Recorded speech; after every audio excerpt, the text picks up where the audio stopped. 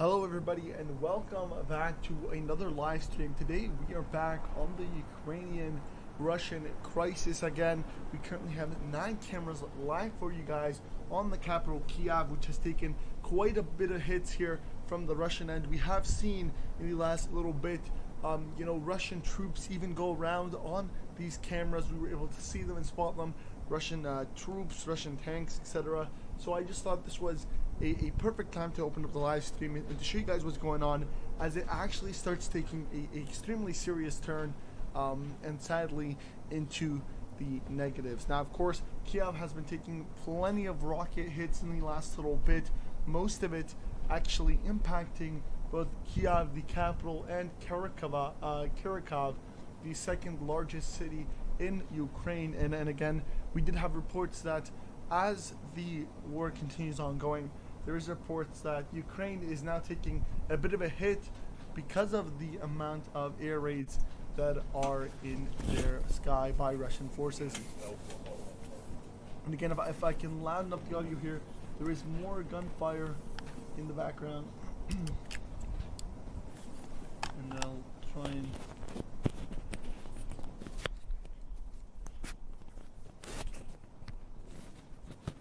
Alright, this should be better, but it is quite crazy right now. Sadly, everything has taken a negative turn. Earlier in the day, we've seen that, more troops were, as of this time, going ahead here and air raiding. Hey, it's Atika. If you can hear me, I'm back up.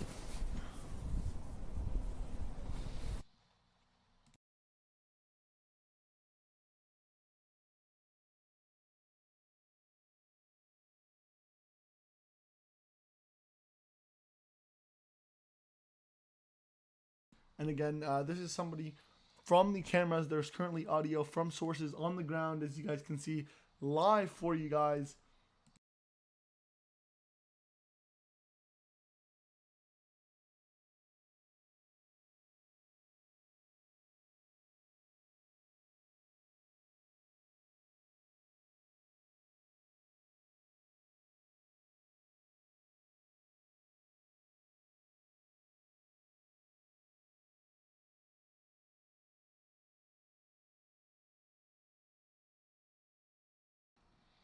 Susan says, amen. DDS says, peace Ukraine.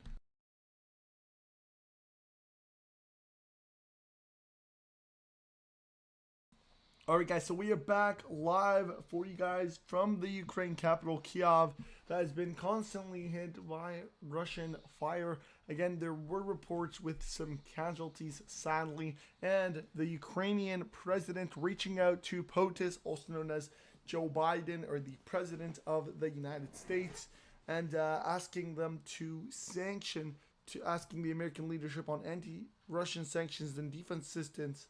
And again, he was looking to try and let Joe Biden know to really pressure Putin, the Russian president, into not attacking and into going ahead and bringing his troops all the way back into Russia. And of course, we got reports as well that over 100,000 Ukrainians have joined the self-defense unit to help and assist the Ukrainian army as well. But guys, make sure you do hit that like button. Make sure you hit that subscribe button as well. And yeah.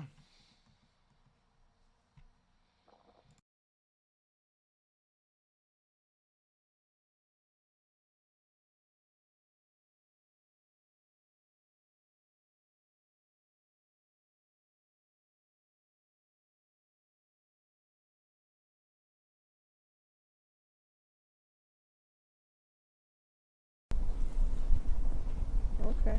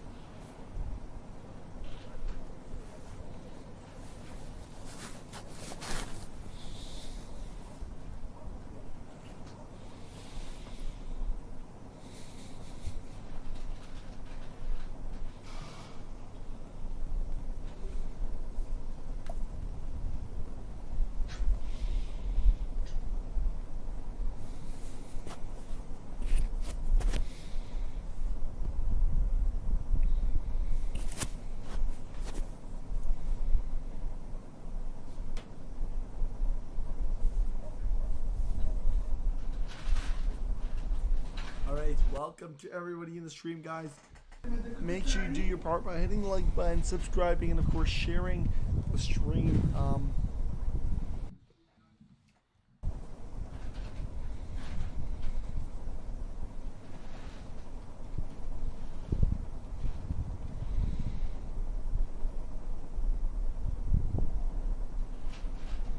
Alright guys, we are live from the Ukrainian cameras, sources of course on the ground. As you guys know already,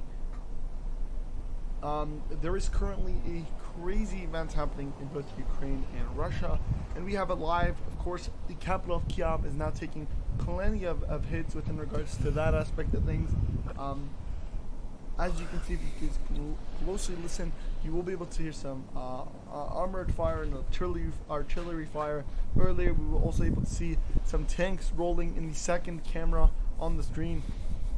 So it is getting a bit intense in the Ukrainian capital of Kiev and in the surrounding areas. Now, of course, as you guys can see, there's over 9 cameras all located in different parts of the capital of Ukraine, Kiev. And again, we are doing our part of going ahead and streaming it for you to show you exactly what's going on in the Ukrainian capital. We did also get reports of plenty of more tanks and Russian army vehicles and troops heading all the way to Kiev to try and launch a big invasion to try and take over the capital city and then everything else there. And what we also have noticed is that a lot of the battles happen at around 6 a.m. Ukrainian time in Kiev capital, and so we can only believe that is another possible target time for when the Russian troops are going to try and invade.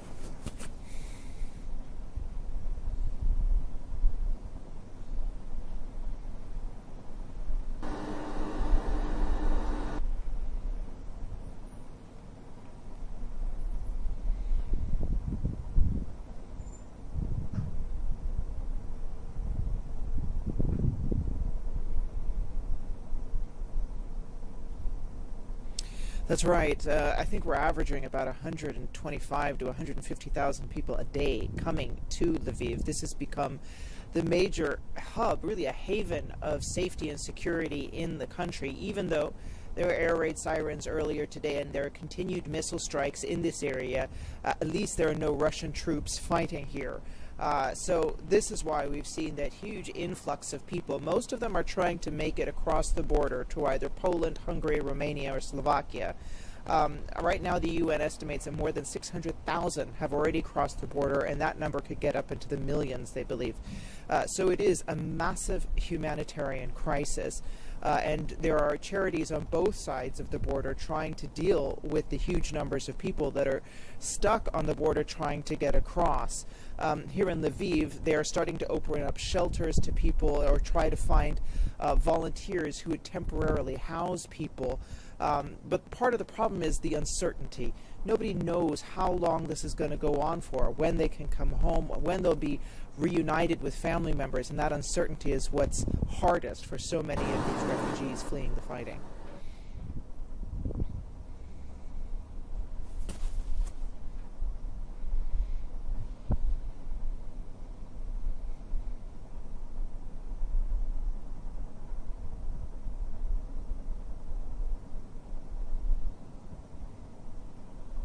They are accessible, but not everybody is near a bomb shelter. Here in Lviv, for example, they've now designated churches that often have these basements as safe places of safety for people to go to, and the city mayor has put out maps of where people can go to evacuate when they hear those air raid sirens.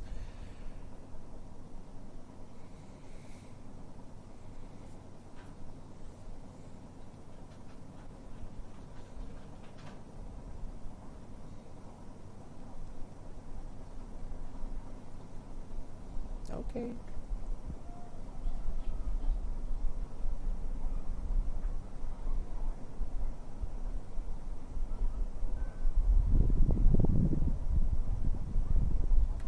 And again, reporting to you guys live from Kiev and Lviv.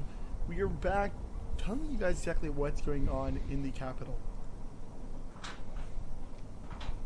of the Ukraine crisis. Make sure you guys go ahead and do your part by hitting the like button and subscribing to the channel.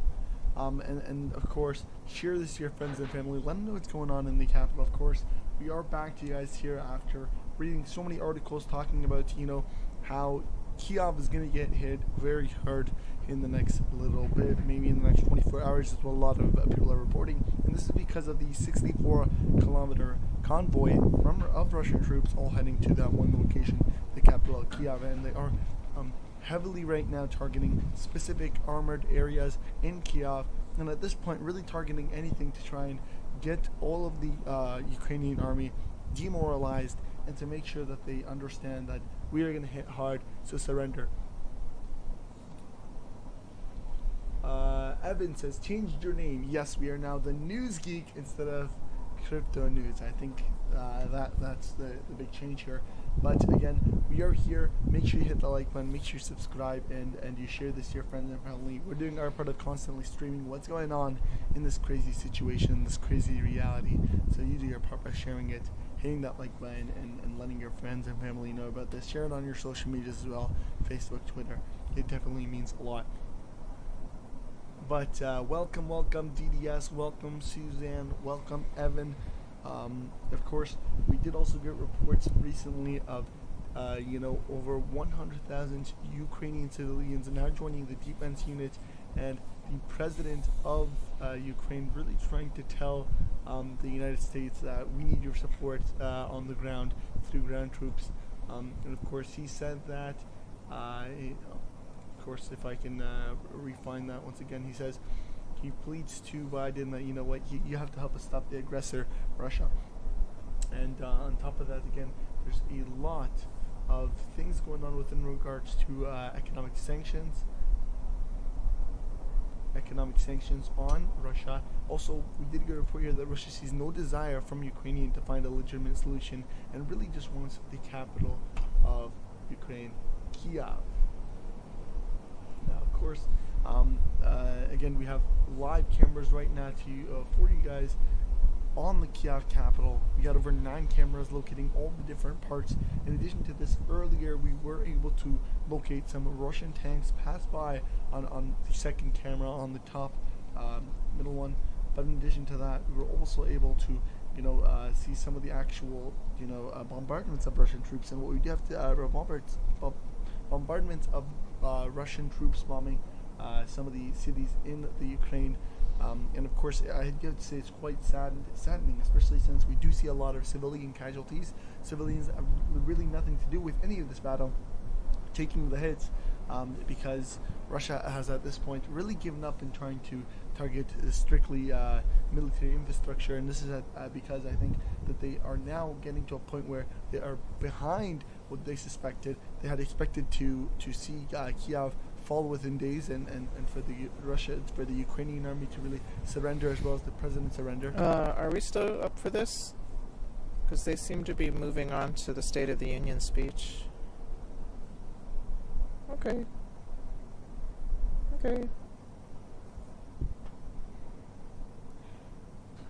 But as of this point, again, they did see that Ukrainian troops did not surrender. The resistance was high, and this is kind of letting them go at this point. And what they're doing is they're going, we're going to do whatever we can at this point. Who cares if we hit military infrastructure, civilian targets?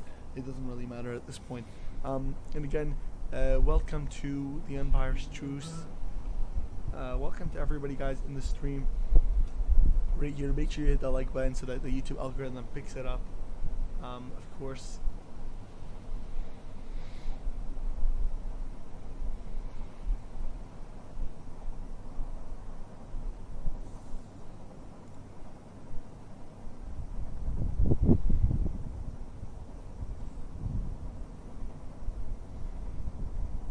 Here we are, guys, back to you guys live from the capital of Kiev with 9 cameras locating and looking at different parts of Kiev, different parts of Ukraine. We were also able to see, of course, tanks pouring into some of the capitals of Ukraine, especially since no problem. That was it, right? So awesome. Thank you so much. See you tomorrow. Okay, that's it. Yep. So we just unplug these things, or? Yeah, you're gonna unplug the phone.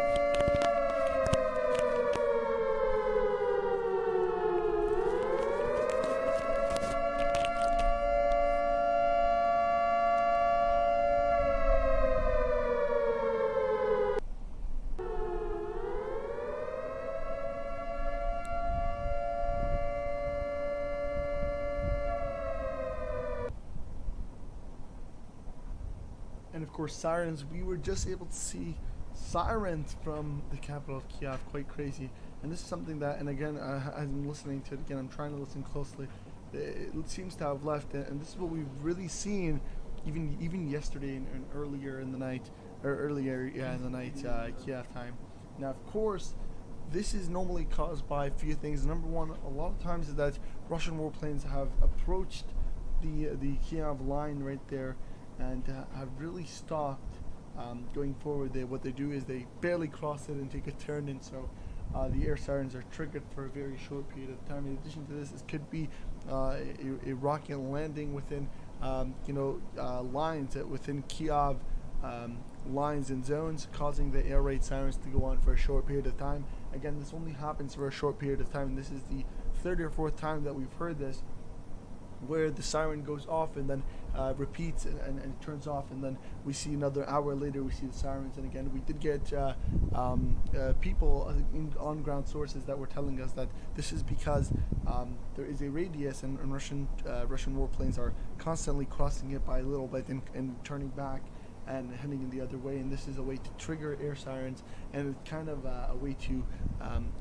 scare people, make sure they all go to safe havens or shelters before Russian troops really go in and start targeting whichever targets they want to target. And again, this isn't the first time that this has happened. This is a multiple occurrence where it's happened multiple times where Russian troops do that. And again, we are watching this live for you guys from the Ukrainian TV right here. But again, this is what we are currently looking at right now. 9 cameras all facing different parts of Kiev, the Russian capital. And of course, every single day up until now. We have been looking at it, streaming, and basically showing you what's going on live in the Ukraine capital. Again, it's been quite intense, especially in the last few days, when Russian troops are now really pulling everything they can, putting all the pressure they can to force, a surrender, on and from the Ukrainian army. But it doesn't look like it is going to happen. Now, whether now that there is over a 35 feet kilometer, or more than that, I think it was a 40 mile convoy coming all the way from Belarus and from Russian spots into Kiev, is something that again is going to be interesting to see. They're all heading in one direction, and they are only now a few hours away from the capital Kiev again. So whether we're going to see a really major attack on the Kiev capital, where they're actually able to break the Ukrainian resistance, is something that we're going to have to look closely to, and we're going to have to be paying attention to. Once again, guys, make sure you do hit that like button, do your part, hit that like button, subscribe to the channel, and share this to your friends and family and on your social medias, Twitter and Facebook. Let them know what's going on in Ukraine. We're doing our part. I'm doing my part of making sure you guys know exactly what's going on, so make sure you share it to your friends and family, and hit that like button so that the YouTube algorithm can really pick it up, and people can see what's going on in the Ukraine capital. Again, guys, we are back, showcasing you guys over 9 cameras, mostly based in Ukraine. We have seen Russian troops actually go, Russian tanks specifically, drive by using those cameras. We have been able to see some missiles land, all live on camera. And it's been quite intense, honestly, in the situation. It's been quite sad as well, as we did hear that there were loads of casualties because of these, Russian attacks, Air Force attacks. But again, we are watching live to tell you guys exactly what's going on, with over 9 cameras located all around Ukraine, and mostly in the Ukrainian capital, Kiev. And of course, as we see that Russian convoy approach, it's only really going to get more intense. And of course, we have seen that Russian troops are now dominating in terms of attacks through artillery and through warplanes. And again, we will have to see what happens as it gets more intense, and that's really the convoy comes in, because the convoy is going to determine whether the Russians are able to take Kiev or not.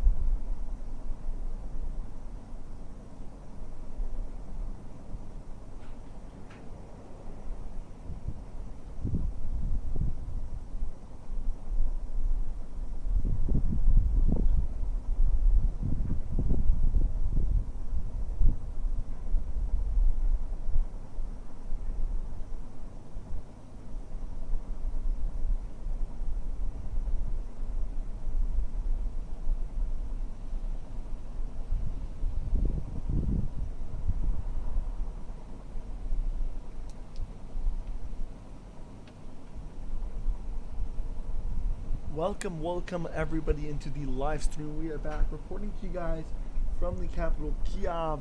As you guys can see on the screen, there's over 9 cameras situated all around the Kiev, the capital of Ukraine, and as well as all around Ukraine itself. And of course, we have been able to spot some things throughout these cameras as well. And we have noticed there's more time, and of course, we have been streaming this case for quite some time. Because of its global impact, whether it's through gas, oil prices increasing, or stock market crashes, or crypto crashes. Again, this is why we look at all global news, and this is why we really need to pay attention to some of these global impacts and global events, because not only does this actually impact the Ukrainian people most severely, but it also impacts globally everybody in terms of oil prices. Inflation is going to definitely be rising. Stocks are going to, or what we have heard is stocks were supposed to be on the verge of collapsing. Things have actually changed in terms of crypto, which was on the verge of collapse, but is now recovering and is now in the positives, in the greens actually. And so this is why we pay attention to these global events. And again, and we have spotted Russian troops go by, and of course we have seen their tanks and their troops.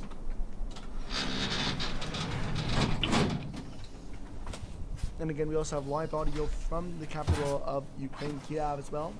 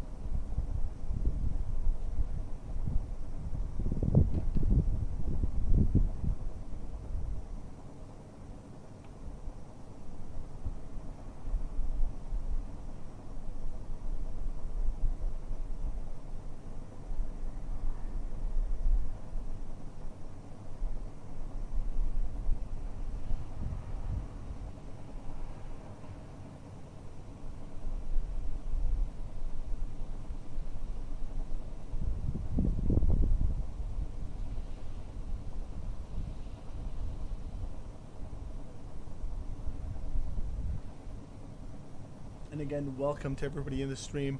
Welcome Caps, welcome Puds, welcome everybody in the stream again, guys. We are now streaming to you guys live from Kiev, the capital of the Ukraine, with over 9 cameras located all around the Ukraine, and all around the capital of Ukraine, Kiev. And again, as you guys can see right here, we were able to spot and hear earlier sirens blasting on the top of their lungs, really, warning people that Russian troops are close by. And what we have noticed is this has happened multiple times, to be honest, throughout the night. And earlier we were able to hear some more sirens. And after speaking to a few on-the-ground sources, they were able to tell me that a lot of the time this is caused by Russian warplanes really nearing the radius line of the Ukraine capital, Kiev, that causing the sirens to come on, and then of course retreating within a short period of time, causing the sirens to really just go on, warn people, and then they leave. Now, of course, we have seen this multiple times, not even in just today and earlier in the night, but we have seen this, within the last few days as well, from the start of this invasion. Now, we were also able to spot Russian tanks as well on the cameras earlier in the night as well, and Russian missiles really targeting specific areas. And it's quite crazy to see how much this conflict has really escalated. And in addition to that, we were able to see, the 40-mile truck convoy, which is now on the way to the capital of Ukraine, Kiev, to really pull in a full-out invasion into the capital, which is basically giving the Ukrainians the highest resistance. Of course, the Russian troops didn't expect Kiev to be that big of a deal to be able to capture, but Ukrainian troops have really proved that they do care about their country and that they are going to fight for their freedoms, and are putting a full-out, resistance within regards to the Russian army. Now, of course, we're going to be keeping these 9 cameras on to exactly give you, show you guys exactly what's going on. If you can do your part by hitting the like button, it would definitely help out the stream and let more people know about what's going on in the Ukraine capital and in Ukraine as a whole. And if you make sure you share this video to your friends and family, because I'm doing my part of letting you guys know what's going on, so let them know what's going on. Share this live stream on your social medias, Facebook, Twitter, and share it to your friends and family as well. And if you want to do you want to be constantly watching updates, hit that subscribe button as well. But again, let's hear what's going on in the capital.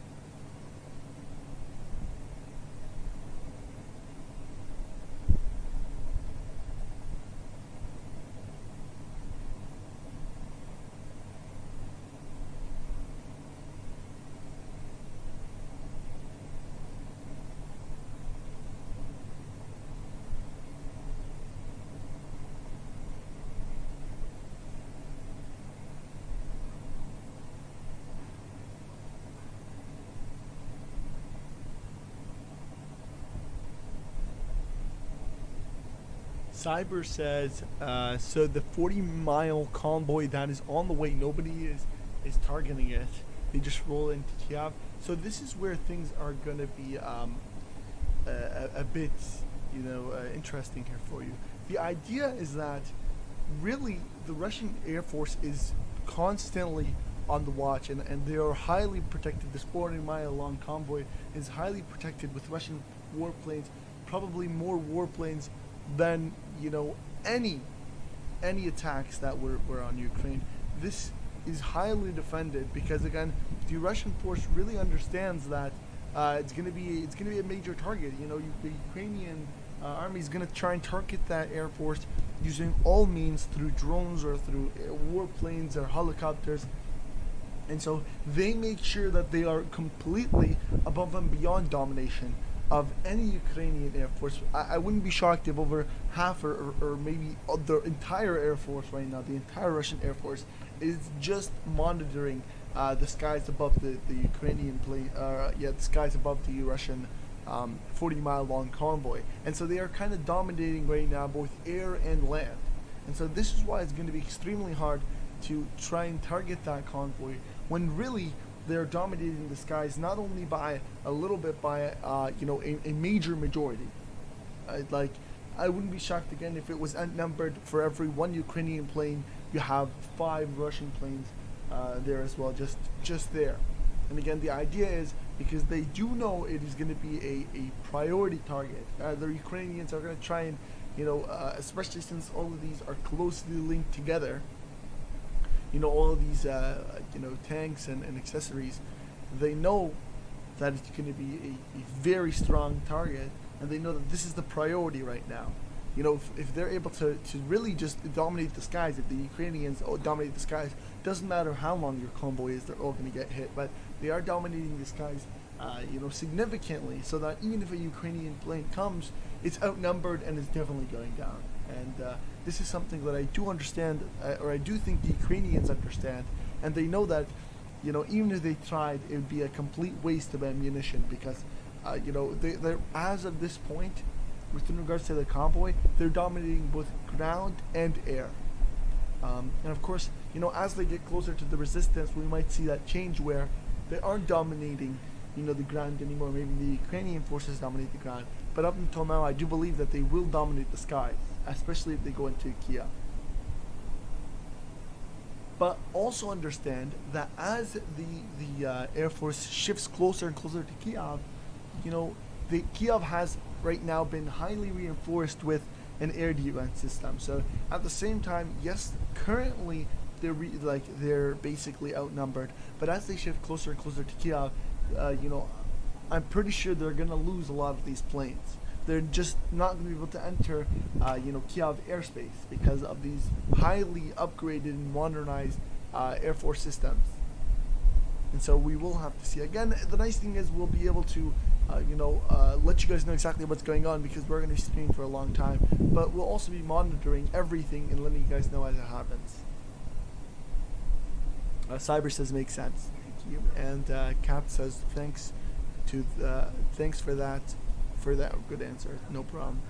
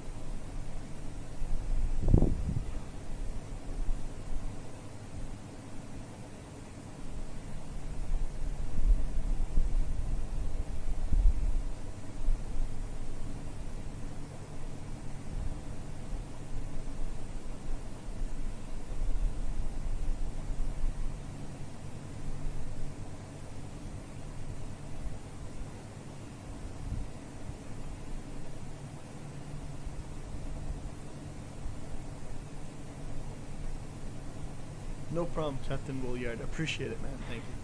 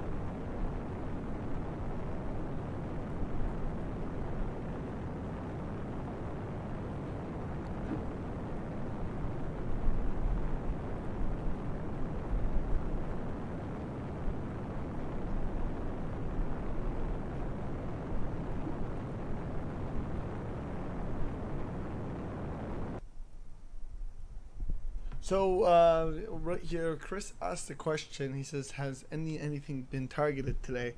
In terms of that, we have seen severe, and I mean, I really emphasize severe target attacks by Russian Air Force. By the Russian Air Force, they've been targeting plenty of areas, and sadly, that has led to severe casualties. In addition, now Chris Ray says, "I'm hoping as they see them move closer, they will strike, but Russia said it will airstrike them. So I'm wondering, is the airstrike a way to pull out Ukrainian jets just to take them down, then move in?" I don't really know. I guess we will have to see now. The person that right now is gonna own the sky is gonna be, I believe, the Russian Air Force. They just outnumber them. That's why.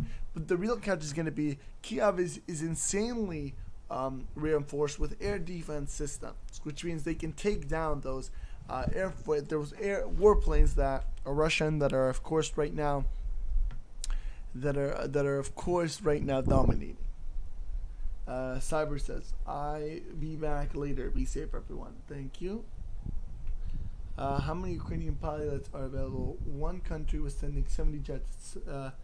It's up. You roll 5 jets out, maybe more rolling next set 10 minutes behind them. I'd say they'd at least get some Russian equipment.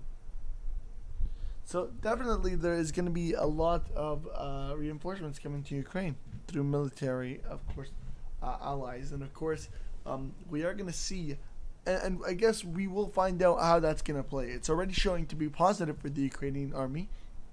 They've been able to pull out a resistance that has been unexpectedly good in defending.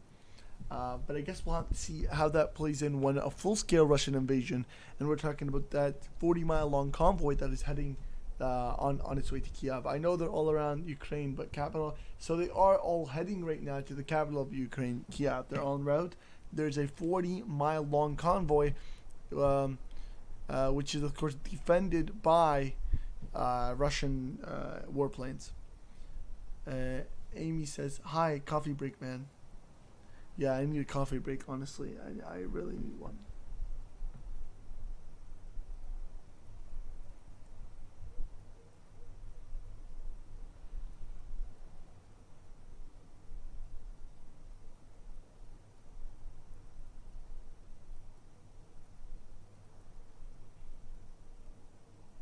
Amy says they upgraded that to 60 miles. Yeah, and again, this is going to, at this point, they are so outnumbered that it's almost a guarantee they're going to capture Kiev. But again, the real big deal here, the real worry is that they're going to stop caring about civilian casualties, and they're going to say, we're going to just jump right in, and whoever gets, hit, gets hit. And that's why it's quite sad. Yeah. Chris says, "Yeah, but Russian jets don't care to hit capital, but Ukraine can't afford to shoot into the capital. Best to take the flight and open, or at least take out equipment and take gun battle in the city." See, okay, that. I guess you have a point where you're saying, okay, this is where things differ a bit. Like you said, Ukraine most likely doesn't want a plane that it shoots down to land in the capital, because that's going to cause severe damage to itself. But at the same time, I do believe, again, the Russian Air Force system, or the Ukrainian defense system, is not going to be targeting right on top of it. They see warplanes coming, and the idea is they're going to take them down before they hit. So there's a radius. Before they reach that radius, where if it gets shot down, it will land in the city. Their goal is to take it out before it gets there, before it hits that radius. And I think that's what they're going to try and do. Now, if it comes to worst case scenario, yes, most definitely, they're going to take out their fighter jets, and they're going to most likely, before they even reach there, they're going to have their fighter jets already go. So I guess in the aspect of would they rather it being an air fight or a gunfight? Yes, that maybe they'd rather it be a gunfight, just because I think they're going to get dominated Air Force wise. Russia's going to dominate with their 60-mile long convoy, that's heavily defended. It's probably an 80 kilometer long convoy. Oh, and there's some gunfire.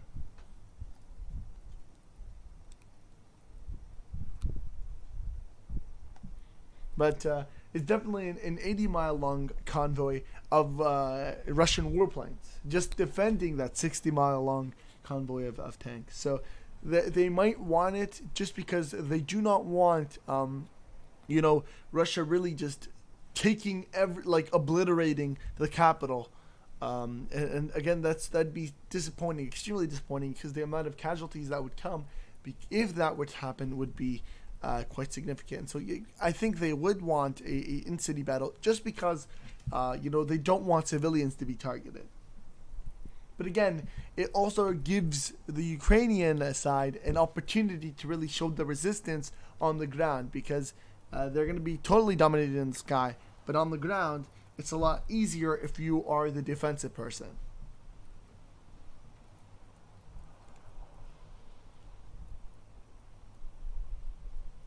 By the way, guys, hit that like button and make sure you do subscribe and share this to, your friends and family on Twitter and on Facebook, of course. It would definitely mean a lot just to boost up the YouTube algorithm. So make sure you hit that like button, and of course, you subscribe if you want to as well.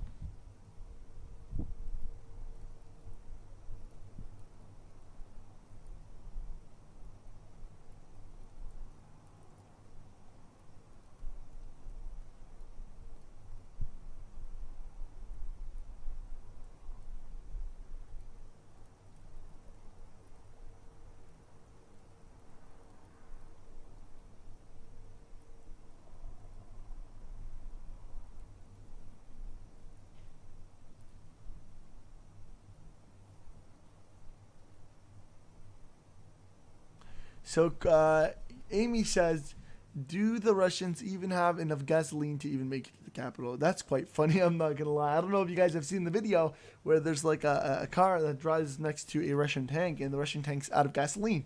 And so they ask him, do you want us to tow you back to Russia? Just as a joke. And they laughed about it. And it's funny because that wasn't the only one. Like only maybe 5 minutes after that of driving, you see another tank. Same issue, no gasoline. So whether there is or not, we don't know. Guys, severe gunfire. There's some crazy battles right now going on the outskirts of Ukraine, of the Ukrainian capital Kiev. And again, we can constantly hear, gun raids. Earlier, we were hearing air sirens. It's quite intense. JT says, "How can we contact you?" By the way, thanks for live streaming. No problem. If you wanna message me on Twitter, that'd be fine. Twitter using the link below is the best way you can contact me. Of course, Chris says hopefully NATO sent them some, weapons with long barrels. That would be better in city.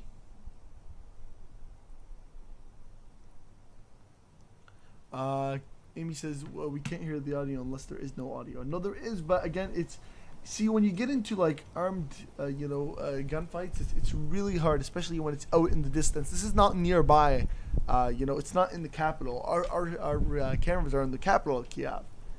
But when a lot of the artillery fire and that happens on the outskirts, you really have to listen extremely close and put your ear right next to the speaker to be able to hear it.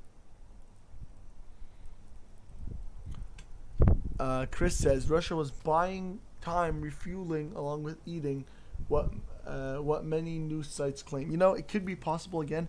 They could have, and because what I heard is yesterday they were really close to the Kiev capital, but we, for some reason it turns out it paused after that. We didn't really hear any news whether they were on or like they were continuing their path or not. So it could mean that yes, maybe they were out of fuel and now they had to refuel to be able to keep on going, and actually reach the capital.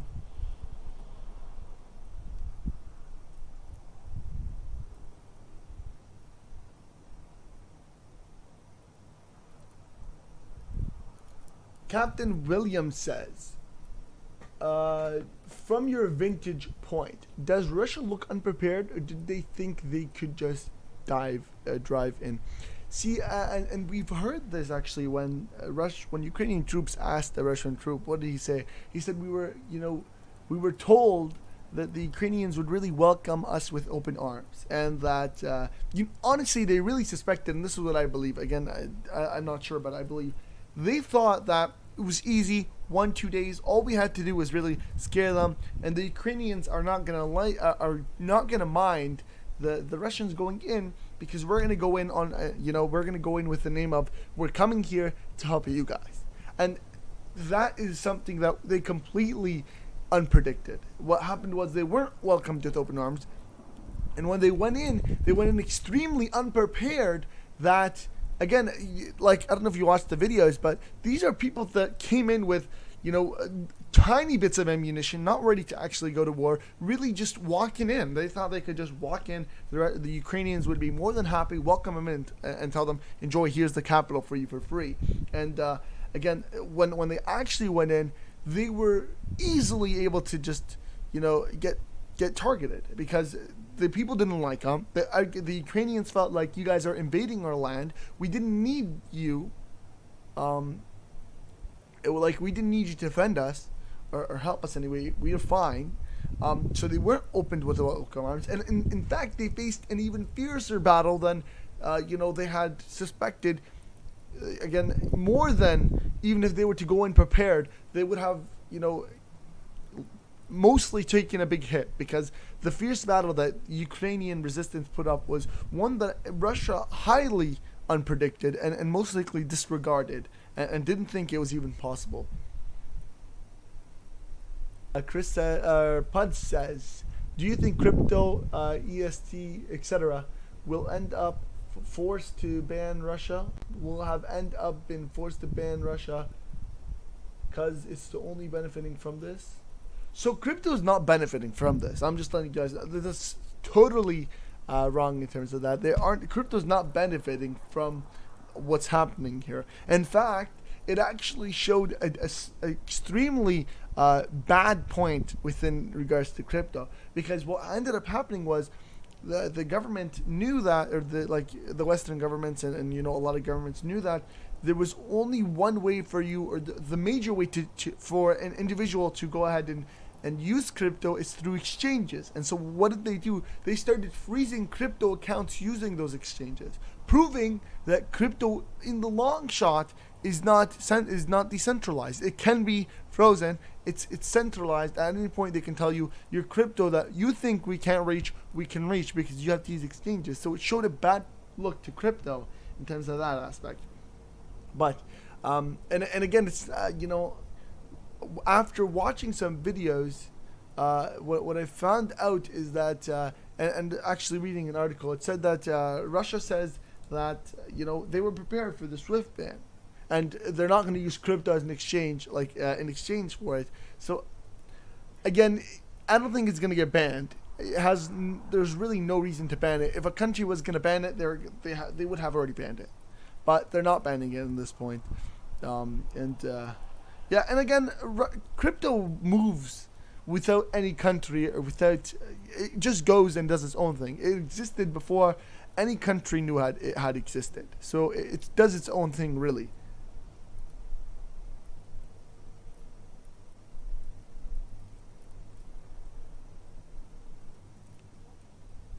Chris says, Russia isn't highly trained. They believe in overwhelming numbers. And again, they have overwhelming numbers, and that's the shock. They have a lot of troops, but like you said, they're not trained well. And again, we've seen that. The Ukrainian minister came out and said a lot of these people, the Russian troops, man, they're extremely young. They're not trained, and they're extremely unequipped. Again, these troops came in with pretty much sandals, hoping to be welcomed in, and they ended up seeing something else. And just to add here, I want to let you guys know to please hit that like button. It definitely helps the stream and it boosts it as well. Hit that subscribe button if you haven't already subscribed, and of course, make sure you share this stream to your friends and family.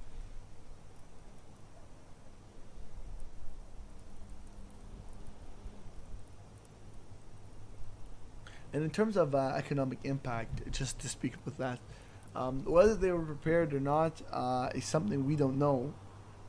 Again, what we did hear is that Russia had the second largest reserve. So they have the sustainability, but after seeing all their assets frozen, whether they're going to be able to use that reserve is going to be a big question for, everybody at this point.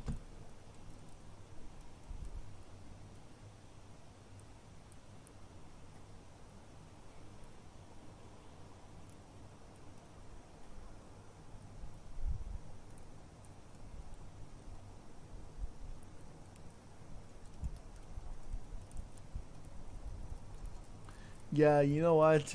Chris says it's like they took 10 people from one side of the town and another 10 from the other side, put someone over their infantry and said, go win. So I'm sure you have a lot of questioning as far as tactics. And this is something, once more, we were heard what we have read, and I was watching the news as well. And it's like these troops came in and they were told that you're going to do a drill. This is not real. We're going to do a drill with Ukrainians. With the Ukrainian troops in Ukraine, and then they just tell them go, and they were so confused. So they went inside suspecting it was a drill, and then they told them, "Oh no, you're in a battlefield right now. Go." So even these troops that were fighting, again, a lot of these mentally aren't prepared. They didn't even know they were going to the battlefield, and all of a sudden they're already there. Yeah.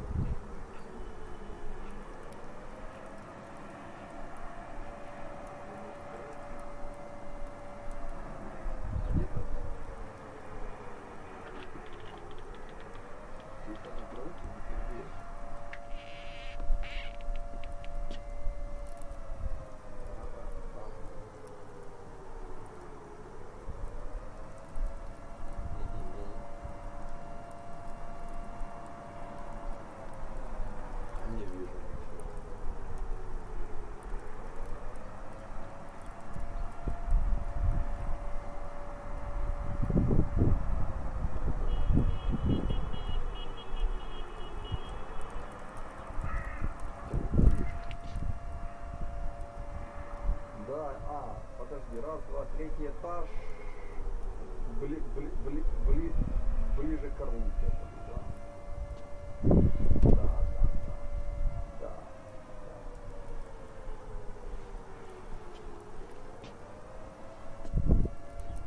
Да не, что-то где-то он пытался по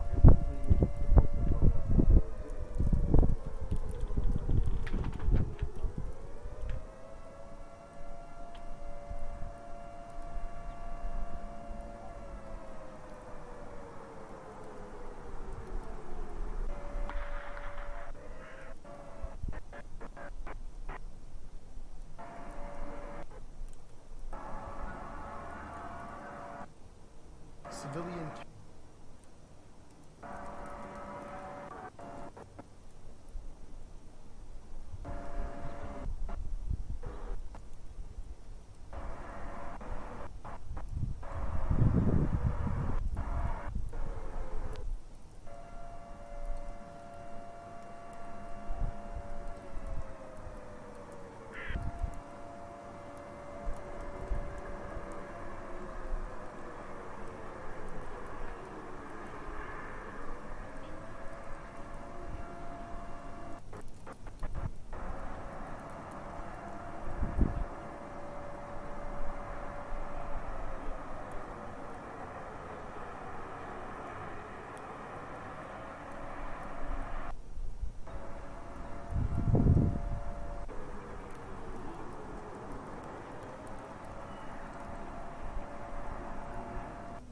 Bombarded. There's a bunch of battles, armed battles going on outside of the city, thankfully. But we really need to show what's going on in Ukraine, in Kiev, and let people understand what's going on, because definitely we're gonna have some civilian casualties. There's already been over, I think, 300. They said civilian casualties, if not more. Again, and these are just ones that people have seen. And this was again 2 hours ago. So let's show them what's going on. Let's show the world what's going on in Kyiv, Ukraine, and hopefully we can get this battle to stop. But like the live stream to show your support and to get this stream spread, and of course share it to your friends and family. Do your part. I'm doing my part of streaming it, letting you guys know what's going on live as it happens. You do your part by hitting the like button, subscribing, and of course sharing this to all your friends and family. That being said, let's go back into this intense battles. I can hear some audio here, and I just want to update you guys on exactly what's going on with this Ukraine situation, Russia versus Ukraine invasion. Just about 1 minute ago, the UK says Russian forces limiting social media access to its own people. This was about an hour ago right there. 1 minute ago, there is some details of financial sanctions that are about to take place. But again, like I said, Russian forces are limiting those social media access, and they're doing this because they don't want the news to spread about what's going on in Ukraine and Kyiv. So let's do our part. Hit the like button, hit the subscribe button, and share this, guys, to all your friends and family. Do your part, and let's go back into the stream.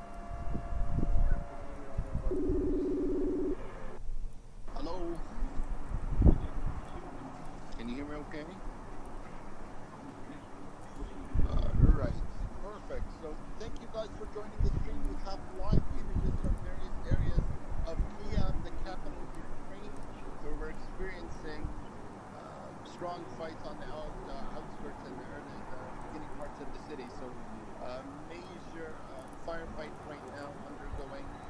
The expectation is that today we will find out whether really Russian forces will be able to advance into the center of the city. So as you can probably hear, there are some sirens going on.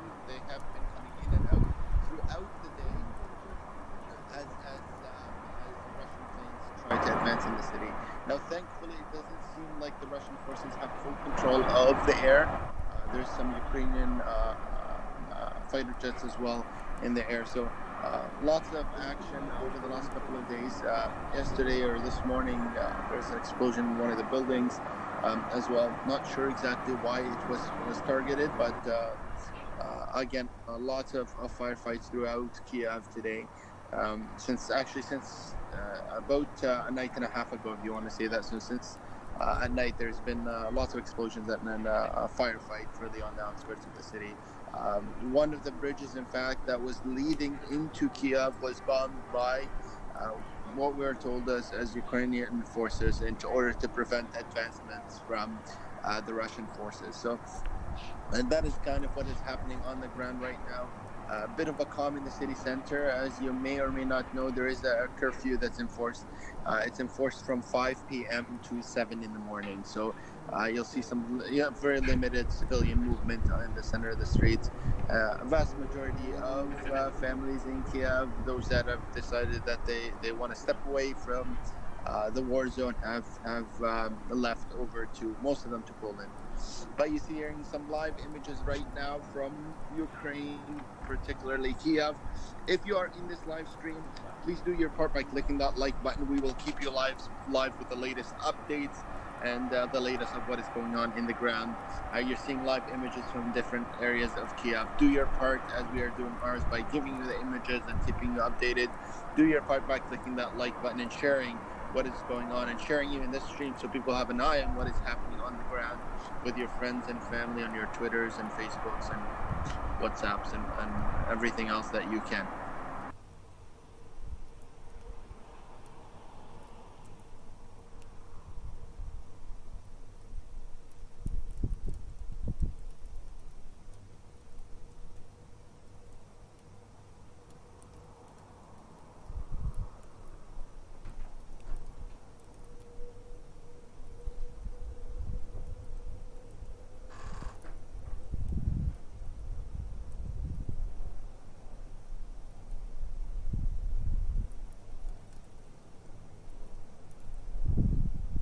Alright guys, and yeah, once again we are back today, once again discussing the Ukrainian Russian invasion, and of course the Russian-Ukrainian invasion. We do have some information for you guys as well with regards to updates on exactly what is going on.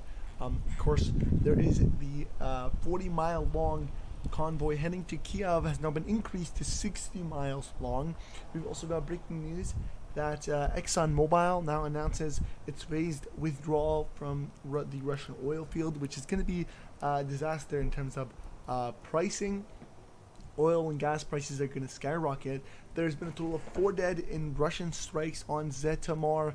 And again, this is 16 minutes ago. Sadly, we were talking about this. I don't know if you guys could have heard in the background. There was some artillery fire, of course, some armed fights, even some air raids, and of course, sadly, this led to 4 dead casualties in Zhytomyr, a nearby city. Now, of course, there's also been 7 killed in Kharkiv. And this is amid fierce attacks. The governor has stated that over 7 have been killed. Once again, I don't know if you guys were able to hear those forces attack and the clashes that fell within Russian forces and Ukrainian forces, but there sadly is also some casualties in there. 7 in Kharkiv. We've got 4 in Zhytomyr, all in Ukrainian cities. In addition to this, of course, there's been plenty of air raids on both buildings and army infrastructure. Now, of course, this is something that we have basically all been predicting, and as the night moves closer and closer, we've also noticed that this has been a tactic that has been used by Russian forces for some time now, where it's kind of a targeted time. And I don't know if you guys can hear this. but in the background there's a slight armed clash happening. And again, a lot of these clashes are happening on the outskirts of Kiev, the capital of Ukraine. Nothing is currently within the city. The city is heavily reinforced with Ukrainian ground troops and Air Force, but on the outskirts is where a lot of it is happening. UBS says U.S. and the European Union set $60 million barrel oil in. Soon they stop import oil and gas from Russia. Chris Ray says USA needs to open drilling and Keystone pipeline. USA can supply all. Again, if you guys don't know what they're referring to is Russia is one of the key providers, probably one of the biggest providers of oil and gas to Europe, and of course having that huge supplier not able to supply anymore causes crazy demand and a decrease in supply, raising the prices of oil and gas. Now, of course, the issue is it does raise it for not only the people of Ukraine and Europe, but it also raises it for the people of the United States and even all Western countries. And again, this is why we really broadcast on this issue. Not only is it going to impact the Ukrainian people most, but it's also going to impact the entire globe through inflation and through, again, cutting supplies. Now, guys, I am doing my part, and we are doing our part by live streaming this whole Ukrainian thing, letting you guys know what's going on as it happens. So do your part, guys, by hitting the like button, subscribing. Make sure you share this to your friends and family. Hit that like button. That's probably the most important thing, because it does raise this live stream up on the YouTube algorithm. So do your part, guys. Hit the like button. And if you want to top it up and be extra nice and support our coffee and energy drinks, because we're going to be live streaming for for maybe today and tomorrow, 48 hours. You can do a super chat if you'd like. But as of now, again, guys, we have gotten reports of casualties. Sadly, total of 10 casualties. 7 of those casualties in Kharkiv, and another 4 in a town nearby. If I can locate the exact name here, the name is Zaitamar. And again, as you can see, live footage with over 9 cameras, all on Ukrainian cities, mostly the capital of Ukraine, mostly the capital of Ukraine, Kiev, and of course we are going to be paying a close attention to the city specifically as the long military Russian convoy, comes and basically tries to take it over. And so we are having multiple cameras situated in those areas, and making sure we get to the action and really get what's going on to inform you guys as it happens. DDS says, name change are coming. Russia react fast. Didn't like. DDS says, no Apple products in Russia anymore. Yeah, that's true. Apple did withdraw and ban all Apple products. Basically, they're not going to be selling to in Russia anymore.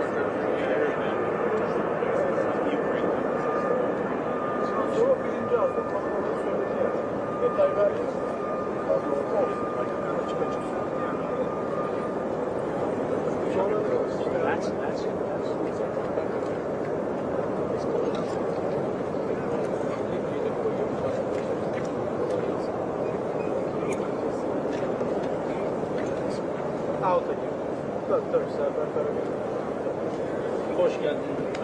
Erman'ım.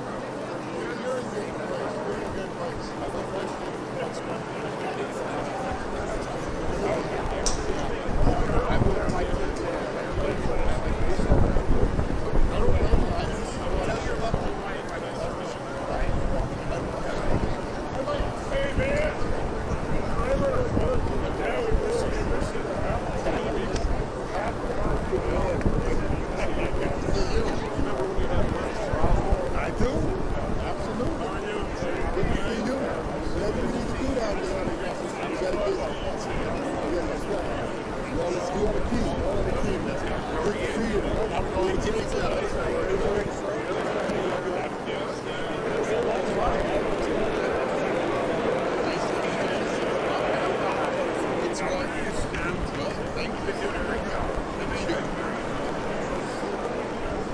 crazy times. That's all I can say. You know that. Yes. Got your Ukraine covered.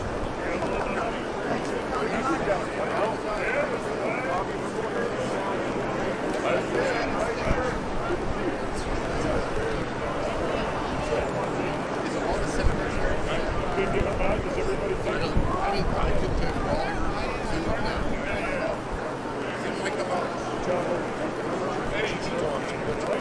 Oh, yeah, you, aren't you ranking on ag? Hey, ranking on ag and books. Was chairman, but then the Dems took. Hopefully next time you'll be chair on ag and chair on ag and books. That will do some good. Good deal. Good to see you. Hey.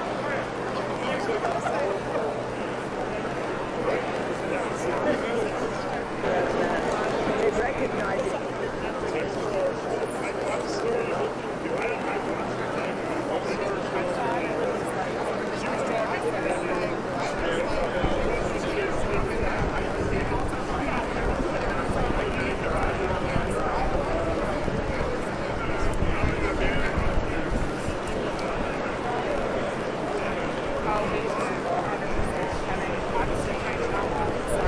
I never thought I'd be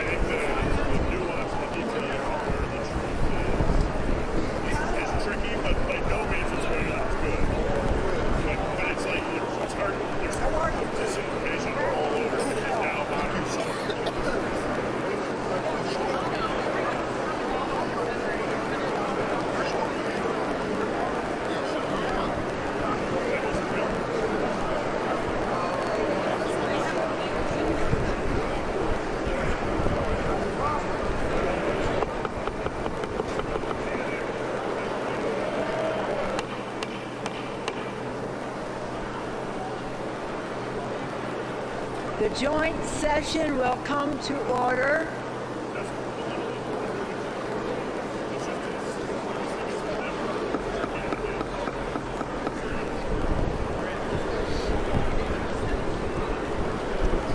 Okay, then we do these, okay? The joint session will come to order. The chair appoints as members of the committee on the part of the House to escort the President of the United States into the chambers.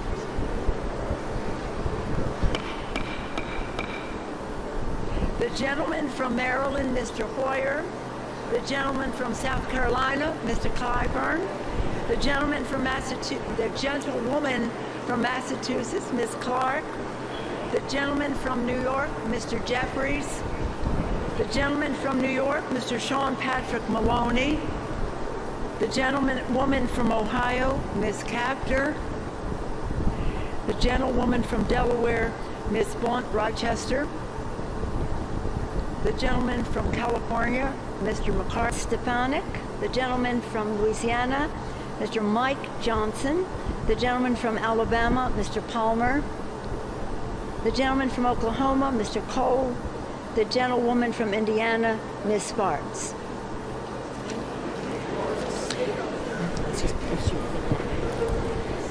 The President of the Senate, at the direction of that body, appoints the following senators as members of the Committee on the part of the Senate to escort the President of the United States into the House chamber.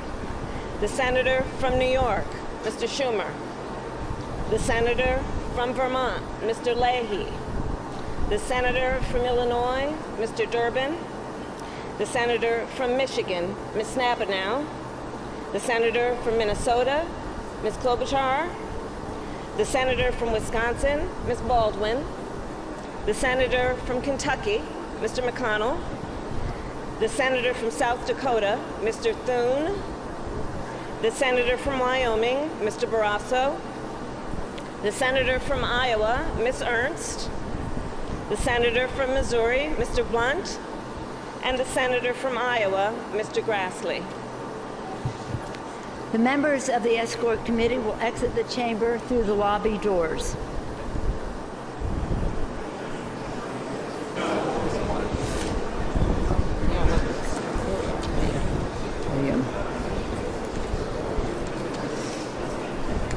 Now we wait for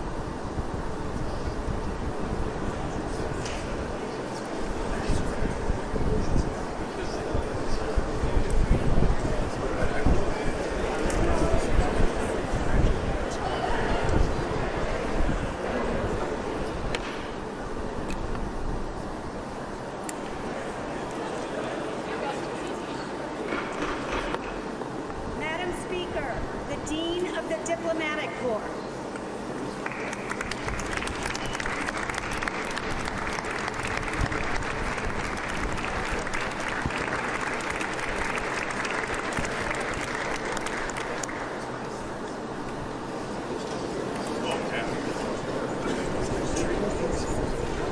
cabinet.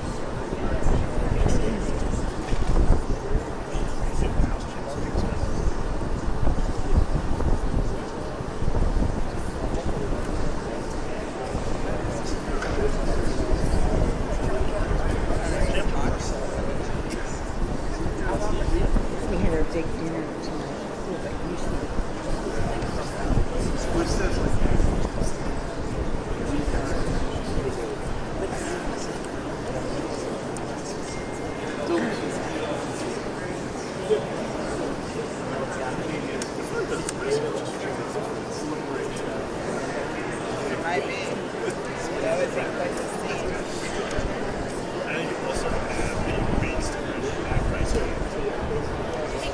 Depends on your camera, so you can see. That was love. Sirens. I'll make that. This material is not, that's not like It's not quite sticky material. Just push it. That's how you can see it.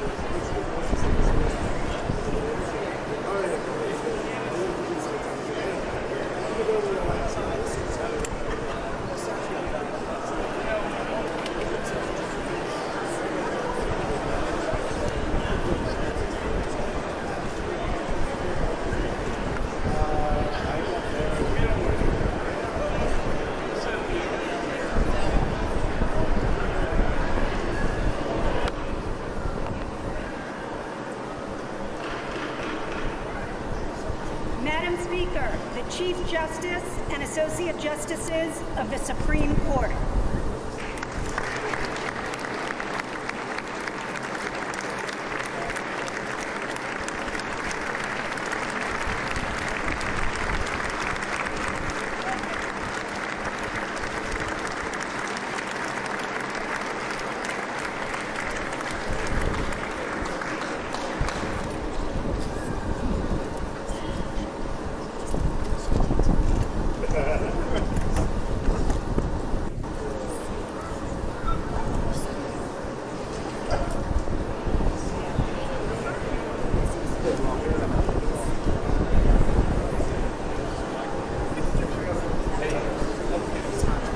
Next up is the first one.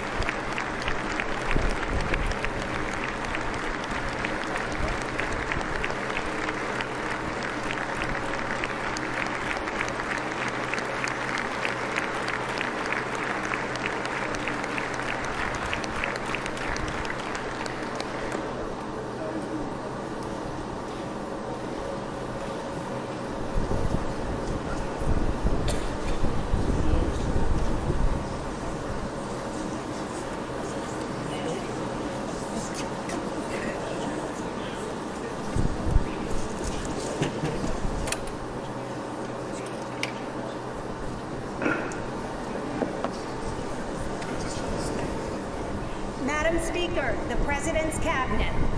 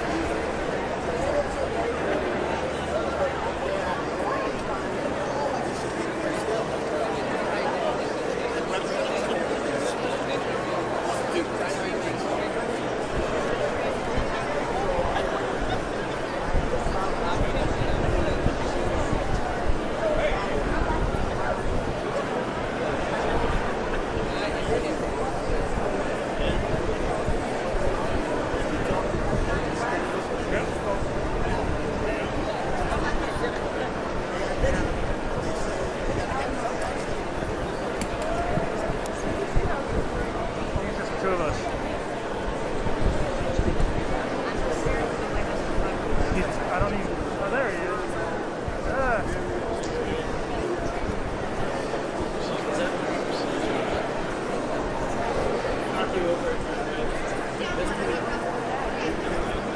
All right, guys.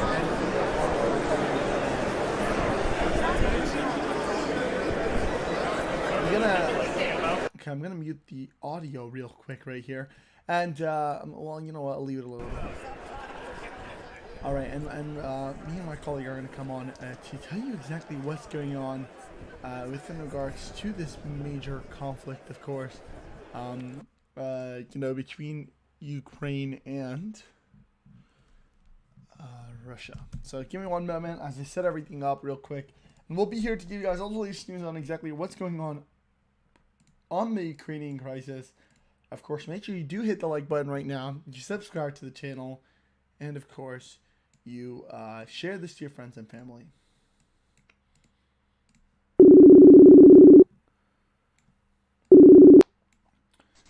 All right.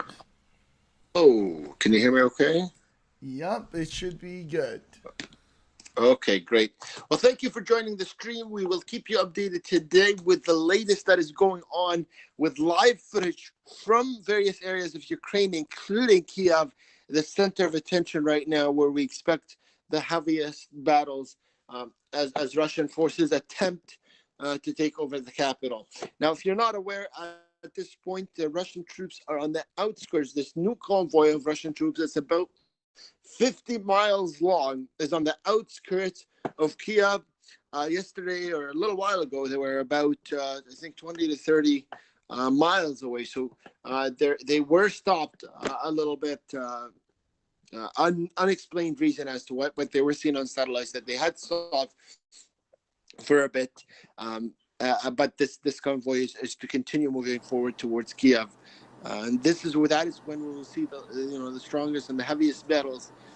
It seems like there's a bit of concern right now from the Ukrainian side of things as to the progression of this, and when those troops do come into contact with Ukrainian troops on the capital, how big of a battle we're likely to see. So a lot going on right now. You guys can actually, like I said, you're seeing live images right now from Ukraine, from Kiev specifically, on some of those cameras, and we will keep you on as well with audio from what is happening in Ukraine. If you've not done your part by clicking that like button, please do that right now. Make sure you click that like button. It really helps out. Yeah, I like these cameras better. These are all from Kiev, Crypto Geek News. Yes, these are all from Kiev. All of them Kiev. So you guys are seeing live images right now from Kiev as the battles for the capital rage on. You can see, today unfortunately there were was it 60 people dead when there was a media building that was hit. Yeah, so there was, and even as of now, I was just reading like 15 minutes ago, we did have more casualties, 10 more casualties actually, due to Russian strikes. Joshua Draven says, I made it another day. So Joshua is in Ukraine, in Kiev, I believe. Mr. Boo Boo says, God is not an American thing. So guys are getting, again, live images right now from Kiev, the capital of Ukraine, where the heaviest of battles are expected to take place. Lots of battles on the outskirts of Kiev as far as we can tell, or as far as latest updates. But the big convoy, Russian convoy that is heading for Kiev, is reported to be between 20 and 30 miles away now, and had been stopped earlier in the day. No updates in terms of any recent satellite images of that convoy. Yes, so Joshua Dervin, Kirkovik is under major airborne attacks. Kirkovik had been the center of the vast majority of battles throughout today, as the second major city, largest city, undergoes its own offensive. But again, the troops, the Russian convoy that's about 50 miles long, is continuing its path towards Kiev. Yeah, and you know what? In terms of Russia as in terms of economic impact, I was reading an article, and I was reading America has really sanctioned, and the Western has really sanctioned Russia severely. And as of the most recent one, we're talking about the world's biggest shipment groups suspending all Russian deliveries, Visa and MasterCard suspending all Russian transactions with any Russian company. Even in terms of oil, we've seen Russian companies right now, in Canada for example, deny and not accept any Russian oil or gas, I think it was gas, imports. So so we will see what happens over the time. But right now, none of the sanctions will really make a difference on the ground in Ukraine. Russia is not going to back out because of financial stress. Yes, is it hurting Russia, hurting the people of Russia? Yeah, absolutely. But is that going to change the mind of Putin in terms of, you know, the offensive that he's already undertaking? Right now, we're not talking about troops to enter Ukraine. There are troops in Ukraine right now. So Russia has made the commitment to go in and to surround Kiev and taking Kiev. It's not going to be really easy for them to be convinced to do otherwise. Remember, Russian troops have suffered losses on the ground right now, and it is a big defeat for Putin to come out and say we've suffered all these losses, that we're stepping away because, you know, we were being financially sanctioned. Imagine the families of those soldiers that, you know, in the eyes of the Russians right now have died for nothing if that were to be the case. Now, this doesn't support, you know, him killing more innocents and you know, keeping on with the battle. But I'm just telling you from the perspective of Putin and perspective of his closest advisors and the perspective of those supporters that he has, is okay. Did we see an explosion? The guys, did you see that in the bottom right corner? I saw two flashes. Did you see them? Are you able to wind go down back? Yeah, audio? I can try. Yeah, I thought I see two explosions. Guys, did you see the two explosions on the right, bottom right? Two flashes of like. Yeah, I seen them. I'm certain. I seen the first one, and then I kind of paid attention again, and I seen the second one. Yeah, I think there were two explosions. It was just like 20 seconds ago. Let's see. Yeah, it wasn't that far back. It wasn't too far back. Yeah, just let it run. All right. I guess we can continue it from here. Yeah, I saw two lights come up. It looked like explosions. They were very close, actually, within like super close proximity.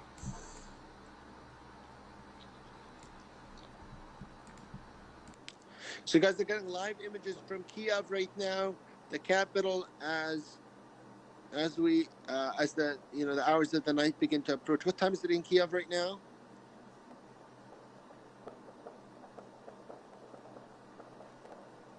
There's gunfire. If you listen closely, there's lots of gunfire. Can we maybe? Let's one second. Let's lessen up the volume here.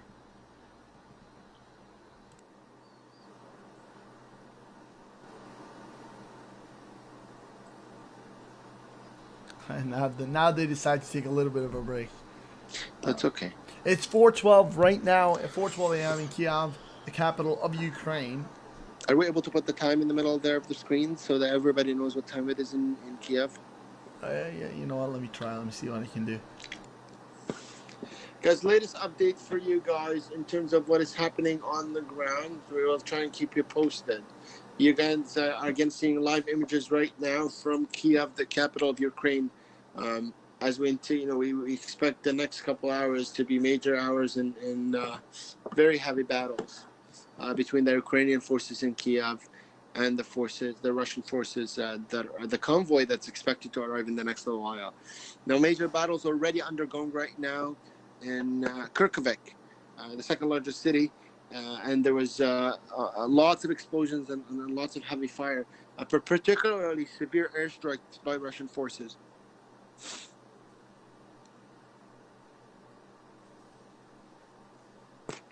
There have been airstrikes. So Mr. Buba says airstrike could start in the next couple of hours. There has been airstrikes, but the severity of the airstrikes is what we're paying attention to right now. KYIV is getting bombarded really hard, so that's the second largest city. But we're talking right now about Kiev, and Kiev is really the center of where Putin wants to control and take over. Remember earlier today, I believe it Yes, was, yes. One second, just sorry to cut you off. But yes, these were bombardments, and when I went back and I looked back, there were 2 explosions. you see them right in the bottom right corner. Yes, yes.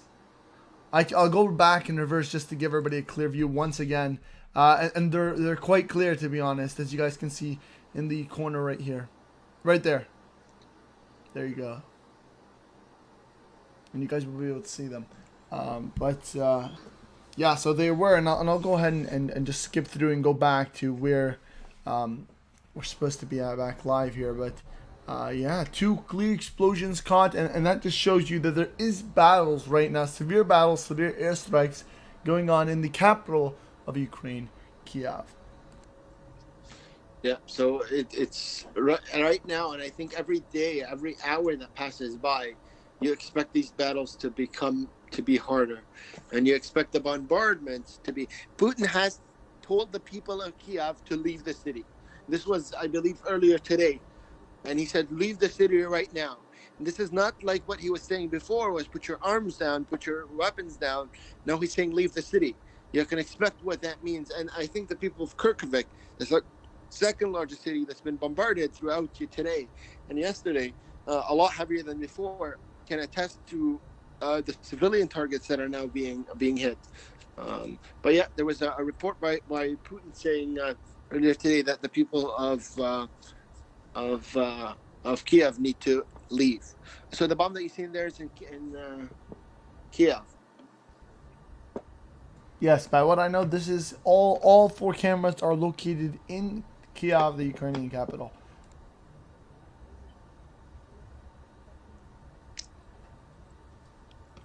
Yeah, you guys are seeing live images right now from Kiev, the capital of Ukraine, as we expect heavier battles in the city center, as Russian forces, imagine a 50-mile long convoy of forces, Russian forces, heads towards the capital of Ukraine, Kiev. Guys, if you have not clicked that like button, let's do that. If you have not shared this stream with your friends and family, and on your Twitters and Facebooks, do your part by doing that.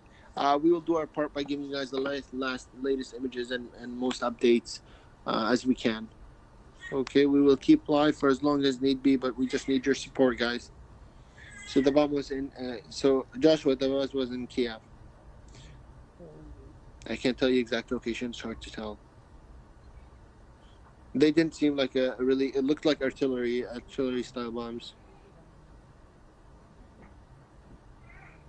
Yeah, it looked like artillery bombs, not airstrikes. But yeah, it was clear that there were 2 bombs there, 2 right after each other, and within a very close proximity. Yeah, and if you listen closely, you consistently hear armed battles and armed clashes. This has kind of been something that we've really seen constantly now in Kiev. Before, not as much, especially as really the whole entire Russian army turns its face towards Kiev to try and capture it. The thing is, Kharkiv was a big thorn in on the side of the Russian forces. And now that Kharkiv has been bombarded and pretty much, strategic targets have been hit, you're right. All eyes right now are on Kiev, and particularly with the convoy that's heading their way. So it's really scary times, I'm sure, for the people of Kiev and for the people of Ukraine as the fight for the capital. Keep in mind as well the forces, Ukrainian forces, are stretching thin. They've been in battles with Russian forces for now at least over more than 5 days. They've been in battles, and how much can they really hold? And remember, these advancing forces from the Russian are fresh forces that have, they're rejuvenated and they haven't been in battles, so they're well rested compared to the forces on the ground right now in Ukraine, or Ukrainian forces that have been tired and strained to their maximum. And a lot of the soldiers, unfortunately, maybe fortunately, but on the front lines of the Ukrainian forces are not experts. I mean, they don't have experience in the battlefield, and they're, in terms of a military force, they're overrated, overranked. Sorry. So it's a really a big tough battle for the people of Ukraine and for the people of Kiev. Mr. Buba says, okay, there are people trying to throw Molotov cocktails on personal vehicles. What you don't see is that the guy that got run over by a trunk was cause he tried to run a roadblock. Mo says, Joshua, are you in Ukraine? So Joshua is in Ukraine. Yeah, we had seen him and discussed with him in earlier streams. And he's in Kiev, yeah. Yeah, I know, Joshua. Like I said, I mentioned this earlier, and I'll say it again. At any point, if you feel like you want to speak on the stream, or we're happy to have you share your thoughts and what is going on the ground. And we can do that through Avenue Discord or wherever. Fanboy says he was an old man. I think they're talking about the Ukrainian or the Russian tank that the Ukrainian.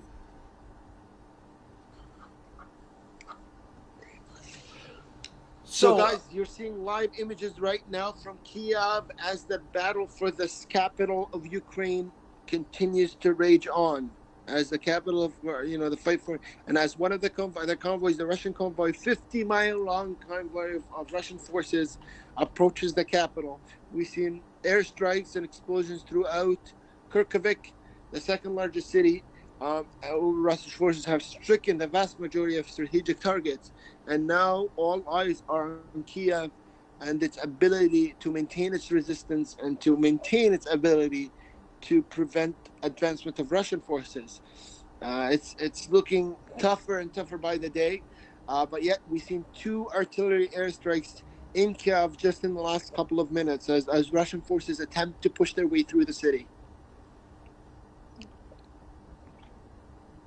Yeah, and it's quite crazy, and it's getting a lot more intense day by day. Now as the convoy is really starting to head towards Kiev, the capital of Ukraine, something that we've really been paying attention to here is how the convoy has extended.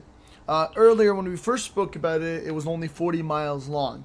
And after that, again, it was supposedly heading to Kiev, did a bit of a stop, and then we noticed that the convoy had grown by over 20 miles and was now a 60-mile long convoy, all heading to the same direction, to one place to complete. So Joshua who's in Kiev right now is saying, we're being told to get ready. Troops are starting to push to the city limits. So this is kind of what we're hearing as well, being reported throughout, that the Russian push towards the center of the capital is on its way. So Fanboy says, well, they're fighting for their survival, to not be in a dictatorship, but no, I don't see that one thankful. Shamboy says, yes, is giving Ukraine some drones to help. The U.S. is giving some drones to help with the stalling convoy. But the thing is, how long can it be stalled for? Today it was reported that the convoy was stalled for a bit of time, but it's really getting close to approaching the capital. Oh, see, guys, another explosion. Is that another explosion? Yeah. I'm seeing it right camera. Am I seeing it wrong? Bottom right camera. I think it's the same type of area. I think right now this is a heavy. No, this one is a bit further back from the camera. The other one is a bit closer. Yeah, I think that was an explosion near that building right there. Yeah.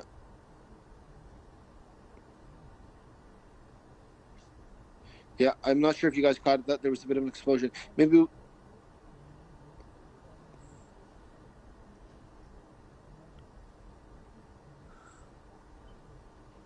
Yeah, the city's getting bombarded a lot harder tonight than it was before. That's for sure. And you're getting some bombardments closer to the city center. Yeah, I think that was an explosion. It was next to one of the towers there. You can see at the back. Yeah, we could see it on the camera, Joshua. Yeah, Joshua is in Kiev, and he says, yeah, we just got hit again.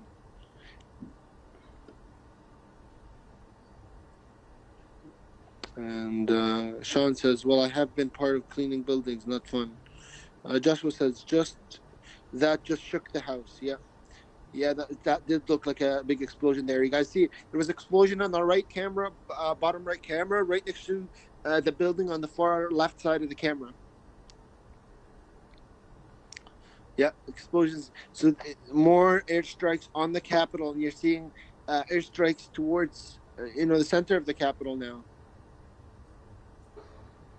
Yeah, towards the center of the camera. Yeah, we could see it. We saw it live on camera. You guys are seeing live images right now from the capital of Ukraine, Kiev, as Russian forces attempt to push through the city. And like I said, as the 60-mile convoy of Russian troops nears the outskirts of Kiev. Yeah, guys, that was there were 3 explosions that we saw on camera in Kiev. MJW says, Joshua, keep your head down. So we're referring to one of the people that's in the stream here that's in Kiev right now. Fanboy says, stay safe, Joshua. Raptor says, not sure why the caravan wasn't blown to shreds 3 days ago. You have to remember this caravan that's sent by Russian forces does have air support. It's not, Russia wouldn't send 40-mile long military convoy without air support. It's not that easy to just, they're not going to just let it be blown away.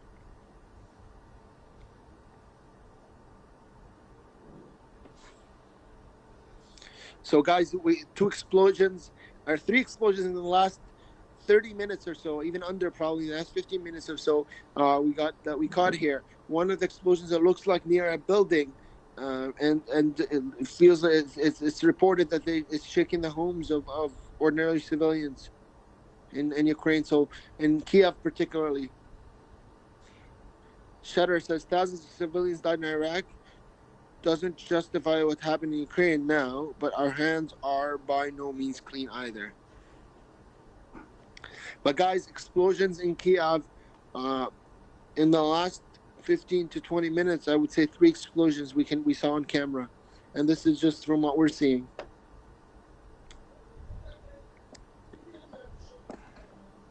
Yep. So Joshua says that he felt the shake of that explosion that was next to that building in the right corner.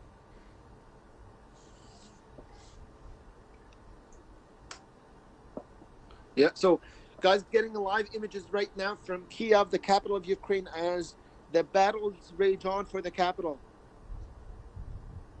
And as the Russian convoy, 50-mile long military convoy approaches Kiev, and as Putin threats the people of the city of Kiev to empty the city. This is different than the previous rhetoric by Biden, who said, put your arms down. Now he's saying empty Kiev. This is, I'm sure, very scary for the people of Kiev. So in the last 15, 20 minutes, we've seen 2 explosions, and 3 explosions total on camera, 2 within seconds of each other. There's another explosion. Another strike about the same target as a couple of minutes ago, guys. You can see it bottom right corner. Big spark of light there, guys. Yeah, another explosion. So this is the 4th explosion in the last 15 minutes. Another one, bottom left corner. Camera there, you guys see it. So total 5 explosions in the last 20 minutes, guys, with probably 2 in the last 5 minutes. Yep. So you can see smoke now starting to go up. So guys, this last 5 minutes, probably 2 to 3 explosions. You can see it live. 2 explosions just on camera right now. They're both in Kiev, next to that building on the left, on the bottom left corner.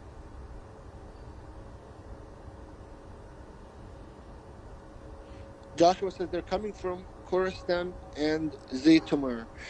Joshua, are those like suburbs, like areas of Kiev? Yeah, lots of explosions. You're seeing a lot more airstrikes for sure in the last, these hours of the night than you had seen in the last couple of days. Big airstrikes in Kiev. Shatter says, I've been tracking the Ukrainian situation for 6 years. I know what's going on. Minsk agreement should have been enforced. Raptors has lots of know-it-alls on this channel. Yeah, guys, so again, you're getting live images from Kiev right now. We've seen in the last 20 minutes a total of about 5 explosions and targets in Kiev. Like I said, as the convoy, Russian military convoy, approaches the outskirts of the city. 50-mile, I can't even imagine, 50-mile military convoy. It's tough for the people of Kiev, for sure.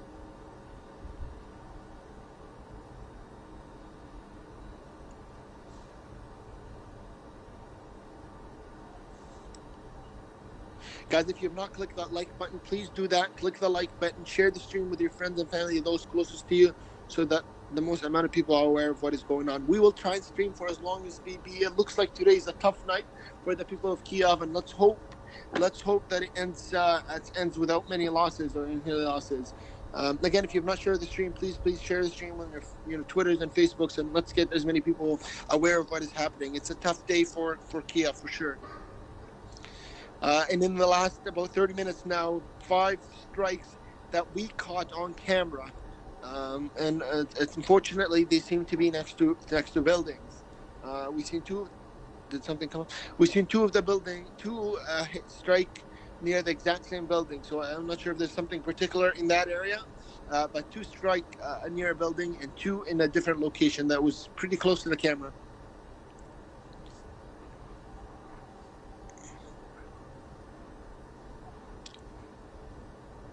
So you're getting more strikes. Let's see.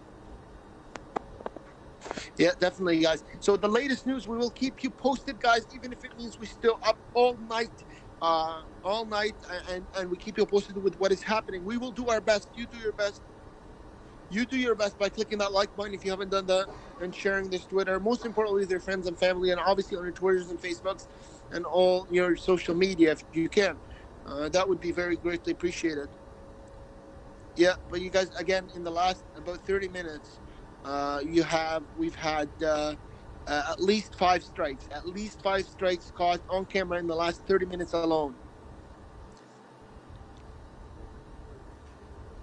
So Raptor says, rumor is Putin doesn't even trust his own people.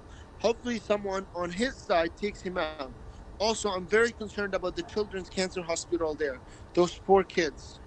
Absolutely. And we've seen a media building yesterday get hit in Kirkovik and reported about 60 casualties as a result.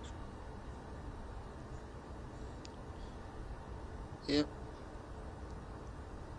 So, yeah, you guys, again, these are all live images right now from Kiev. The time right now is 4:30 a.m. in Kiev. And again, they are under curfew until 8 in the morning. So the curfew will stand for another 3.5 hours. From 8 in the morning to 5 p.m. is what the curfew time is.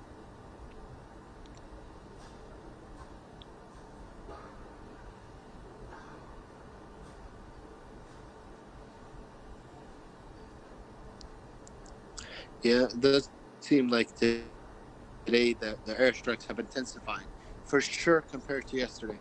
Way more airstrikes today. I don't know if you agree with me, News Geek. Yeah, most definitely. Something that we've seen today that we really haven't seen any other time is the intensity of the strikes and how reoccurring they are. Before you would see them... Yeah, they're the same targets. Yeah, they're clearly attacking certain places that they definitely want, gone, and they're attacking it more than once, multiple times, to kind of guarantee that. In addition to it, they're constantly attacking. In the past few days, we'd see an attack, and then it would kind of wait a little bit, maybe a few hours, and then we'd see it again. But now we're starting to see it within minutes of each other. In fact, 30 minutes of each other, you see multiple attacks taking place, and definitely heavier than it was before in the amount. Absolutely. So 5 strikes that we caught on camera just in the last 20 minutes. What does that tell us about the situation on the ground? I mean, knowing that the Russian forces, the convoys, is less than 20 miles away, it's a convoy of about 40 to 60 miles of Russian troops. You're looking at a serious something serious here, and hopefully Kiev doesn't become like Kirkovik, for sure. There was huge bombardments yesterday, all throughout the day yesterday. Lots of bombardments in Kirkovik. Maybe we'll put that in the middle. I don't know if you're able to put it in the middle.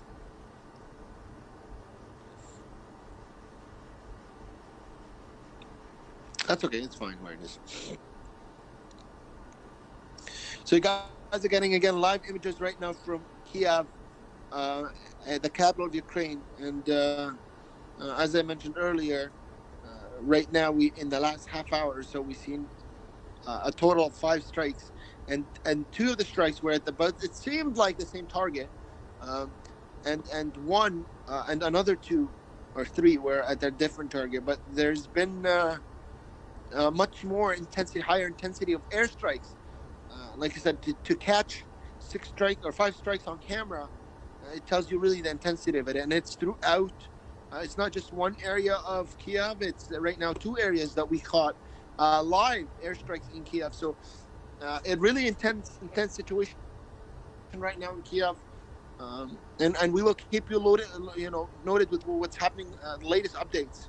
If you guys have not clicked that like button, please do that. It helps us out. And let's try and get this out to as many people as we can. That's the part that we can do is spread the message and let the most amount of people aware. And if you can share it on your Twitters and Facebooks and with your friends and family, that's the most important thing. Putin yesterday threatened the people of Kiev saying, empty the city. Before that, we were hearing Putin saying, put your arms down, put your guns down, put your weapons down. But now he's saying, empty the city of Kharkiv. Which it really is shows completely a twist. Different tune. Yeah, it definitely shows a twist in his, mentality. Now he's pretty much going all in. He's warning them, telling them, listen, I'm warning you now. I'm gonna go in at full force. We're gonna take Kiev. So if you can get out as much as you can. And this kind of proves once more the intensity of the attacks that he's planning more than he is right now attacking. I think his thought now is, I think his acceptance of civilian casualties has changed. I think before all of this, the goal was to try and save, maybe go in, achieve the goals without civilian casualties. But now he's having a hard time doing that. He's having a hard time entering Kiev without having to hit hard. And I think now the strategy is to hit hard and be okay with civilian casualties. So, which is really bad for the situation there right now. Joshua is in Kiev right now, and he's in Ukraine, Kiev, and just as my president is talking about prescription drug costs while our country is under attack.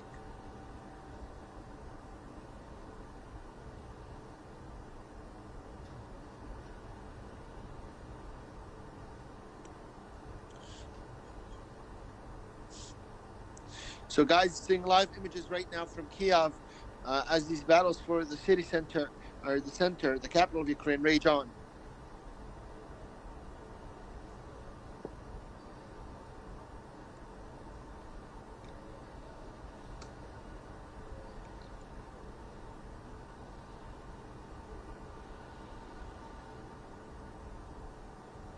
So there has been footage released of some Russian soldiers that were captured by the Ukrainian army. That had been released earlier today. So I was just looking and I noticed something. I don't know if you guys noticed it. I just went back a little bit. Something in the back corner looks like an explosion of some kind. Here, I'll try. Where do we see it? I'll try and. Oh, there it is. Right here. Yeah, no, we see it. Yeah, I see it. A hit that once again, like these, and another direct hit. Yeah, guys, another explosion. There you go. You can see it in the distance there. And it's something once again reoccurring. It's really showing that, you know what, they want their targets, they want Kiev, and they're not going to leave without it under any circumstance. He's not going to go and tell his troops to turn around. Putin and Russia as a whole feels like they've already invested too much into it. They've taken the sanctions, and now he wants what he thinks he paid for already. So he is going full force, and so, we'll yeah, more strikes for sure today. Yeah, it's a lot more intense for sure right now. And we'll be recording it live for you guys on the News Geek channel, guys. So make sure you guys do like the live stream. Again, we're doing our part of going ahead and showing you guys exactly what's going on in Kiev and in Ukraine. So do your part by sharing this to your friends and family, Twitter and Facebook and Instagram, all the social media platforms. And of course, hit that like button. That's the smallest thing you can do. Hit the like button to boost it on the algorithm. Yep. So we've seen guys live on camera right now. I think total of right now we're at 6 airstrikes in Kiev, the capital of Ukraine. So it's a hard situation for the people of Ukraine. It's a hard situation for the people of Kiev, and absolutely proving that the Russian army has not given up on advancing into Kiev. So it's a very scary time, I'm sure, for the people in Kiev, and I'm sure that we're likely to see more heavy, unfortunately, bombardment of the capital. And this was expected.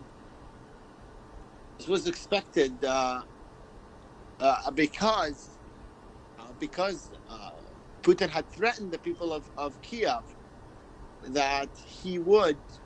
He asked them that leave the city right now, because obviously.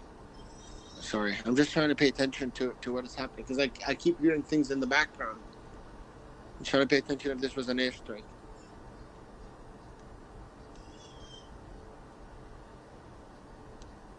Sorry?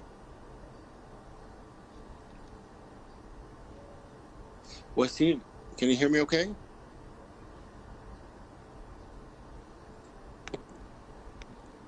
Okay. So I thought I heard something. Guys, again, you're getting live images right now from Kiev. Live images right now from Kiev on what is happening in the ground. We will keep you updated with the latest. If you have not yet clicked that like button, please do that. And please share with what is happening and the stream with your friends and family and those closest to you. Of course, as the days go on, and I think as Russia keeps on going in and really reaches the capital, we're only going to see this intensify significantly more than what we are seeing it now.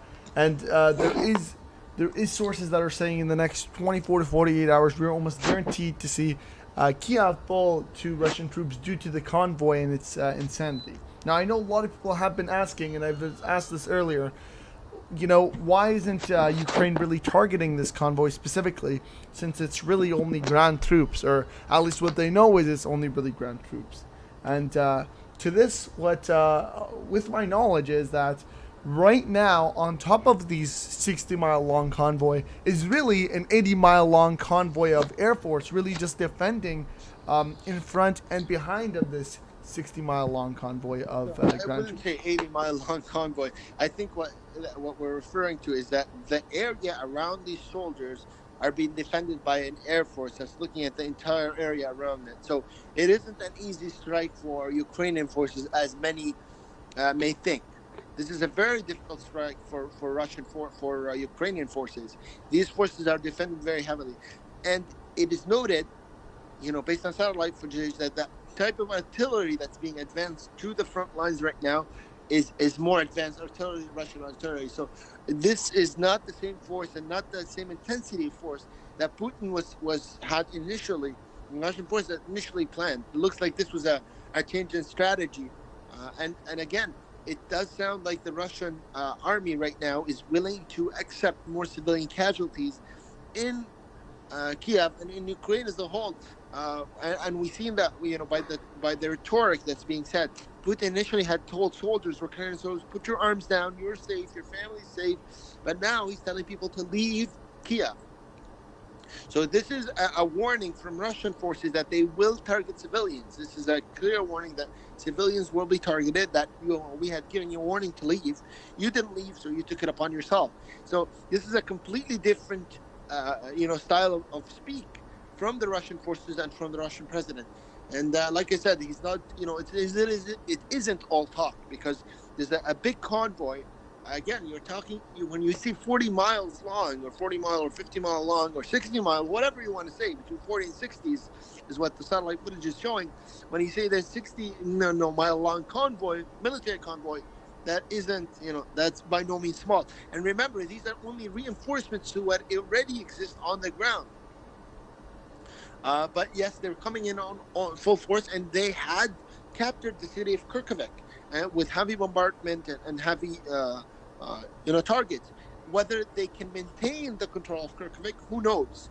But the fact that that has been done now all eyes are on Kiev. Absolutely. I mean, that is the next target.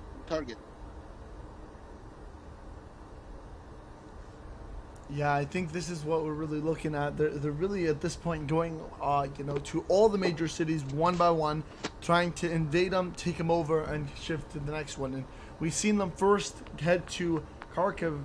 Once again, gunfire in the background as you can hear closely. But we've seen them go to Kharkiv, basically take it over. They at the beginning they had taken it over with a little bit of troops. It got retaken over by the Ukrainian army, and now as they go back in with full force with this convoy, they were able to once again take it over, and this time maintain it. And now that they've done that, they're kind of shifting towards going all the way.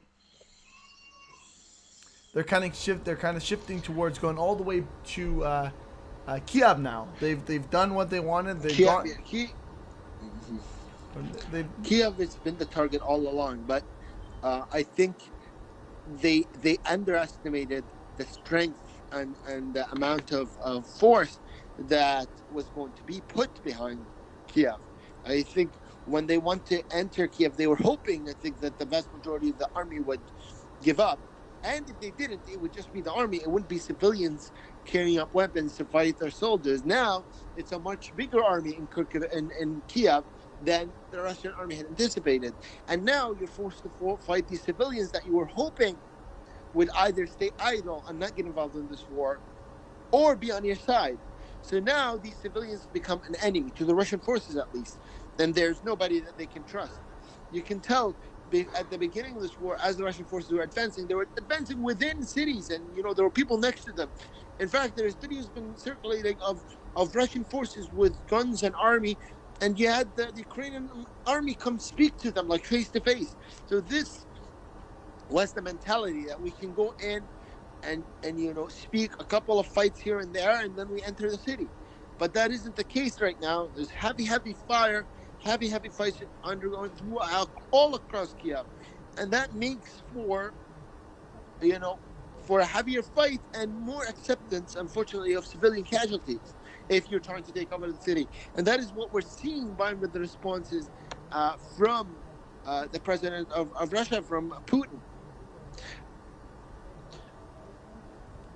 Yeah, again, and 100%. We've seen that turn of action with Putin and with the Russian army. How at the beginning they were 100% against civilian casualty, but now we're shifting towards we accept it. We accept the fact. We don't want to, but we're giving you the warning now. Leave, because we are going to go in, and anything that kind of stands in our way is going to be part of the casualties. So he did symbolize that, and he has made it almost clear to get away from Kiev, as that's our next target. So Fanboy says they think they know everything, but it's so wrong. It's about power, not NATO. So NATO has done nothing for Ukraine right now. I mean, and the world in general has done nothing for Ukraine other than provide them with ammunition and weaponry. And not to say that's nothing, but it isn't enough, obviously. Jimbo says, good job. Mr. Bruber says, that's all he has asked for years. Pull back. Fanboy says, NATO is the excuse. Good excuse, but an excuse.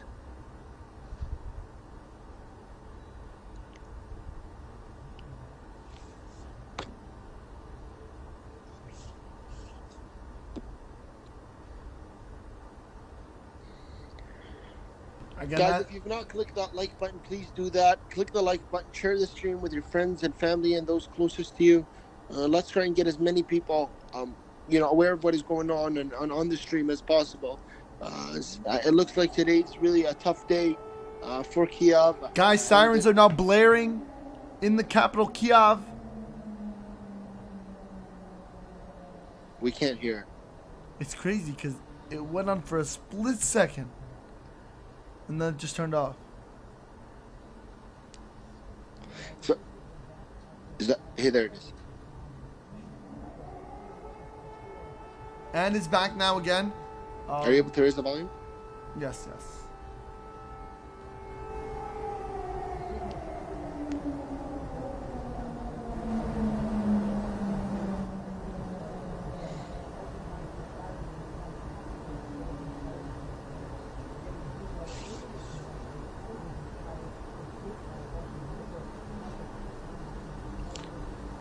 Joshua Durvin is in Kiev. Joshua, can you hear the sirens as well from there?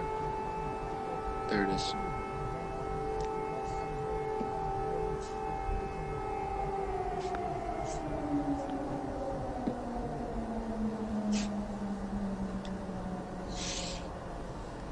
Sirens, guys, right now in the capital of Ukraine, Kiev.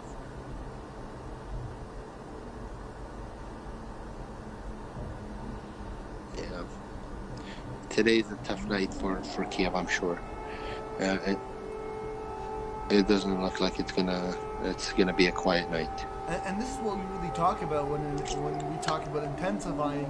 Now you know. So when you hear sirens, it means there's something within city radius of Kiev. Enemy lines have, passed it. Oh, is that gunfire?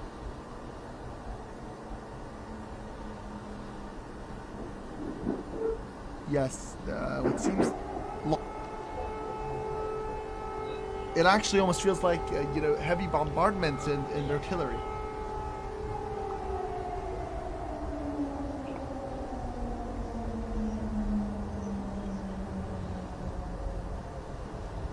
Yeah, guys. So you're seeing live images from Kiev. You can hear. We heard. There we go again.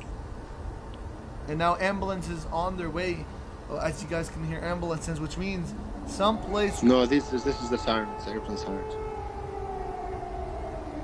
You'll hear them. I think you guys are a bit delayed. What you guys hear is after me, but you will hear that there's now ambulance sirens, meaning that there was a target that was hit, and now the ambulances are going to that area. So something was hit.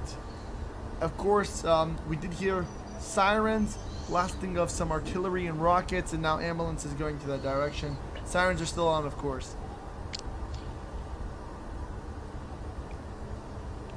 So these strikes, these sirens that you're hearing, come in after a total of 6 strikes that we caught on camera just within the last 45 minutes or so.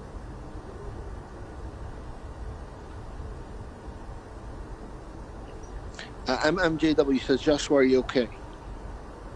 I'm here. Joshua says, I'm here. So Joshua's in the capital, Kiev.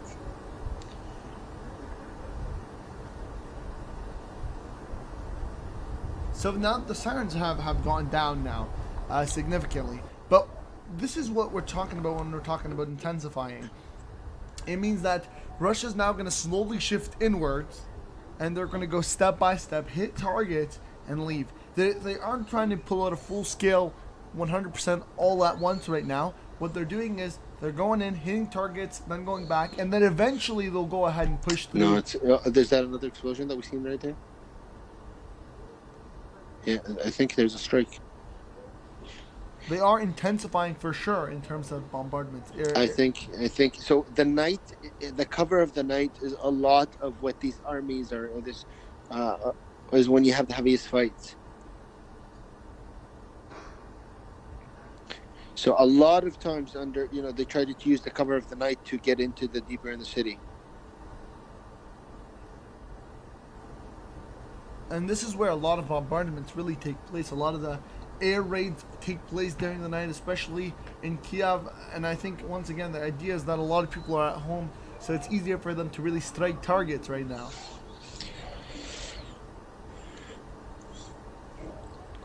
And I only can believe that, as the nights keep on coming and as we get later on into the night, there is almost like a time period. And the closer we get to it, is where it gets heavier, and that is the 6 p.m. mark. Really, what we've noticed almost every single time during the night is as we start to get closer to that 6 a.m. mark is when it keeps on intensifying and intensifying.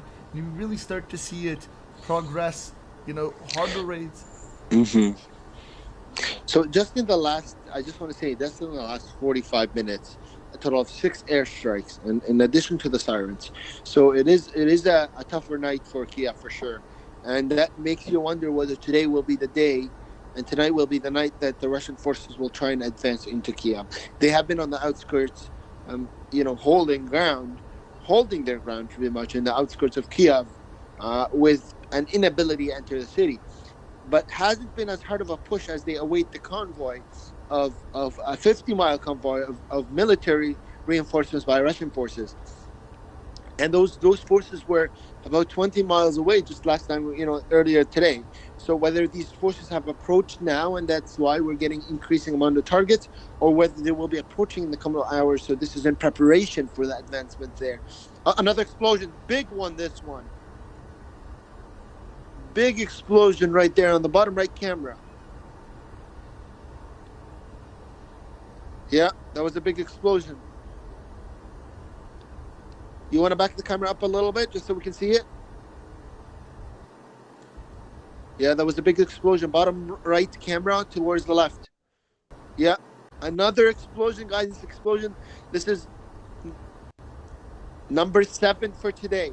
For the last 45 minutes, number 7. Yeah, another strike. There's another airstrike. This one looks like an airstrike. Normal artillery fire don't have that big of a...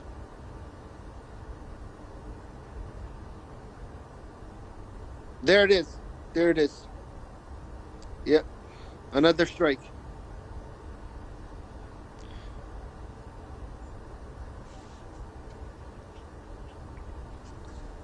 Yeah, another strike. Guys, strike number 7 since the beginning of the stream. I think we're even past 7. This is like the 8th one, I think, or so. But major airstrikes have really been rocking Kiev as of this time.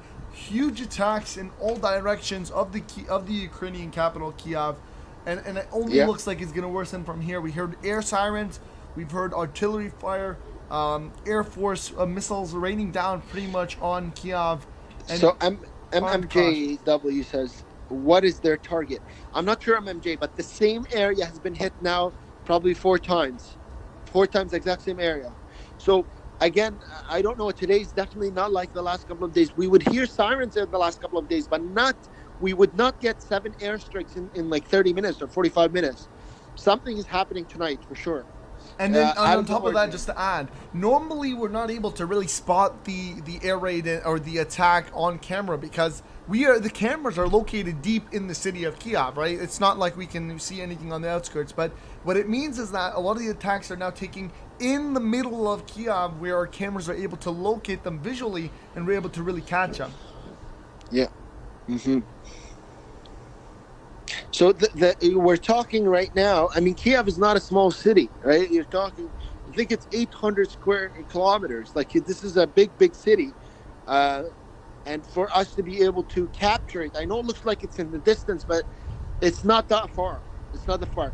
And again, throughout the day today, we were waiting on the reinforcement of Russian forces, the 40 to 60 mile long convoy of Russian forces, new forces coming to reinforce the Kiev forces. So whether they have reached, and that is why now we're getting all of a sudden all these airstrikes, who knows, but we're getting a lot more airstrikes for sure in the last couple of minutes than we had, throughout the entire night yesterday. Lots of development, guys. I can't believe we're catching a lot of these. If you've not clicked the like button, guys, make sure you do that so the most amount of people are able to see what is going on, and share it with your friends and family if you can. You're getting live images right now from Kiev as it approaches 5 a.m. Now the curfew is in place until 8 in the morning, so another 3 hours of curfew before things open up again. And just to remind you, President Putin of Russia, threatened. He said the people of Kiev need to exit the city. And this is different than what he was saying before, for the people of Kiev to put their arms down and not fight the Russians. Now he's saying leave the city and leave it right away. That was what was being said by Putin earlier today.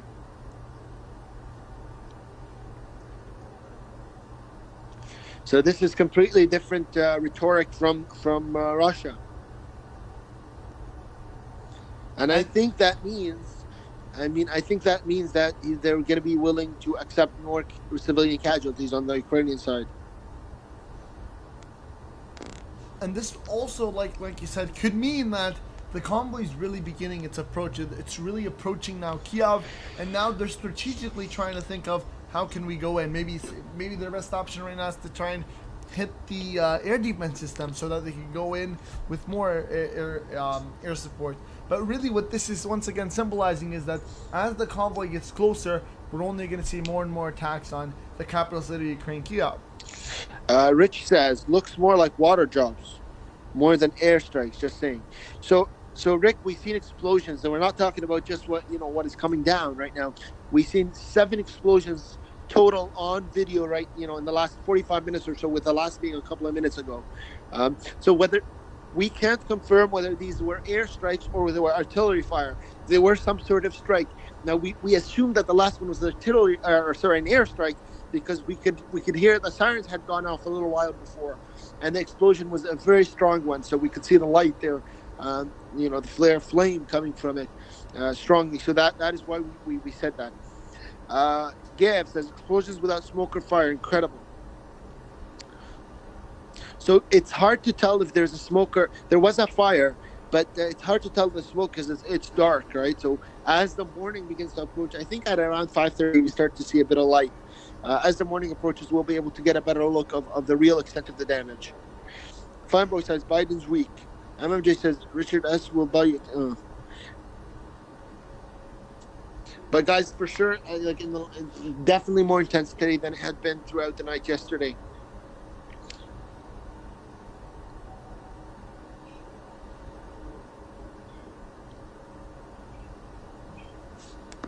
So right here, guys, we are looking at 4 cameras facing the capital city of Ukraine, Kiev, and of course, we are only now starting to really understand the intensity of what's going on in Kiev. Again, a lot of people were undermining the actual invasion, saying that, really...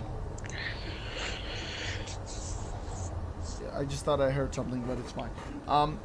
Really not understanding how serious it's getting, and we're only starting to see, Russia really take a more serious stance, really not care anymore, or start to say, you know what? If we get any civilian casualties... Okay, so I have a different camera view for 4 different sets. I'm seeing a tank moving on the street now.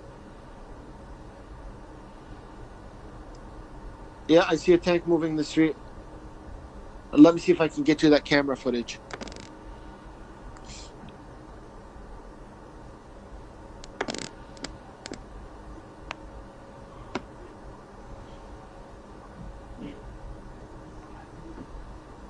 Okay, it's moved away now. It just kind of crossed the street.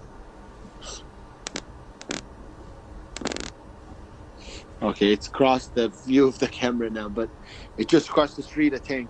It's hard to tell if they're, Russian. I assume it's a Ukrainian tank because it's in Kiev. I'm sure Russian tanks have not reached the capital yet, but I just saw a tank cross the street in another. There's 8 sets of cameras total. 8 of all of them that I have. We have on view that we're viewing, but these are the 4 that you're seeing right now are the best placed ones for us to be able to see if there's any airstrikes.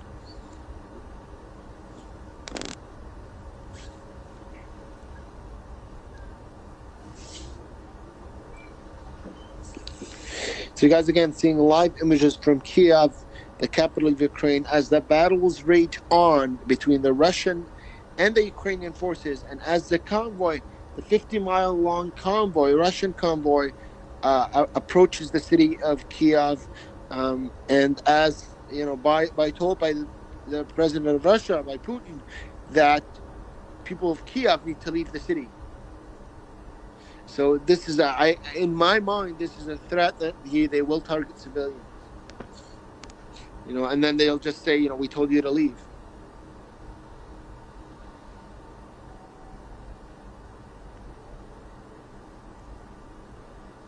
Guys, if you've not yet clicked that like button, please do that. It helps get more people to see the stream and see what's going on in Kiev and Ukraine. And if you've not clicked that like button, please do that.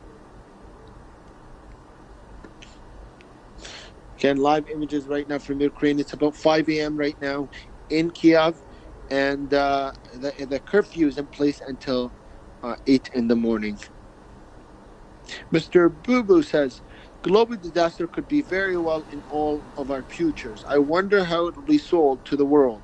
China's fault, may Australians or Canada's. So for sure. This, what is happening right now is not going to advance civilization for sure. Sean also says, is there any truth behind some Russian troops poking holes in their gas tanks? I did not hear of anything about that. But there were various images of Russian troops, various tanks that were left supposedly behind. Rich, bottom left 20 seconds ago. You saw an explosion? So, guys, we've captured a total of more than 7 explosions live on video.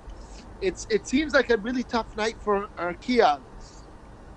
And, the people are paying attention to what is happening here. I'm looking at 8 cameras, 4 that you're seeing and 4 other ones. I also have the clip of the tank that I'll be showing right now shortly. And this is the tank, again, driving, and we were able to catch it on camera on just like 2 minutes ago, I think it was. That, on the 4 other cameras, and here I'll roll the clip shortly as I find. Okay, there we go. So you guys will be able to see how I roll the clips right now. Please click the like button, and if you've not shared this video, share it with your friends and family and those closest to you. Do your part. We're doing ours. We'll keep you live as long as we can, okay? Even if it's with a half eye open.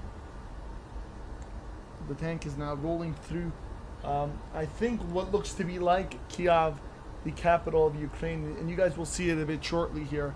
Again, I think it is delayed a bit, but here. So this was 5 minutes ago, yeah. Yes, as you guys should be able to see it rolling in really on camera, as you can see, and on my end here. Look at that! Look at that! This looks to be like what a Ukrainian tank. Again, I wouldn't suspect tank would be a Russian tank in the middle of Kiev as of now, but we might be able to see them, rolling through Kiev if Russia is to actually break through the Ukrainian resistance. But once again, this is a Ukrainian tank in Ukraine, in the capital Kiev, heading to a destination. Once again, reaffirming the idea of really what's going on is an intensity of attacks on the capital of Ukraine, Kiev. Absolutely, and I think what you're seeing right now is the state of wait of people waiting and the intense patience. A lot of the Ukrainian army right now knows that the Russian forces are heading their way, and they're going to be putting their entire might into capturing Kiev. So there's a bit of a stressful and intense patience as they await the Russian advancement. And like I said, a 50-mile or 40-mile convoy, military convoy, is not a joke. This is some serious firepower that the Russian army is going to put forth in an attempt to capture Kiev.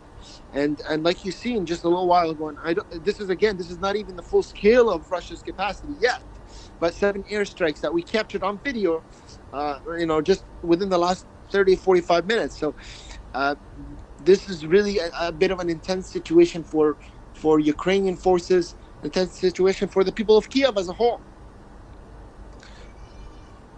Yeah, again, it's quite crazy to see how, as of now, we've been able to catch all of this on camera. Russian tanks, or Ukrainian tanks, rolling through Kiev to going to their destination. Multiple series of artillery or air raid missiles really landing on parts of Kiev in the city. Quite crazy, and it really proves that as of this time, everybody is in a serious state. Everybody really is now starting to understand the intensity and the starting to actually realize that this is what's going on, and that as of this time, Russia isn't gonna do anything except what they feel is right, and that they're gonna go with full intensity and really reach whatever and get their targets. Yeah, so absolutely, the Russian forces right now they want Kiev. So I think they're going to be more willing to accept casualties. I think at the beginning they were hoping they would go in and it would be a walk in the park, get in. People would, some people would be in support of them, and those that are not in support of them would just sit still and let them do what they need to do in the capital. But that isn't the case. Now it's going to require a real fight by Russian forces to get into the capital. And a real fight requires some strong, they see that they're going to need a strong presence, military presence, and strong air force. So you're seeing all these airstrikes, especially after the fall of Kirkovik. That was a big fight for the Russian forces as well. But there you're seeing a lot of airstrikes in Kirkovik, and some targeting civilians and for some media buildings, and where we heard 60 casualties, and that was just yesterday. MMJW says, "Don't fight."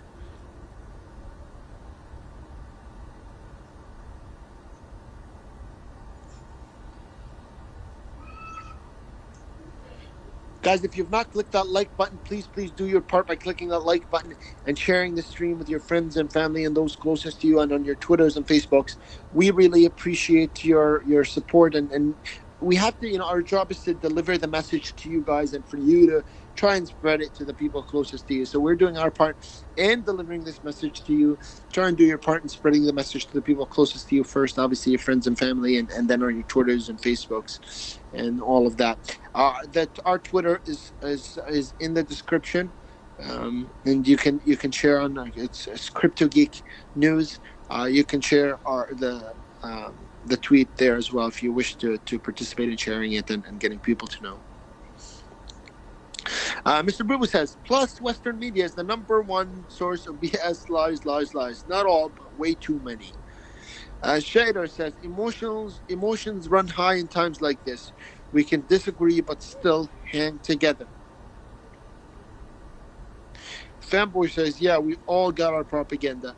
Absolutely, it's impossible in this era, with all the media outlets and everybody reporting their own version of the story, to have a fully accurate story and to be fair, to be 100% fair. But, all we can do is try to get as clear of an image as we possibly can, and that's what we're trying to do by freelancing and kind of giving you guys the picture as it is, and giving you live images and from Kiev, and you can make the decision and tell on your own of how the situation is. Again, guys, for those of you that are joining new, these are live images from the capital of Ukraine, from Kiev. As the fight for the capital intensifies, we've got numerous airstrikes. I think we're at number 8 airstrikes in the last 45 minutes to 1 hour. 8 strikes, most of them targeting, looks like, I think out of the 8, 5 targeted about the same spot near a building in the bottom. As you can see, there's a tall building towards the left, bottom right corner.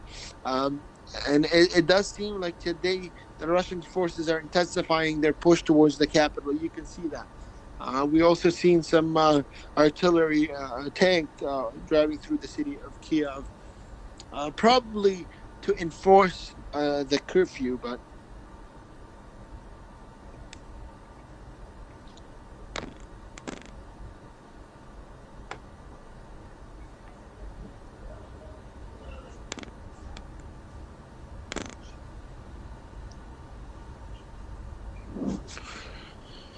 Fanboy says, good night. Good night. Sean says, good night. Good night, Sean, and thank you for joining the stream. We will see you at a different time. Fanboy says, good night. Well, I think I don't know if Fanboy, you're saying good night to Sean or you're saying good night to us. Either way, if you are saying it to us, then good night to you too.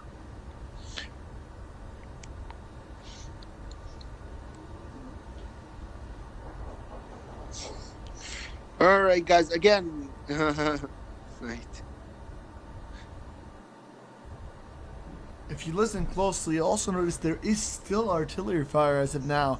None that I can visually see. I'm trying to pay close attention right here, but definitely I can hear.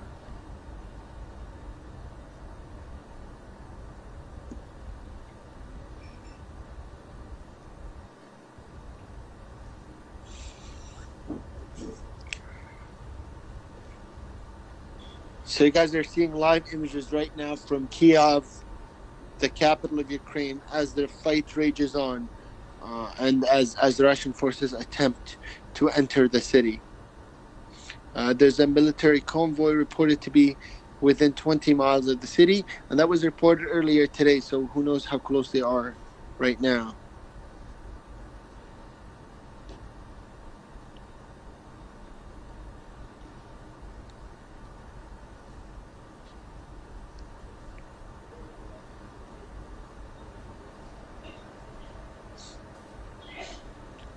Yeah, we seen there's a tank and another image. Maybe we can. They just crossed the road on camera there. Some of the older images we have. So total of 8 cameras. We'll put 4 at a time. If there's any action we're seeing in any of the other cameras, we will change.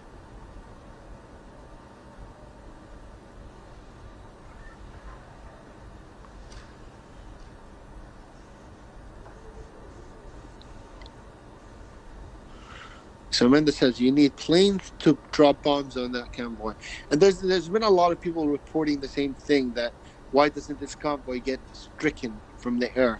And I think what many people have missed is that this convoy does have air support. Right? This has air support system and an air defense system. So Russia is not leaving a 50-mile long military convoy unprotected from the air. So there is definitely air support, and there is anti-air support as well.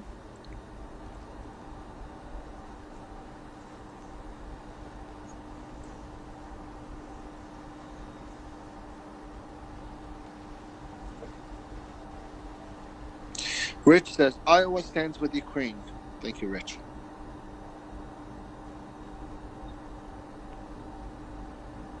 Again, you guys are getting live images from Ukraine, from the capital, specifically Kiev, as the battle for the capital of Ukraine, Kiev, rages on. Yesterday, the vast majority of the hard strikes were in Kharkiv, the second largest city.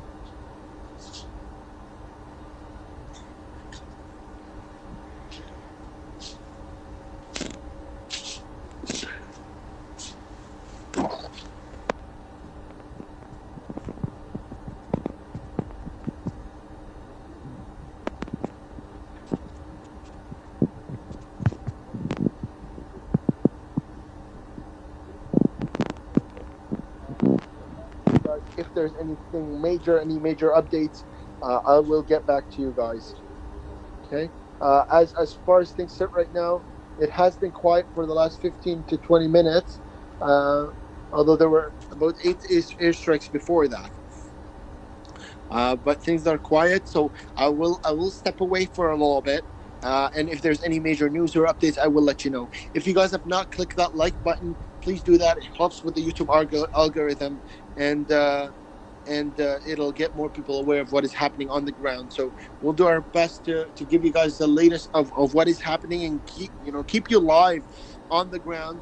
You do your part by spreading what we deliver there to as many people. Share it with your friends and family, obviously, and then on your Twitters and Facebooks and social media. And we will keep you running. I'll just pass it over to, and if you've not, if you would like to donate to us in the stream, make sure you do that. You can do that through, the super chat option. Okay, so that's for the stream, for us in the stream, and we appreciate anything either way. So I will leave that with crypto, with Geek News. I'll pass it back to you. Yep, perfect. All right, thank you. And we have, like I said, we have 8 cameras rolling. Or that we have access to 8 cameras rolling. Now, if we're keeping on the 4, if anything changes or we see anything important on the other 4, we will switch it over. But all the airstrikes we've captured so far have been on these 4. Most definitely. All right, perfect. So as you guys know, there is the 65-kilometer long Russian military convoy as it inches towards Kiev, the capital of Ukraine. The Russian military has told the residents of Kiev that they will be striking it, so make sure you do leave. And they've given that warning multiple times. Again, we have also seen multiple airstrikes hit the Kiev region, just a short while ago, live on camera, reinstating the fact that when the Russian army is told, or is telling, the people of Ukraine and the people of Kiev to leave, they are serious about it, because they are symbolizing that, we are going to be reaching our target, and that we at this point will really accept the casualties. So we are seeing that now, and it's really a complete shift in what we've seen before, in which the Russian president did say clearly that he he won't be, hitting any residential infrastructure, and that any person that lays down his arms will be free, and that they won't be, a casualty in this situation. And now is a complete twist. But again, you can hear warplanes in the background.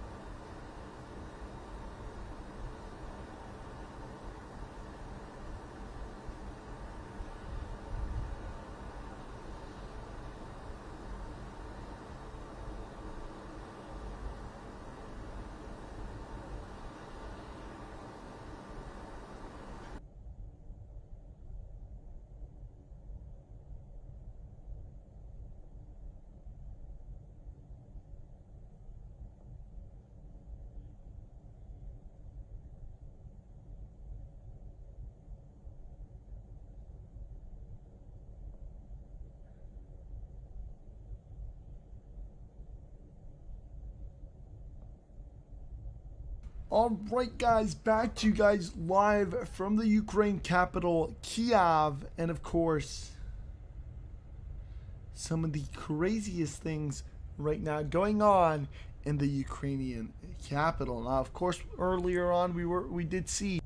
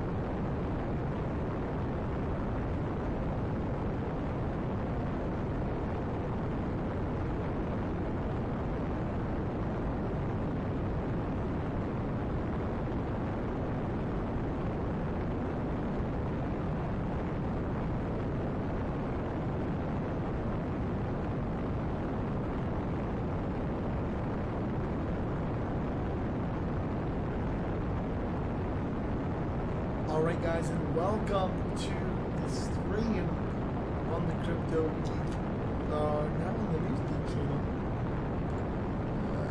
One second, I'm just setting something up real quick.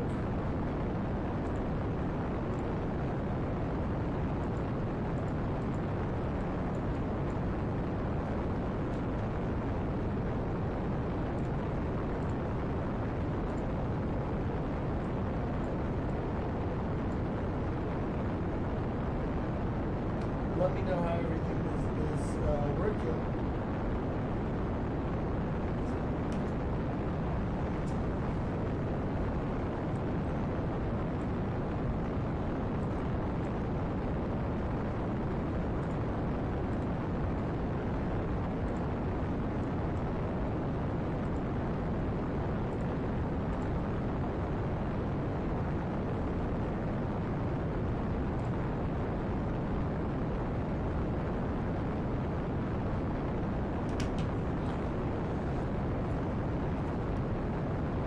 Alright guys, welcome to the Crypto Geek channel. Let me know how this is doing. Is everything working fine? Can you hear the audio fine?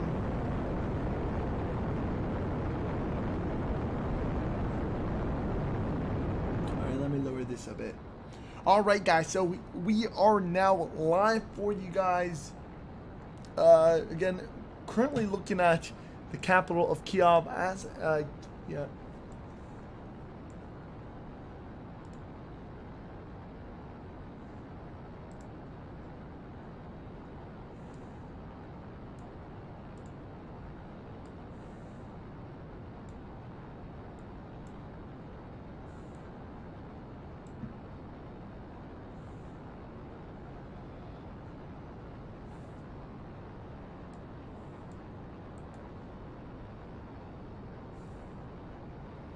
Okay, so hear you better now, he says. Rich S says hear you better. South Sidemix says, yeah, bro, turn off that noise. That's the noise. Again, it's from the actual video. I'll mute it for now though. Okay, there we go. There we go. I've taken that off. Make sure everything is fine. All right, guys. So we are now live for you guys once again. You know, it's been quite crazy right now within regards to what's going on in Ukraine. We've seen over 10 bombardments happen in a very short period of time, and we're constantly seeing other ones. Of course, people have been citing that this could be because of, you know, the convoy approaching Kiev or on the verge of approaching Kiev, the capital of Ukraine. But again, nothing has yet to be confirmed. Now, in addition to all of that, we've also been able to hear some raid sirens. And again, this was only like a little while ago, again, that it has gone now. But what we can go ahead and say is that we are really starting to see it intensify severely. Like, this is not what we seen a little while ago. Most definitely, yesterday when we were streaming it, we didn't see it, you know, go as high to this intensity. It was significantly less, but today we are definitely seeing that the Russian troops are really, you know, as of now, pulling in a huge battle, and we've seen the change in terms as well.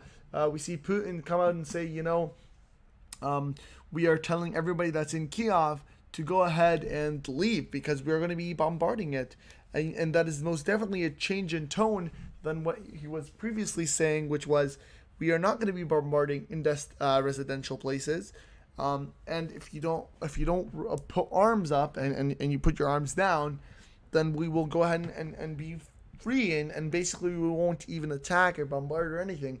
And this is a complete twist in term, 100%.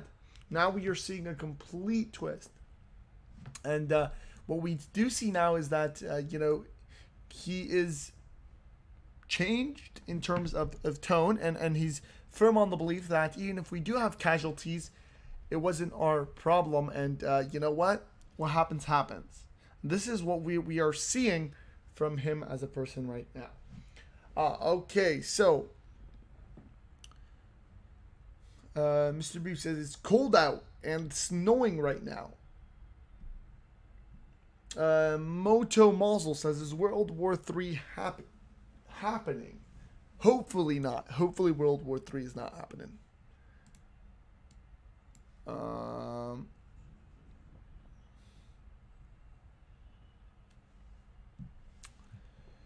Hear you better now? Perfect.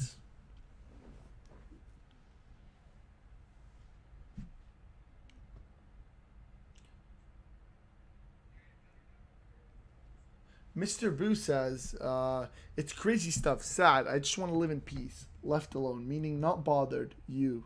Do you? I do me. Friend great. Not friends. It's okay. So basically, yeah, of course, I think, man, that'd be really nice if people could just live peacefully. But as of now, again, it looks like they're not. And that's extremely disappointing.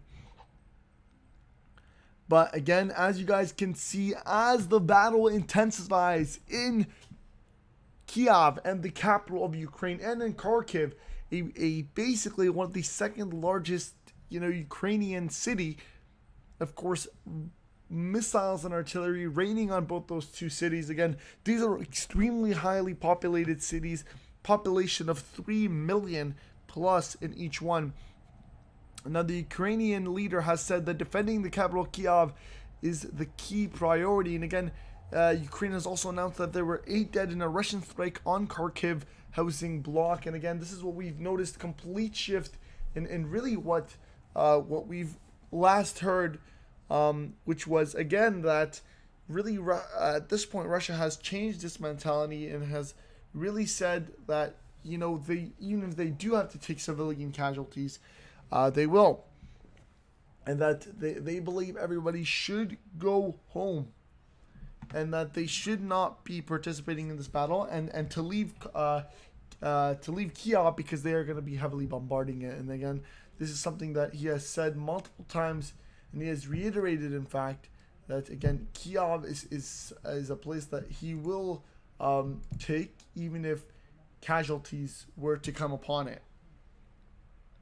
Alright guys, and as you guys can see on the bottom right, I don't know if you guys can really pay attention, and on the bottom left we see vehicles moving by. Again, now these look to be like military vehicles on the bottom left right here, bottom left corner. We can't guarantee though, we can't really tell, but they look to be military vehicles. Again, we have seen loads of military vehicles currently pass by, and this is something that has become the new normal, really.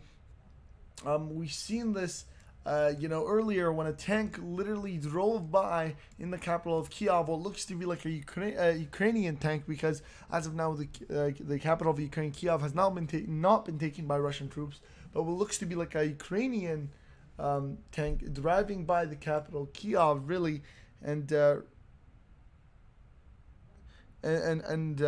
really go by and quite clearly drive by going to the defense. And again, they do expect a major convoy over 60 miles long worth of Russian troops to be headed their way, and again, we've heard that they are inches close to as it inches close towards Kiev. Again, we've heard that there are only about an hour or less, pretty much, to the Kiev capital, and they are on their way to pull out a full-out invasion. Again, once again, they do plan on basically striking Kiev severely, and of course going in with ground troops. Now, we do have to see what is going to happen, and again, we do hope that the least damage is done as possible. But I think we've heard it loud and clear that Putin has made it, heard 15 miles now, Sean says.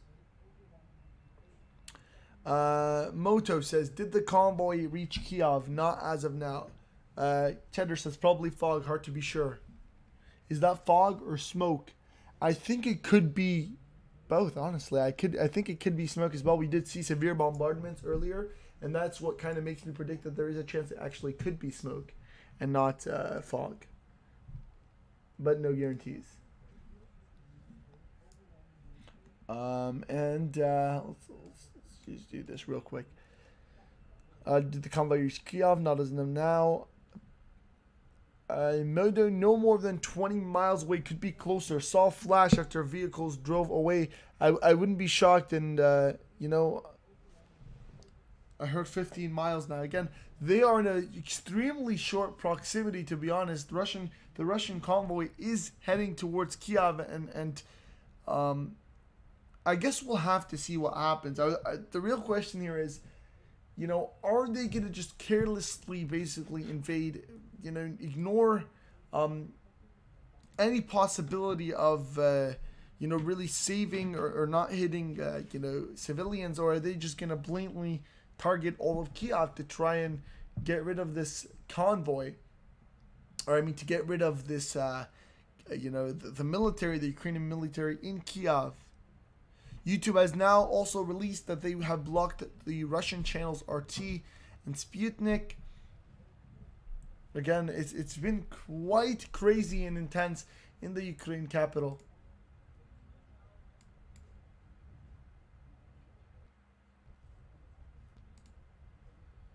And again, we are watching it live to you guys on the KYIV channel. And again, as of now, we have seen multiple severe bombardments on the capital of Ukraine, Kiev, by the Russian forces, and we've heard sirens as well, proving that it is getting quite intense in the Kiev capital.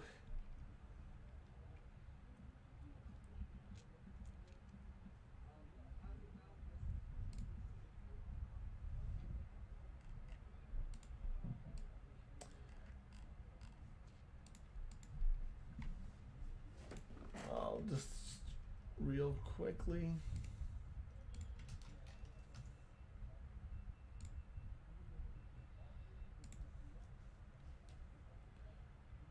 All right.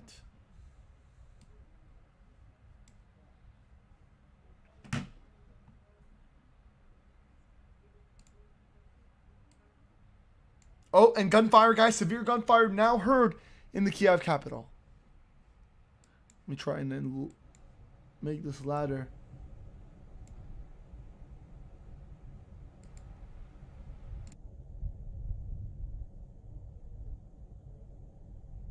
And again, as the convoy inches closer, is really going to be the determination point, is when we're going to see if the Russian troops are really going to be able to take over Kiev. Now, we know that if the Russian troops arrive and fail to take the capital of Ukraine, Kiev, it is a clear win for the Ukrainian army and both the Ukrainian president and Ukraine as a whole, because that will prove that really the Ukrainians, you know, I mean the Russians are not really going to be able to bypass Ukrainian resistance. But if they do take the Ukrainian capital, Kiev, that's going to be the breaking point for you know, the whole Ukrainian, the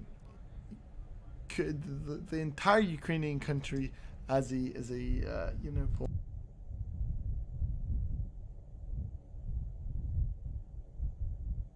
Alright guys, reports as well of an eastern city of Melitopol, I think that's how you say it.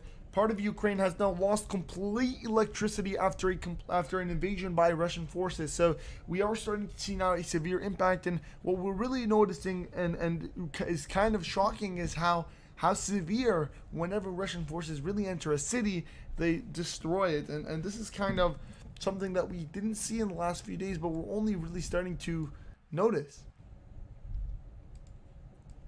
The Russian troops are now, you know, really doing the unimaginable, and that is really invading and attacking. Even if they were to see casualties, civilian casualties, they're still taking it. And in their opinion, they have already given the warning, like their president says, President Putin has said clearly, leave Kiev. And once again, what is this supposed to do? This is supposed to reiterate the fact that they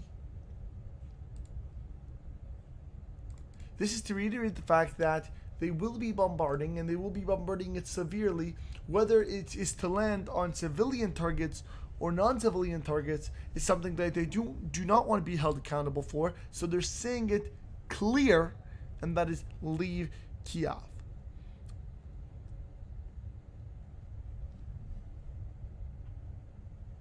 And again,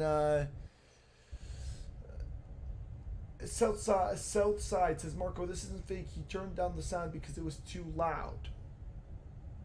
I hear no. Is this fake? I hear no sound. No, this is not fake. Again, we turned down the sound because you guys were telling me it's too loud. So, yes. Let's see that. 53729, bottom left military vehicle fires on something. Let's have a quick look at that. 5 minutes and 30. I didn't really pay attention. Again, guys, it is starting to morning is beginning to appear in the Kiev capital, and again, we are going to look at that real quick.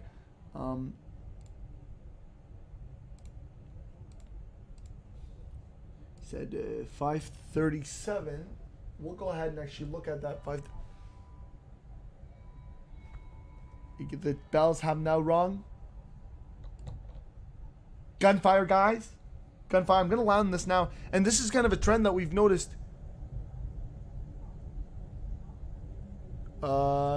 Sean said we couldn't hear you.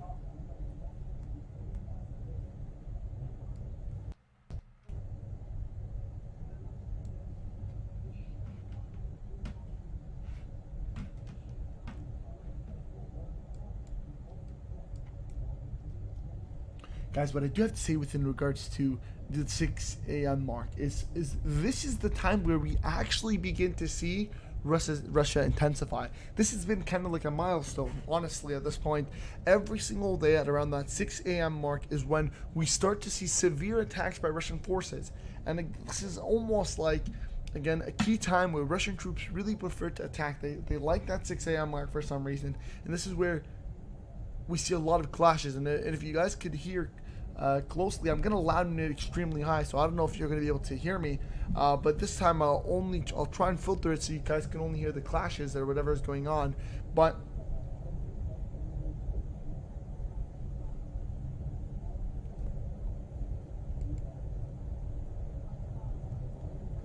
yeah, this is when it gets quite intense. And let's go back real quickly.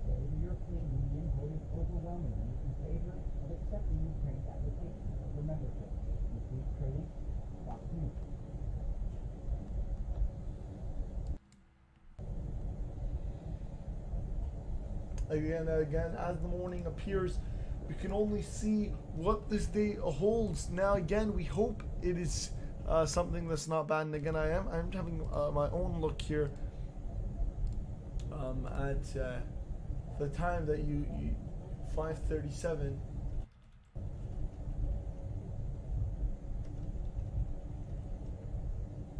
Again, let's have a quick look. And again, morning has now arisen.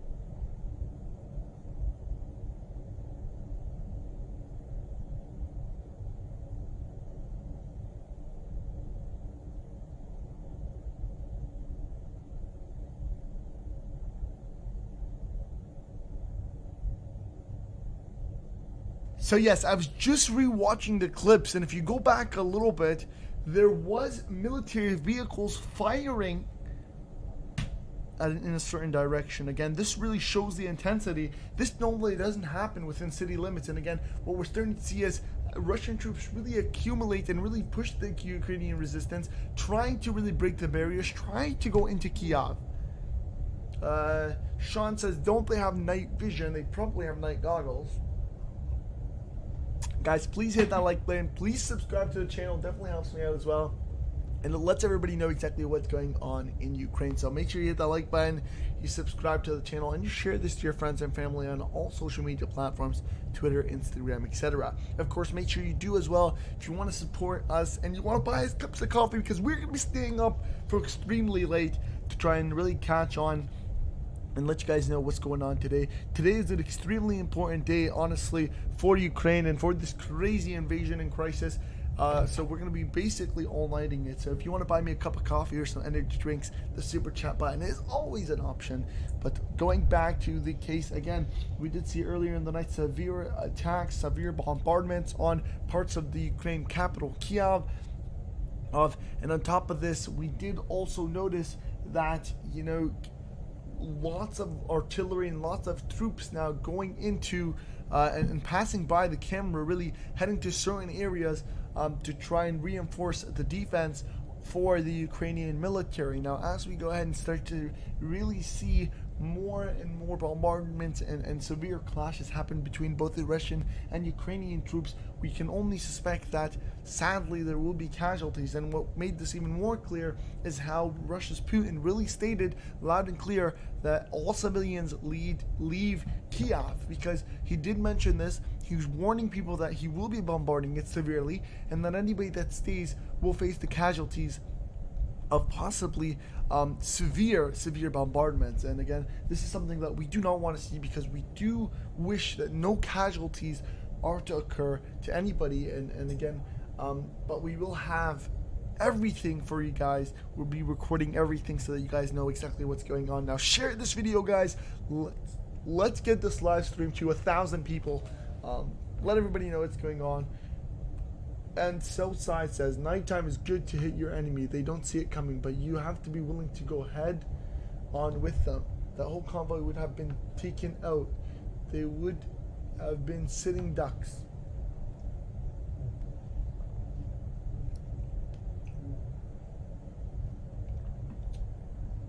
Exactly, and I think in terms of that aspect, the convoy is still not on the Kiev border. And this is the big deal. I think that right when the convoy comes, you're going to see a twist in everything. I think there's going to be severe bombardment. From the second the convoy approaches, there's going to be insane bombardments. There's going to be basically Kiev under attack, raining with air raids and raining, all types of artillery. There's going to be sirens blaring at the top of their lungs, really. But again, until the convoy really comes, we can only suspect that, this is Russia preparing for the convoy to come.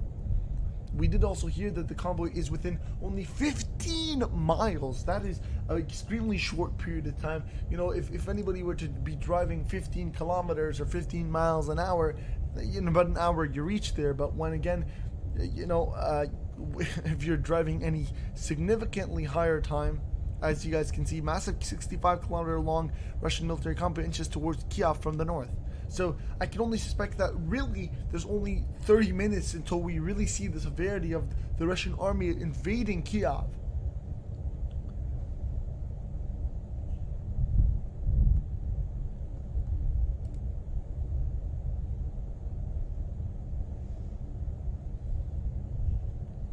Greeting, so Ivan says, greeting from Argentina, glory to Ukraine. Thank you. Welcome to the stream, Mr. Ivan. Again, earlier in the night we've seen severe attacks. Let's have a look at exactly what's going on again. We do have 8 cameras. You're only able to see 4 as of this time, but if anything interesting appears to happen, I'll make sure I let you guys know, and I switch over to those cameras.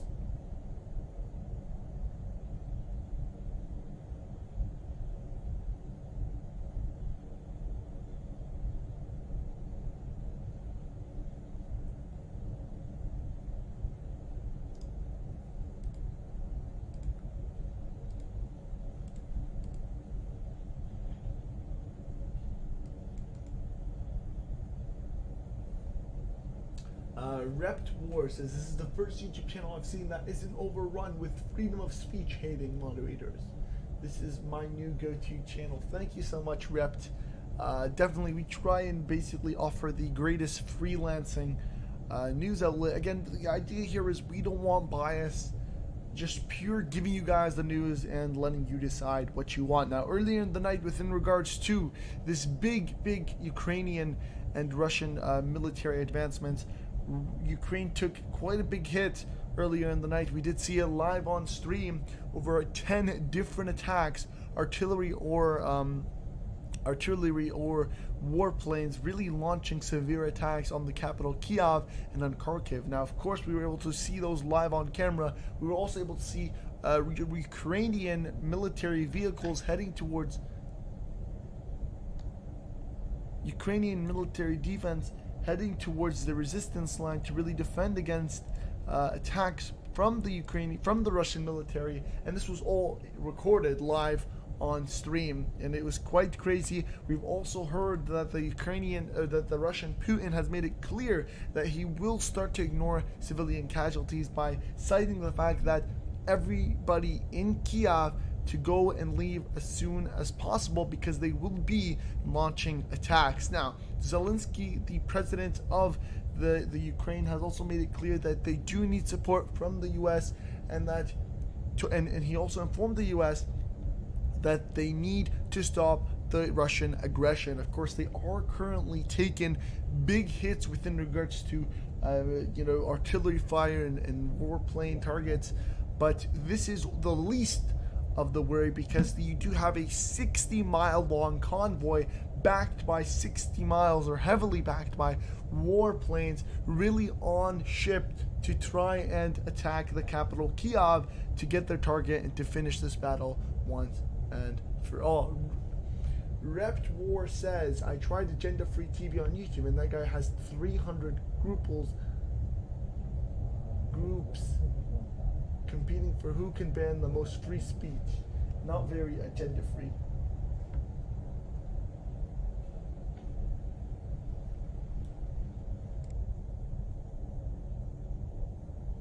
Now, of course, as the early morning time appears, again, we hope that this morning is a great morning, but it doesn't look like it is going to be one. It looks like an intense one that is really going to determine what happens in the Ukrainian capital. This could be the end of the war, but at the same time, it could be the start of an extreme resistance seen by the Ukrainians.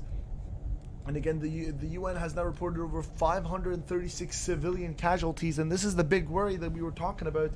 536 casualties, guys, in the Ukraine. Now, this is the big issue, and this will only start to increase when the Russians bring their convoy to Kiev, because Kiev has a population of over 3 million people, and when you're blatantly bombarding random spots to try and reach your targets, it's only going to result in civilian casualties, and this is the big issue that Russia's going to have to face.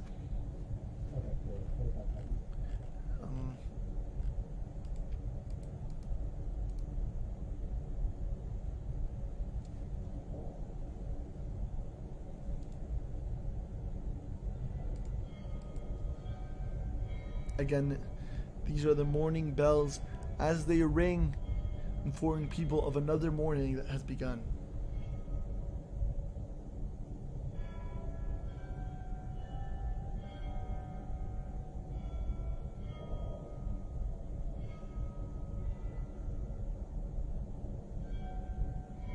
It is currently 6 o'clock in the capital of Ukraine.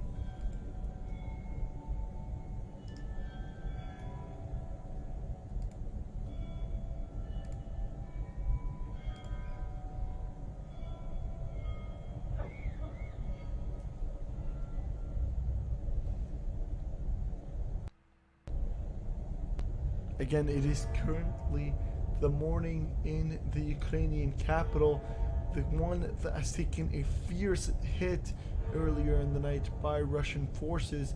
We have seen plenty, and I mean plenty, of targets hit earlier in the night by artillery fire via the Russian troops or by airstrikes. We've also heard air sirens earlier in the night, again proving that it is taking a more serious turn, and that really as of now and as of this point, Russia only cares to reach its goals.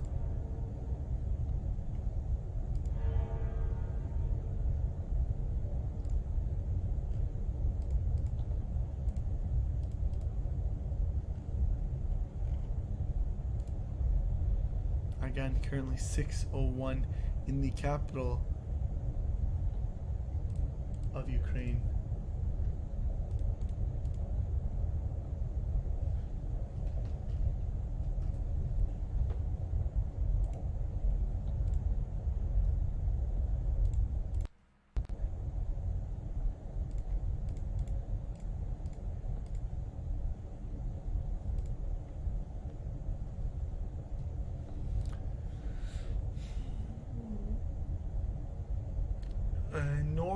Norman says, does Ukraine still have their original air force? I think they still have a air force. Yes, they do.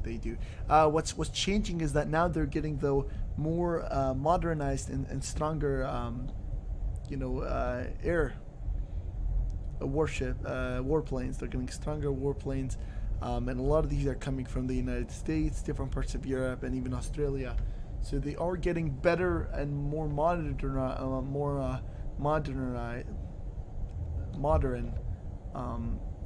war airplanes.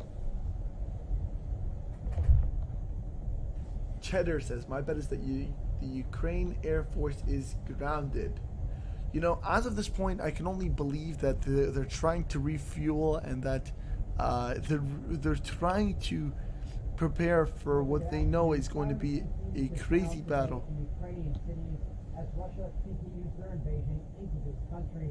The second largest city here, Kharkiv, was hit today with 2 cruise missiles, killing at least 6 people and injuring many others.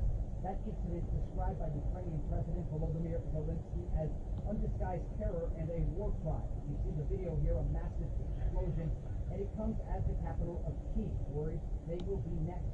There's a 40-mile-long convoy of Russian troops, tanks, and artillery units headed towards the city. Civilians, in the meantime, those who can get out of the city are doing so. We were at a train station today and saw the sad and just tragic goodbyes between family members who had to be separated. Take a look.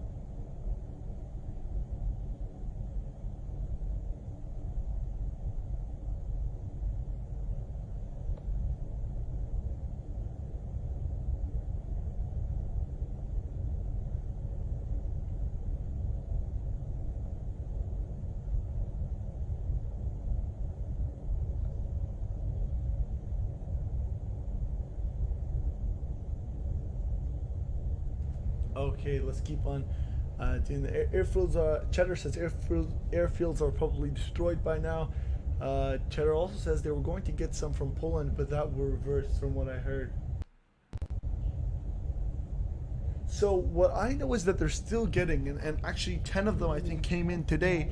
These are military warplanes, and they're some of the strongest. I think they came from Australia, by what I heard.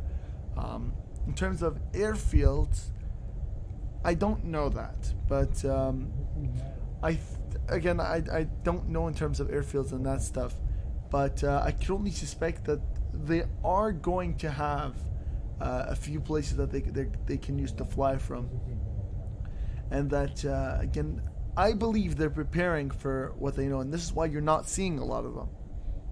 I don't know if that's an attack all the way in the back. And air sirens. This is what we're talking about, guys. Severe air raids are now on the capital of Ukraine. Oh my God. And again, this is what we're talking about in terms of intensity at the 6 a.m. mark. We've been streaming this for weeks now. And this is what happens every single time at the 6 a.m. mark. We hear sirens, we hear attacks. The sirens are now gone, but what this proves to me, oh, and their sirens are back. This is the severity of this case. This is the severity. And again, we did speak about how the invasion and the convoy was near, and here it is, you guys seeing it live in the act. Again, we are going to see most likely military attacks right now by Russian forces on the Ukrainian capital as the morning arrives. And again, what time is it now? 6 6 a.m. and 6:05 a.m. And this is what we're talking about when we're reinforcing the idea of 6 a.m. seems to be the time that really Russian forces attack the Ukraine and attack the capital of Ukraine. Again, the air sirens blazing. We do predict that there may be an attack in the near future or in the short period of time. I wouldn't be shocked if the attacks are taking place right now. I don't know if you heard that, but it does sound like something landing.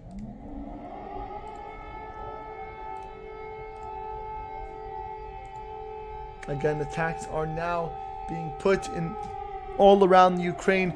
An airplane has, or some sort of thing has entered into Kiev airspace, forcing these sirens to really blaze on.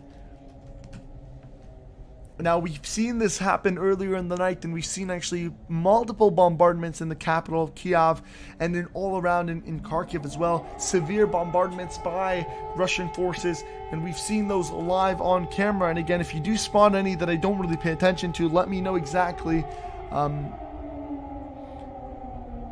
Again, this is an intense time for not only the entire globe, but for more specifically the Ukrainians, and even more the Ukrainians living in the capital, Kiev. You know, in an extremely intense situation for them as they hear sirens blaze on and on. Again, that's again the intensity right there.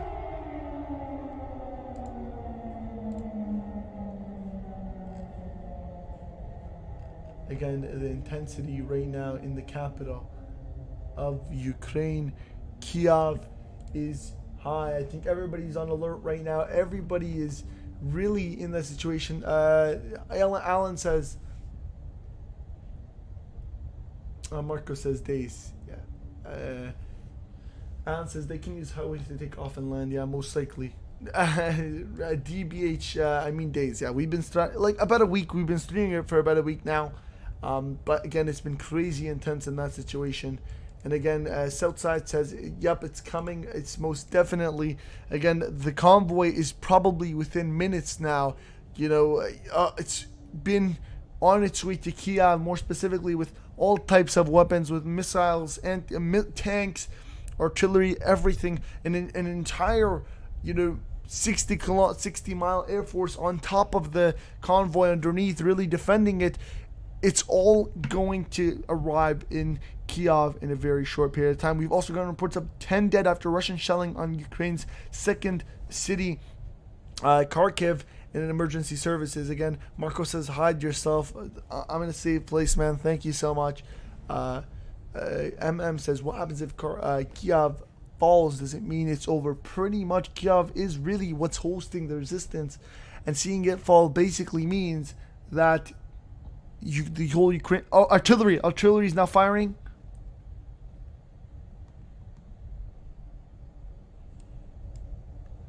And again, what seems to be major clashes between both Russian forces and Ukrainian forces is now beginning.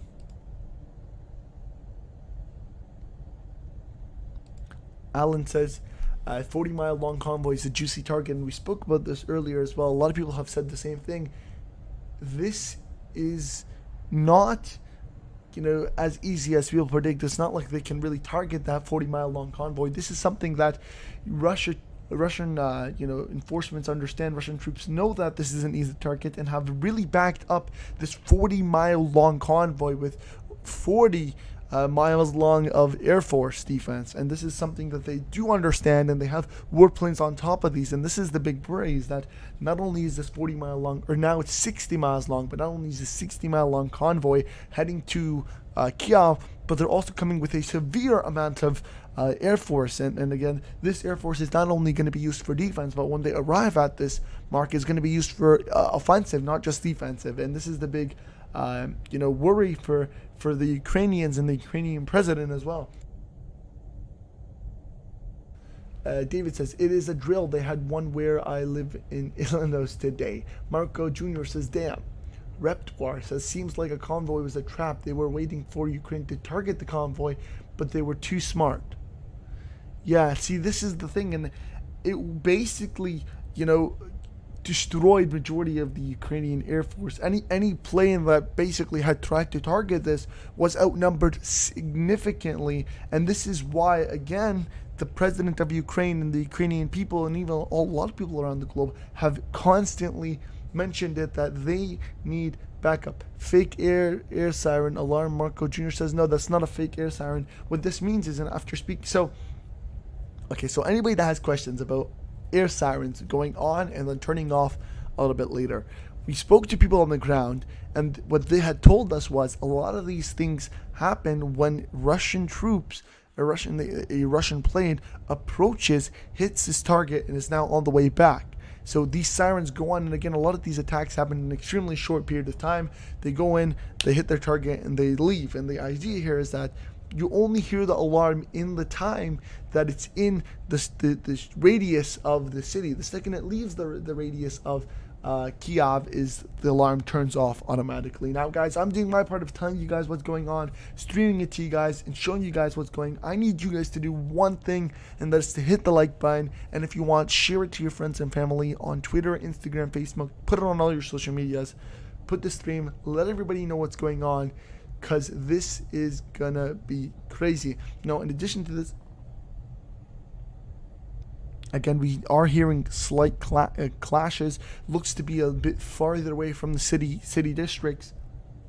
But guys, also make sure you hit the like button. Make sure you share this. And if you want to be extra nice, subscribe. And the super chat option is always available. We're going to be streaming all night, probably for the next 2 days, maybe even back to back, so 48 hours, because this is serious. These 2 days are going to be the most important key players for Kiev. And so you're going to be streaming it. So if you want to go ahead and support the stream by buying me a cup of coffee or an energy drink to make me maintain this energy, you can drop in a super chat. Terry said they would have, if they could have, exactly, if they really knew that they could really get the convoy, they would have it. Again, that it doesn't really matter if you have 40 miles of convoy or 60 miles in this case of convoy, if you're dominating the Air Force, and they understand that. And the same idea goes for Russia, but they understand that as well. U.S. calls for departure of Russian UN employee accused of spying. This is, again, more breaking news right here. UN, oh my God, man, that's quite crazy right there. But South says they should have went out and cut the convoy down. That would have helped them out in the fight also. So again, the second they leave, so the second any Ukrainian military leaves Kiev or any of the major cities, they're most likely taking a huge loss, because again, the Russian side has significant, and I mean significant, Air Force domination, especially after sending in the convoy. They basically rule the Air Force right now. Now, what they don't rule is the areas in the middle of cities, so because those are where you have a lot of the air defense systems. Now, what we heard is that a lot of the more modernized, good defense systems that really work, that arrived from Europe, only arrived in the capital, Kiev. And so by sending out your troops out of the capital, Kiev, you're almost guaranteeing losing them because of the Air Force domination that is basically going to target the Ukrainian military from up above. Let's keep on going. So Reptwire says, excellent job, brother, and thanks again for not silencing free speech with overzealous moderators. I will keep sharing your page, and payday I will donate, man. Thank you so much, Reptwire. Again, I really appreciate it. Thank you so much for being in the stream. MM says, crazy question. If the city is about to fall and cut off, why is every country sending weapons? Cheddar says, great question.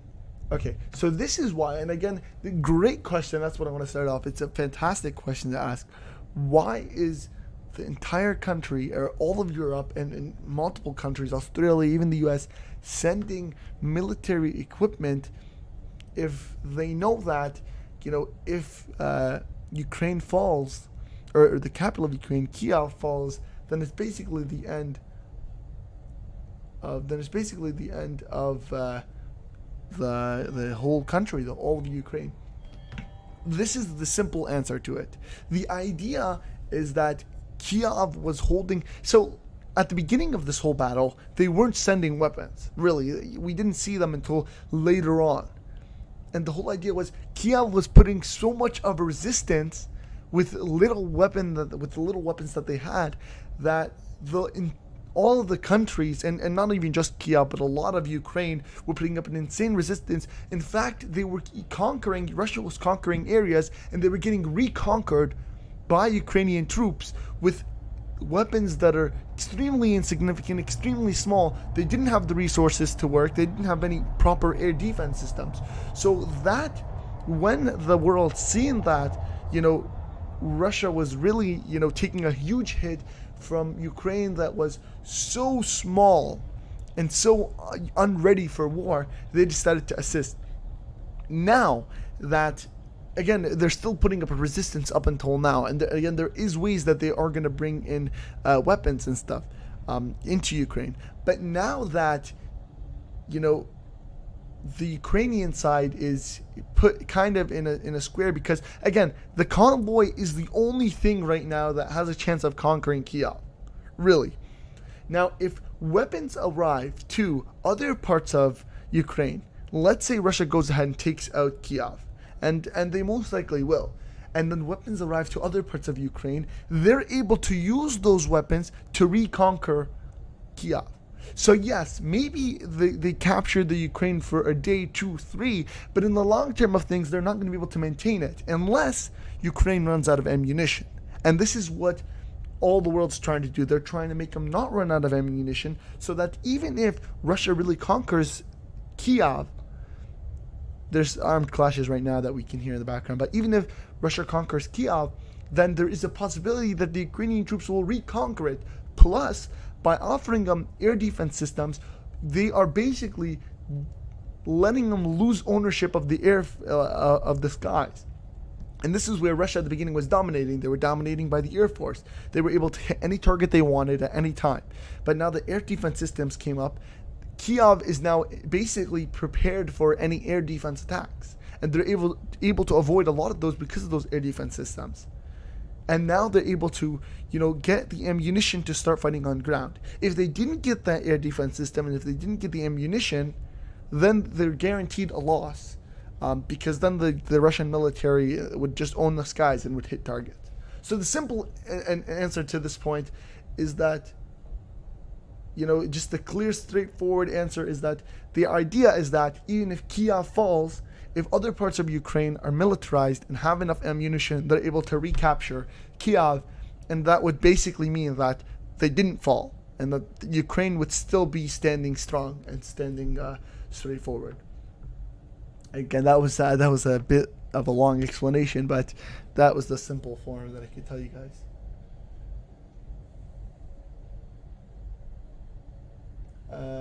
News says, Alan Rose says, has Russia started using captured airfields? They actually have, but this is the importance of having that crazy ammunition that we were talking about. The majority of the Ukrainian army had lost a lot of these airfields, but once you got all the Western, more modernized ammunition, they were able to keep once again those areas, recapture all the airfields that were captured by Russian forces. So a lot of them are, and the ones that are now held by Russian troops are extremely far away. So it's really, they can use them, yes, but it's not even worth using them. And this is why when they came in with a convoy. They weren't just landing, and plus they had to stop the convoy. Imagine how big of a convoy had to stop like halfway to Kiev to refuel. So that kind of once again reassures the idea that, again, if they did have a valid airspace that's nearby, they would have used it, landed the planes, and the convoy would have just went there, and the planes would have refueled those. But again, they don't have, because it got captured. Rift says, one thing that bothers me about the Ukrainian government is if you are living so close to a country and you know would attack you again, why not implement mandatory military service? Raptor says, there must come a time that foreign nations stop sending weapons then, or they will fall into Russian hands. Yes, Raptor, and they know this, and I think foreign countries understand this. What they're doing is, again, they're not, again, more clashes. They're not sending weapons. They're just approving the sending of weapons, which means at any point that they feel is right, they can send. The weapons don't get sent until they decide, okay, we've approved it, now is a good time. But again, they'll understand at a certain point in time, they'll deny it. They'll say, okay, they got approved, but now if we send the weapons, they'll just be taken by Russian army, so they won't send them. But right now, he's just approving the weapons so that, as of this time, if they can land it into proper hands of the Ukrainians, then they will physically send it to them.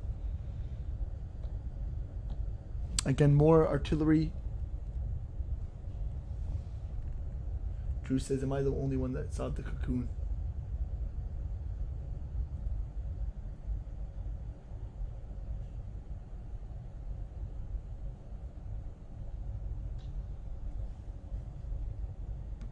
Again, guys, please hit that like button, share this live stream.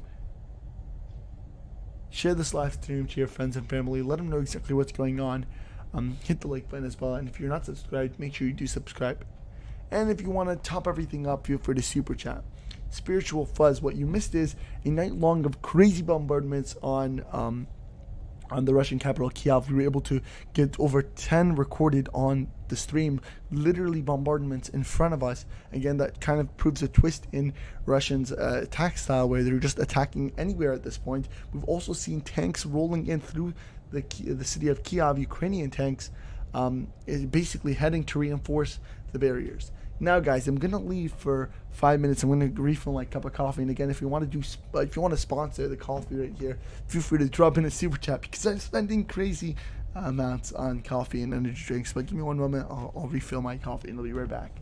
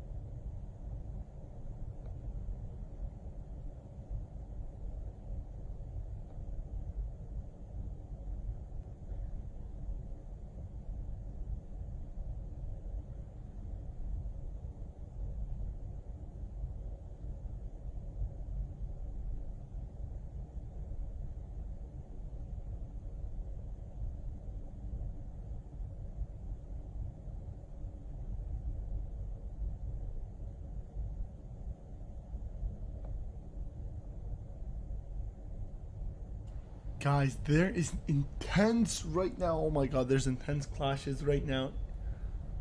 I don't know if you guys can hear in the background. This is why I'm really not talking.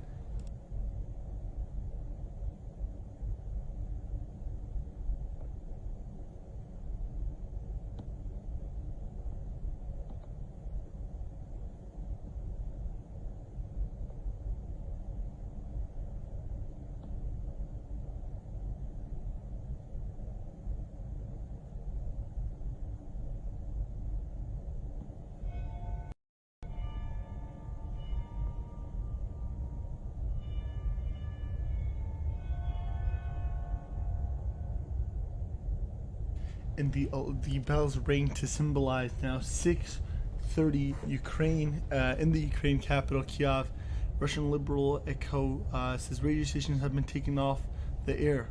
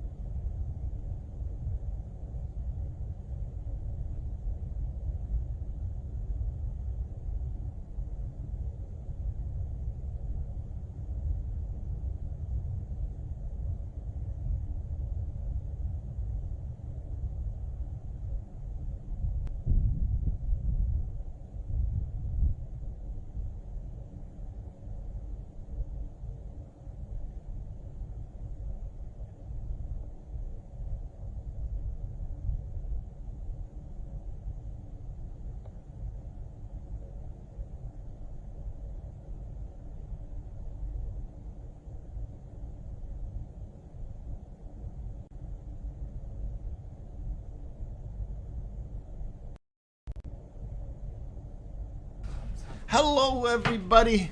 Again, you're getting live images right now from Kiev, the capital of Ukraine, where ongoing battles are right now happening. You've seen live footage today of strikes on the Ukrainian capital Kiev as the fight intensifies.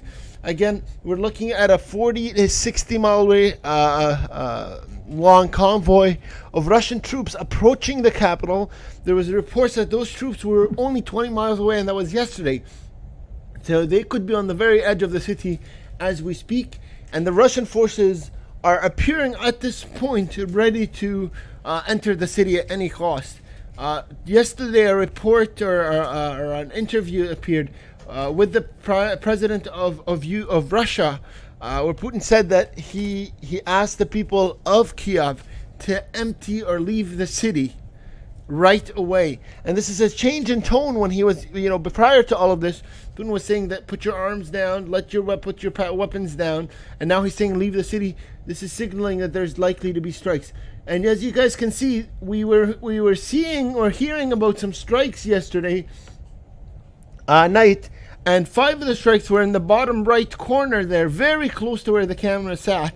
And you can see the damage there in the building right there, on the bottom right corner. We saw those images live during the late hours of the night yesterday on the stream, and now we see the real damage that those strikes had caused.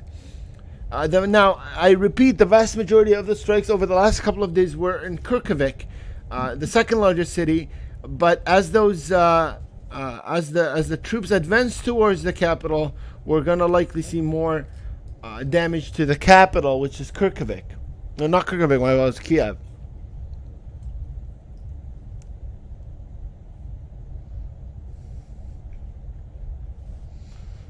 Guys, if you've not yet clicked that like button, let's try and do that. Click. If you've not shared the stream, please do that. Please share the stream with the people closest to you, your friends and family, and then on your Twitter and Facebook. We are trying to keep you guys live with what is happening in Ukraine as a whole, and particularly in Kiev. With this ongoing war between Russia and Ukraine. that is our part as YouTubers and as media personnel, to try and keep you guys updated with the latest. And we ask that you do your part in sharing the message that we deliver to you by spreading it, across obviously the people closest to you, as I mentioned, your friend and family, and on your Twitter and Facebook and other social media avenues. We will try to keep you alive, guys, for as long as we can. We will try and stay on stream for 24 to 48 hours. As long as we can keep our eyes even half open, we will try and keep the stream going. But again, we ask for your support in doing that, and your support comes in the ways that I mentioned there: sharing it, liking the stream, and spreading the word there. Now, as far as casualties, there was a report a little while ago from the Ukrainian side saying that there had been 8 Russian soldiers killed.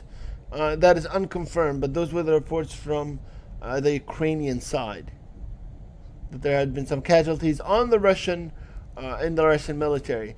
No real stoppage of the convoy that was heading there. A lot of people are asking why that convoy, the 40-mile long convoy, was not stricken by Ukrainian forces. And just to reiterate the answer there, that convoy, the 40-mile Russian army convoy, is supported by air and with anti-air defense systems. So it is not as easy of a target as many may think.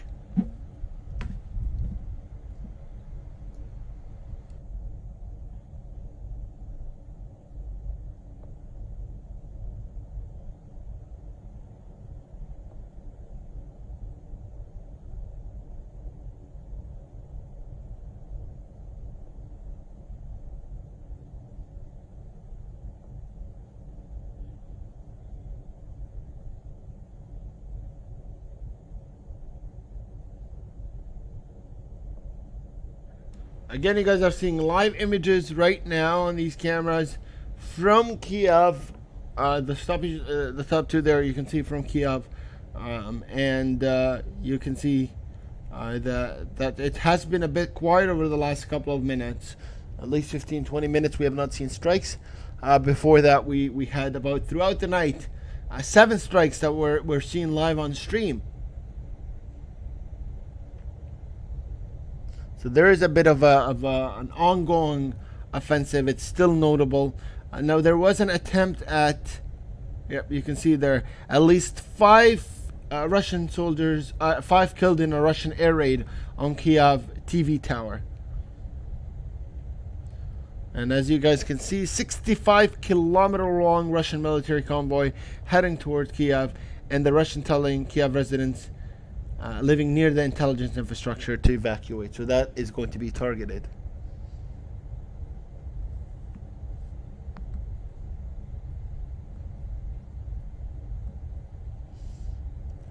All right, guys. Among other news, there was a report yesterday released by Ukrainian officials that felons with combat experience were allowed out of Ukrainian jails in Kiev in order to join the fight against Russian forces. The Ukrainian government officials have also made it clear that they have waived the visa requirements for any international looking to join the Ukrainian forces in their fight against the Russian army. Again, 8 confirmed dead after an airstrike by Russian forces on the capital, Kiev. That is reported by Ukrainian news outlets. And as I mentioned a little while ago, also reports by government officials that all felons within Kiev jails that have combat experience will be released in a bid to aid the Ukrainian forces on the front lines of Kiev in their defense of the city. The president of Ukraine, as I mentioned a little while earlier as well, has made it clear that they have waived the visa requirements for all internationals looking to join the fight on the Ukrainian front against Russian forces.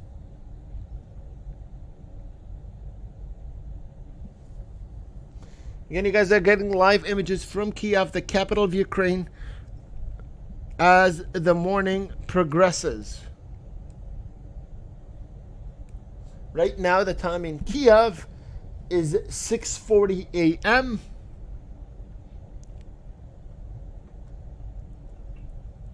And you can see clearly in the video there on the live stream the extensive damage to the city after the airstrikes experienced throughout the night.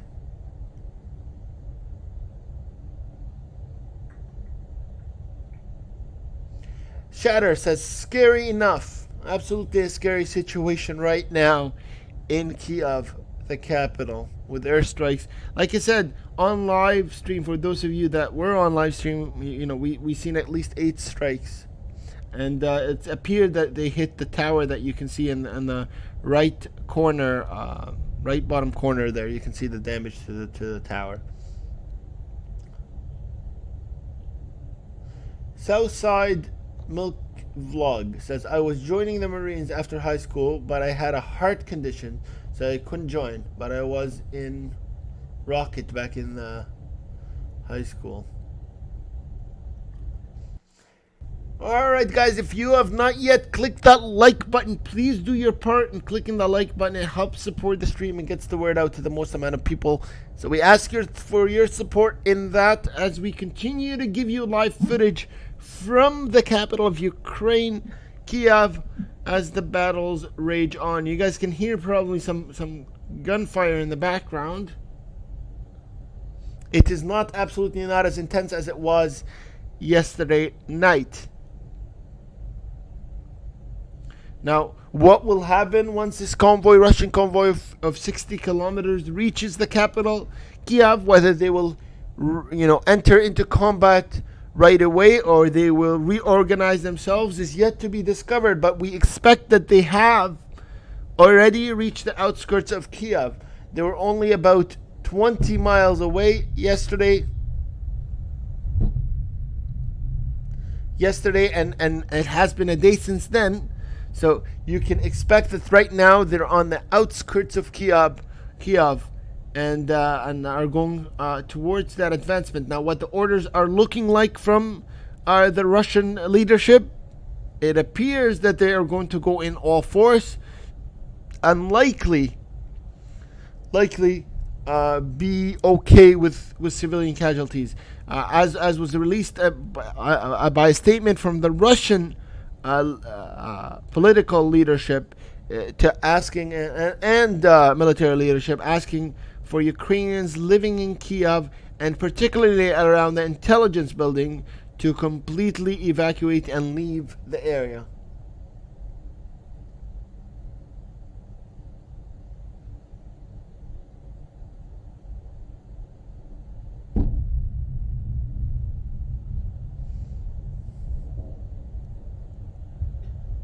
Okay, yeah, we're getting some more sounds. It looks like something happened in there as well.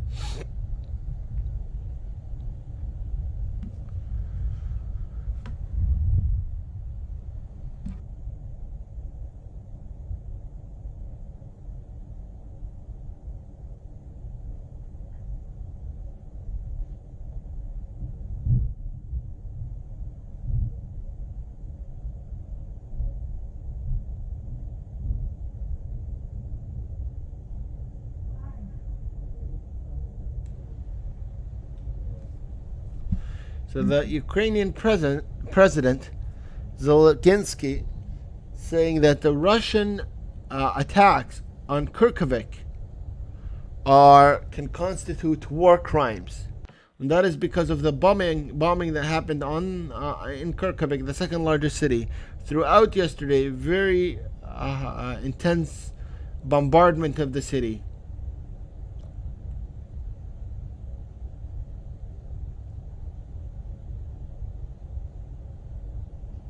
Now, just to be clear,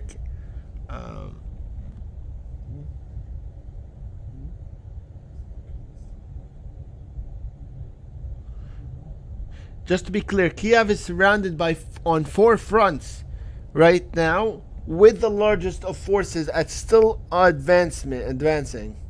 Did the top cameras freeze? No, they're still working. They're in two different parts of. So those are in different parts of Ukraine. They're not in Kiev. The bottom two are Kiev.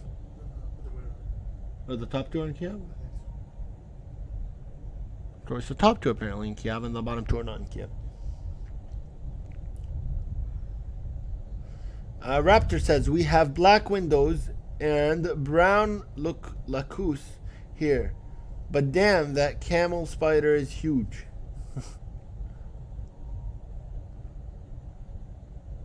So right now, I'm just reading. They're trying to encircle Kiev right now. So Sirens right now. See that? that's the church. No, there's. Oh, there's sirens, guys. Yeah. Yeah, I was just reading right now. So the Russian convoy has arrived, but they're trying to encircle Kiev right now. They're probably already encircled it. So they're surrounding Kiev as we speak right now, guys. You can hear the sirens going on and off. But there's official reports right now from the Russian side saying they're attempting to encircle all entrances and exits to Kiev as they attempt to make their advancements on the capital. Today is looking like it's going to be a really intense day for the people of Kiev and for the people of Ukraine as the capital is encircled. Now, even leadership within Ukraine is saying the capture of the capital would be the ultimate loss for the Ukrainian people. So this is a very big fight that is brewing right now on the outskirts of the capital. So basically, we've gotten confirmed information, it appears, that the Russian force, the 40-mile convoy, has officially began reaching the outskirts of Kiev.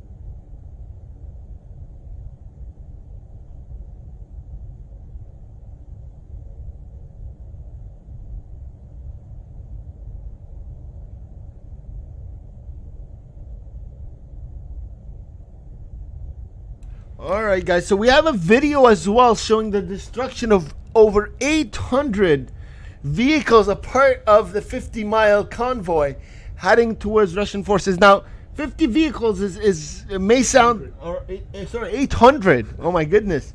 800 vehicles may still sound like a lot, but in a 50-mile convoy, it's still a lot. I'm not gonna lie, it's still a ton of vehicles that were destroyed. So Ukrainian Air Forces destroyed over 80 vehicles, or 800 vehicles, 800 vehicles from the 60-kilometer convoy. That's just mind-blowing. By the end of it, there'll probably be 2 vehicles by the end by the time they reach Kiev, there might be two left. Really showing some impressive power by Ukrainian Air Force. 800, guys, this is crazy news. 800 vehicles from, and we have live video showing it.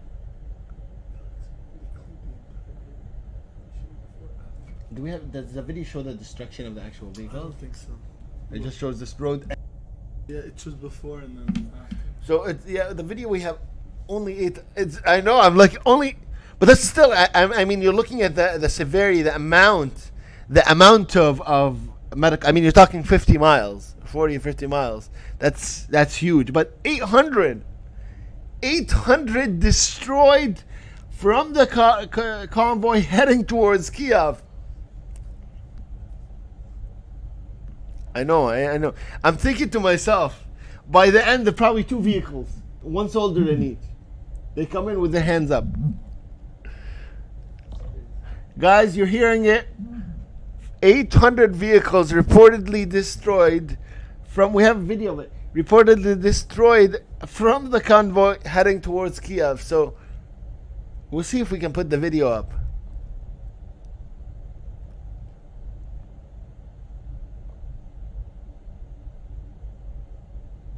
Yeah, we'll see if we can get the video up. Are you able to put the? We'll try and put the video up for you guys. So it looks like it was during the day. So based on the video, it looks like now. It's like the early morning. Early morning. So it appears in the video it's the early morning hours. So it appears like in the last little while. Now this is crazy because Russia had some air support trying to defend these forces as they advance towards the capital.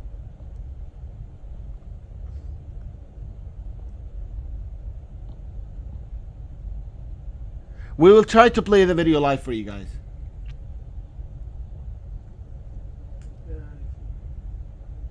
We will try and get it live for you guys. If you've not clicked that like button, please do that. They capture soldiers? They captured 3 trucks with 3 supply trucks.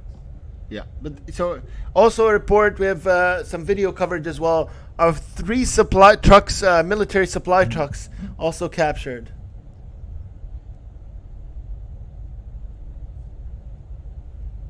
Yeah, so some crazy change. I mean, as we were saying at the beginning.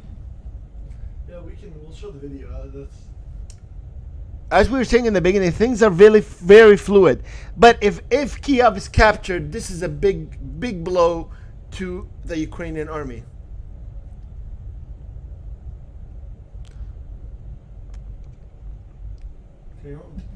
So if we will try and get you set up with the video so you can see exactly what we're seeing here.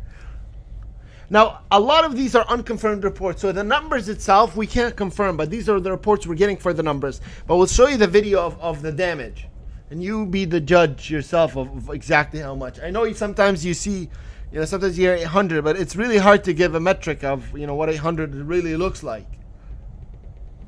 But yeah, guys, reports of 800 of the Russian convoy, the 50-mile convoy that's heading towards Kiev, destroyed using air raids, military air raids from the Ukrainian side.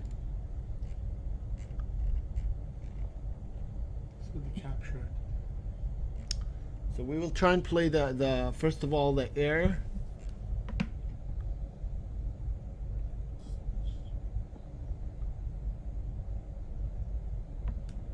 This is another one. So there's a couple. So they've been attacked multiple times, but it appears like one of the attacks is a bit smaller. Like the damage is not as intense. But we will upload it for you guys right now. We will show you guys right now. See this one? We will set it up right now.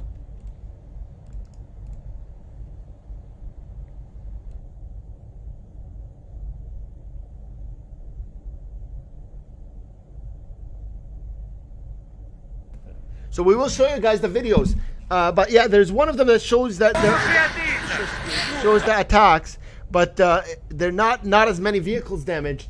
And then you'll see the other one where it's showing way more vehicles being destroyed, and it just appears like different types of different warplanes that have made the attacks.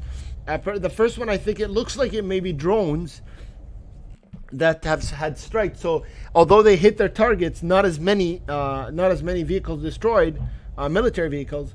The second, so there's destructions. We have some the resulting destruction as well. So we will get these videos up for you guys. We will show you, and maybe we'll upload them in a video as well.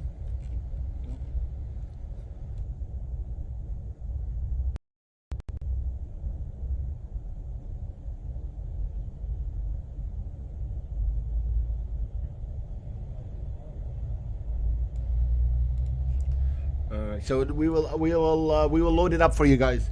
Again, reports of 800 vehicles, part of the convoy, heading towards Kiev, being destroyed as they head towards the capital. It appears it was during the morning hours, early mornings today. So I'm trying to just get it set up so I can play it for you guys and you can judge for yourself. We have 2. One of them appears to be a drone strike that's hit multiple targets. And then another one seems like a much bigger bomb that was flown. So I assume it's some sort of fighter jet. a very long part of the country. Yeah, so it's, let's see. Yeah, one of them appears like it's a bigger, much bigger airstrike. Okay, yeah, you can see the damage. Everything is really small because it's from so far, but we will show you guys, and you'll be the judge of the real extent of the damage. I know throughout the night, everybody has been asking. Everybody's been asking, why hasn't this convoy been hit? And maybe now you'll find out. Okay, so guys, we're gonna play it for you now. All right, I'll raise it and see if we can.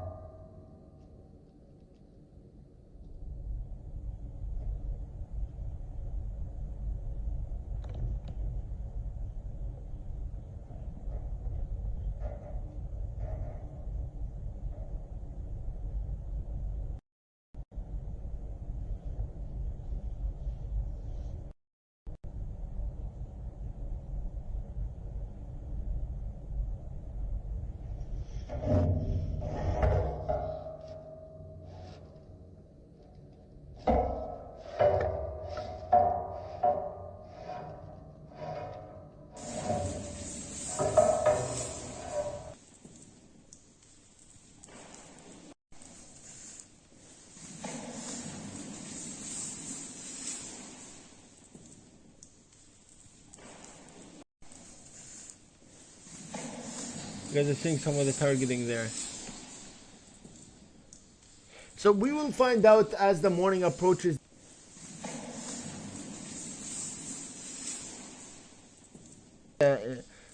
Authenticity of it, but you have okay, there we go. You have airplanes showing exact locations, and then you have strikes. So we will see the exact authenticity and what the Russians and the Ukrainians report as the morning approaches, and as we get official news from government sources as to the real damage. Now, this is not something that Russia is going to be able to hide.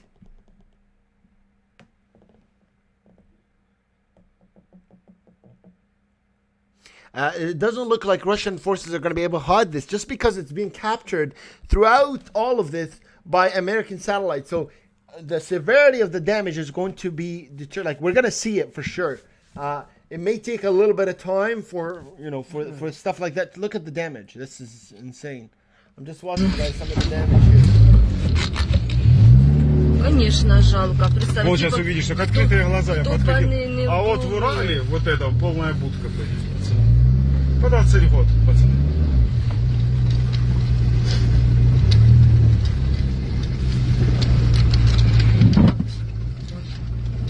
Что это было? Ну, видишь? Лежит. А он второй. Yeah, insane damage to the Russian army. I mean, it's clear the Russian army is really getting hit hard here. Extremely hard.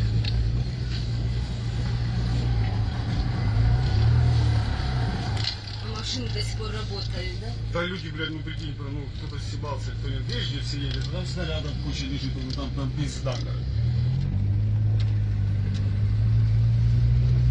Це джип який-то розвернутий. Це люди, наверное, їхали. Це ж, наверное, мені казав, що... Это вояки все, Лен. I know these may be older videos, but this is just to show those that haven't.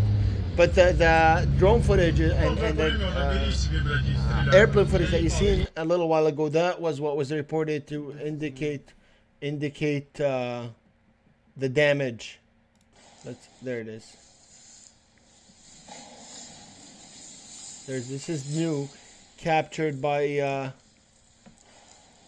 So reports that 800 vehicles and artillery from the Russians as part of the convoy heading towards Kiev had been targeted and destroyed by Ukrainian Air Force. Now, it's not yet confirmed. We'll find out what the official media and what Ukrainian officials mention in reference to that. We will see. We have the footage from the air.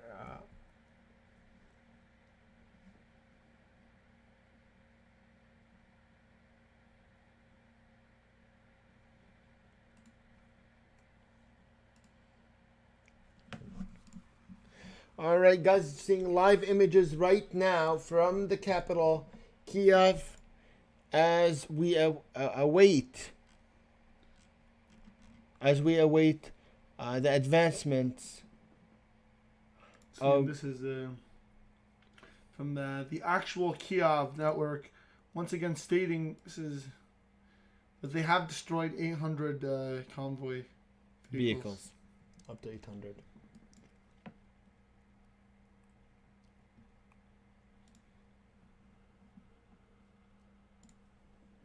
So this is according to the Kiev Independent.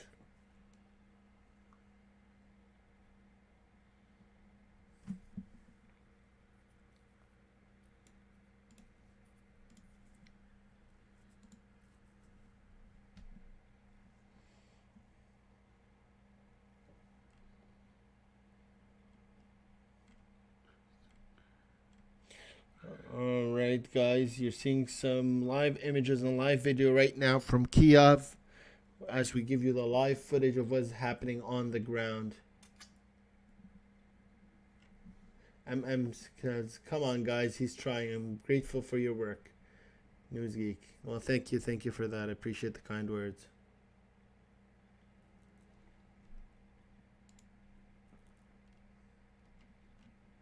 Southside Mike Vlog says, I know he's trying. Appreciate it, Mike. Southside Mike Vlog.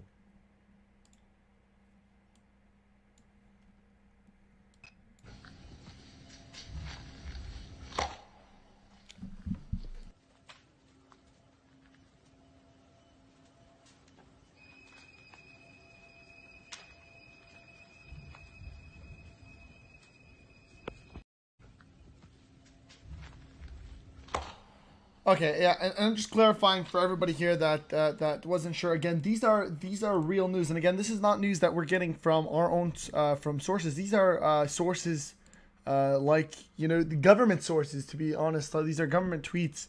Part of these are the Ukrainian army, and the Ukrainian Air Force, along with units of the army and territorial defense.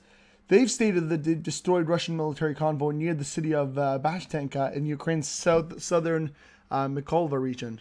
Again, these are military and again, this is not me trying to just show you guys, but this is 100% legit, guys. And of course, let's get back.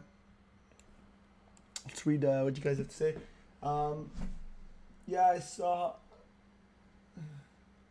Did you guys see that one guy coming to a Russian tank crew? That yeah, actually, that was quite insane. I did see that clip, to be honest, and it, you know what, quite crazy. That's all I have to say about that. To be really unequipped with not even fuel is extremely shocking, and is, you know what. Welcome everybody, guys. I want to let you guys know that we are streaming live to and about the Ukrainian and Russian conflict. Of course, it is the early morning hours in the capital of Kiev, 7 a.m., 7:03 a.m. to be exact. And what we are asking from you guys is to only hit the like button and to subscribe, and of course to share it to your friends and family. Joshua says, yeah, this is old. Sean says, yeah, poor planning from the higher ups.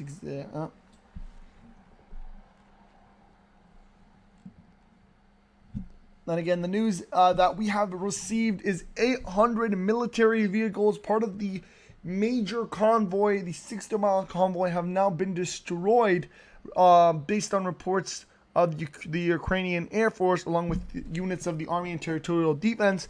They've destroyed large amounts of Russian military machinery, and of course, they have stated that over 800 vehicles have now been destroyed as part of the 60-mile convoy. And what that does prove is, even though the Russians thought they could dominate the air, they are clearly failing to do so against the Ukrainian forces.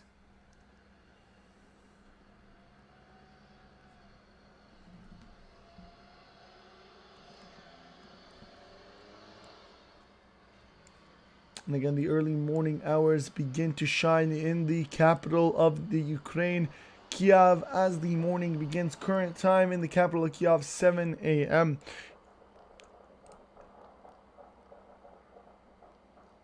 Guys, do you hear that? Guys, do you hear that? Major attacks! Major attacks!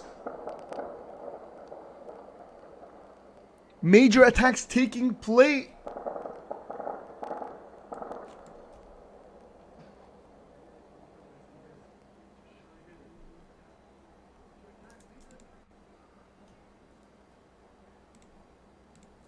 I don't know if you guys did hear that. Did you guys hear that?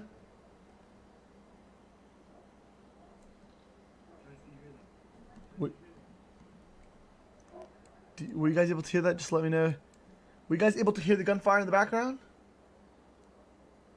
Quite intense, guys. And this once again proves that the convoy has almost reached. And even though 800 of the convoys, of the vehicles have been destroyed, again, it's a huge... More attacks, guys. More attacks raging in the capital of Kiev, in the capital of the Ukraine. I heard.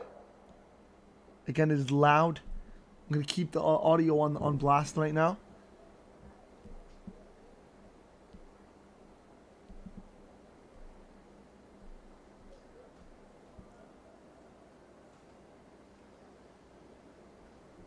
Again, severe battles between Russian forces and Ukrainian forces as the Russian forces edge closer and closer towards the battlefield with Ukraine in the capital.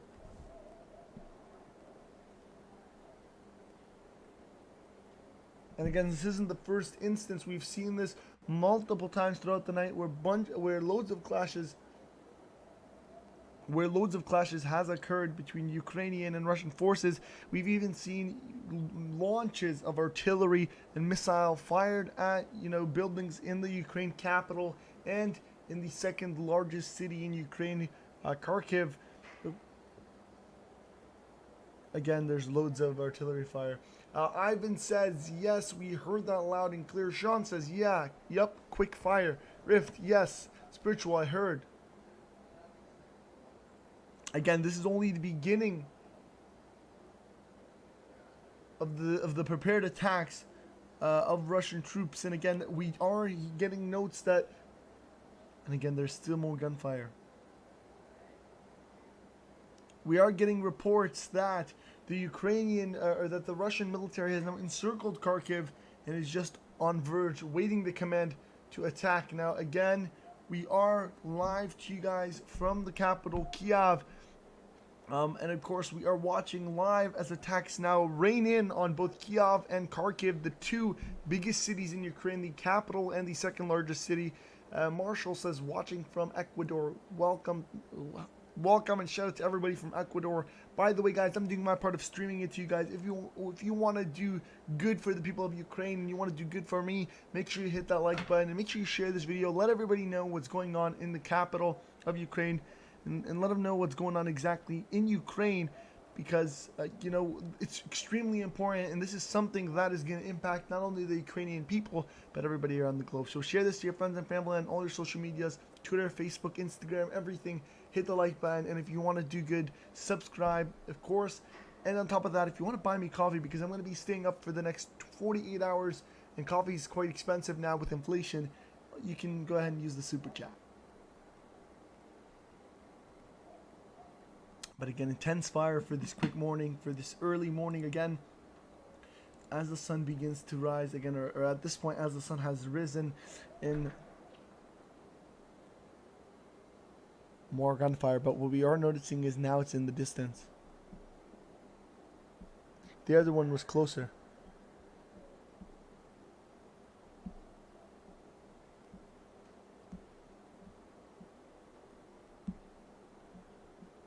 Again, this is a crazy time for the entire globe. We did get reports that over 800 vehicles, part of the military convoy heading to the Ukraine capital, Kiev, is now... Guys, there was just a rocket that landed in the bottom right. Something just landed at the very back. I don't know if you guys noticed it. Maybe that wasn't the rocket. Guys, we did get breaking news reports from on-ground sources, or from, in this case, the Twitters of the Ukrainian Air Force, sources in the Ukrainian Air Force, citing that they have destroyed over 800 military vehicles, a part of the Ukrainian, or part of the Russian convoy heading to the Ukrainian capital, Kiev. Such a crazy number. 800 military convoy vehicles. That is huge, honestly. Crazy number to see. Again, rocket has now landed. I don't know if you guys were able to hear that as well. Major explosion, guys. Now basically rocking the capital of Ukraine and rocking the second largest city of Ukraine, Kiev and Kharkiv. William says, did anyone notice Joshua was in the chat? Ivan says, hello, Marshall Parker. I am from Argentina. Shout out to Argentina. Rift Splitter says, do you guys think this is going to be as bad, or going to get as bad as Chechnya?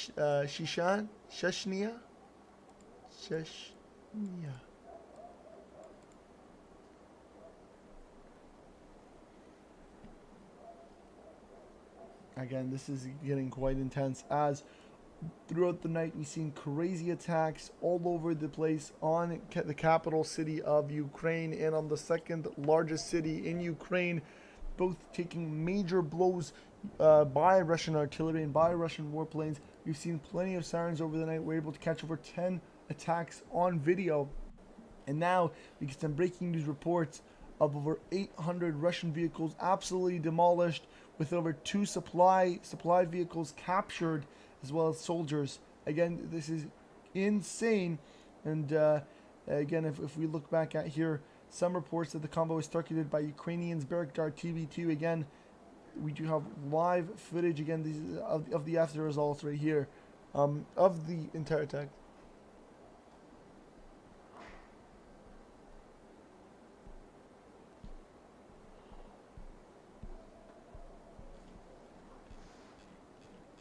And again, we will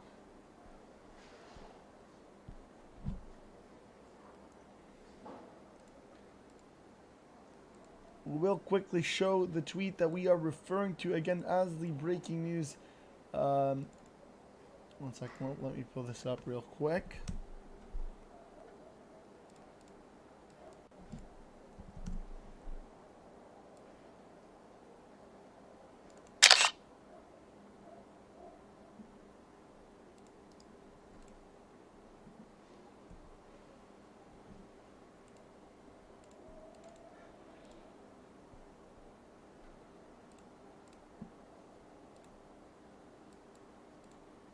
Here it is, guys, just to show you guys where we are getting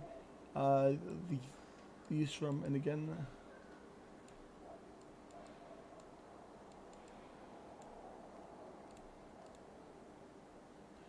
again, breaking news as we get sources saying that over 800 vehicles have now been hit that were heading as part of the military convoy heading to the capital, Kiev.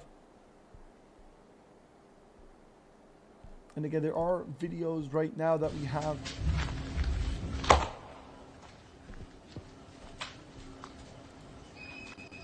From the aftermath. There are aftermath videos, and again, I'll quickly roll those.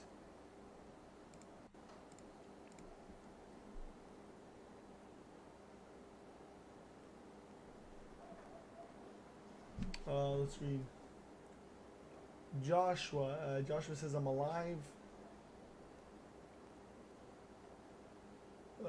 William, happy to see you. Rift, I think I read about that somewhere. Spiritual says, Josh, you're here.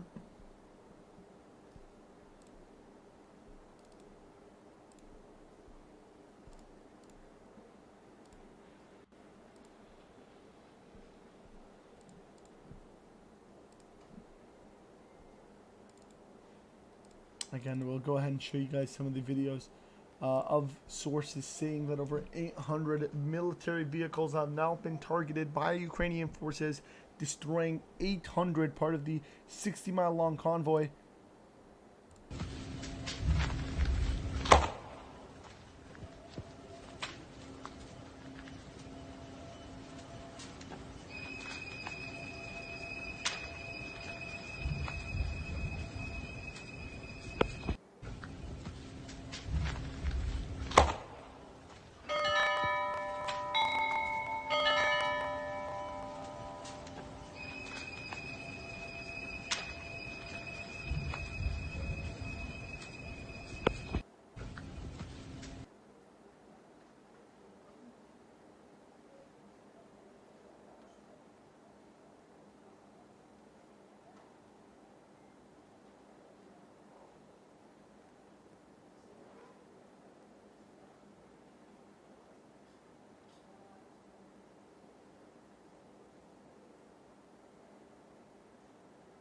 Riley has said hello. Hello, Riley. Again, guys, we have just gotten reports that over 800 military convoy vehicles have been struck just north of Ukraine, and again, north of the capital, Kiev.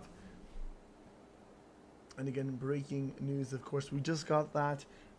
Ukrainian Air Force has tweeted that, citing that they have destroyed over 800 military vehicles as part of the 60-mile convoy.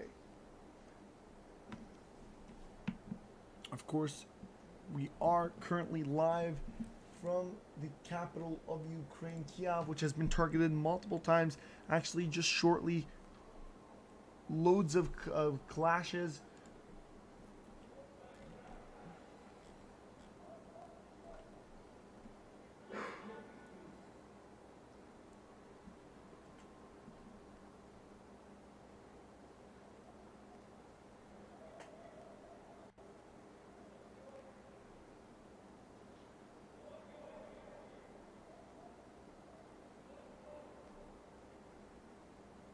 Alright guys, so we just got news that paratroopers have now landed in Kharkiv. Breaking news! Once again, paratroopers have now landed in the capital, Kharkiv, says the Ukrainian army, as well as over 800 Russian troops, Russian military vehicles have been destroyed. Again, it's been brutal on both sides, both the Ukrainian, and after getting news of 800 Russian military vehicles as part of the convoy being completely destroyed by the Russian Air Force, proves that they are targeting, and it is both ways. Now, of course, what's been quite crazy is that Russia has taken a total twist for civilians, really bombarding any place at any time. And again, this has also been proven by Vladimir Putin, the president of Russia's remarks, saying that leave Kiev right now because they will be severely bombing it. And again, Joshua says the paratroopers landed 2 hours ago. Actually, it just says 30 minutes ago is when the report came out. Russian airborne troops landed in Kharkiv and attacked a local hospital. There's ongoing fights between the invaders and the Ukrainians right now in the hospital. But I guess, Joshua, you are right now on the ground in Kharkiv, or in Kiev, so you'll know. But I don't think they landed in Kiev. They landed in Kharkiv right now. But as of now, guys, we did get a few breaking news reports. Over 800 military vehicles have been reported to be destroyed by Russia's or by Ukrainians' drones. Of course, 800 of those vehicles just north of the capital, Kiev. Just north of the capital, Kiev, as well as paratroopers landing in it. And William says, Josh is there, I trust him. Joshua Draven says, we were told about that at 10 o'clock. Yeah, Joshua, you're on the ground, so again, you guys get the news a lot quicker than any source can as of this point.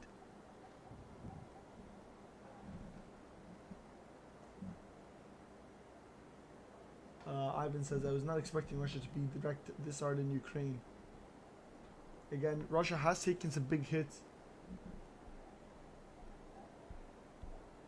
Joshua has said, and I'm not believing the 800 vehicles yet because the firefights tonight have been insane.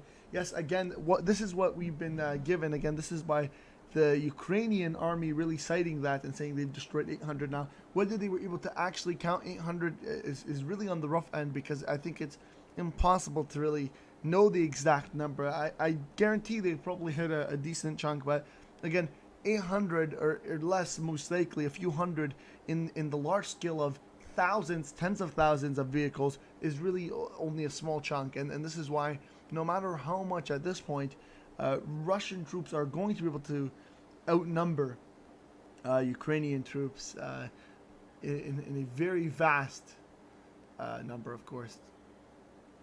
And again, breaking news reports we just got over 2 hours ago that paratroopers did land 2 hours ago in Kharkiv, of course, attacking a hospital, and of course currently are in clashes between Russian and Ukrainian forces. There has also been unconfirmed reports by the Air Force of Ukraine citing that they have destroyed a major chunk of convoy vehicles, of course Russian convoy vehicles, and they're citing 800. Of course, that's a very big number, so we are not going to confirm it until a lot of the major sources really confirm it. But as of now, there's an unconfirmed number of 800 convoy vehicles, Russian convoy vehicles that were just north of Kiev, have now been destroyed. Now, of course, there are loads of other vehicles still heading there. Again, like we spoke about, 60 miles worth of vehicles.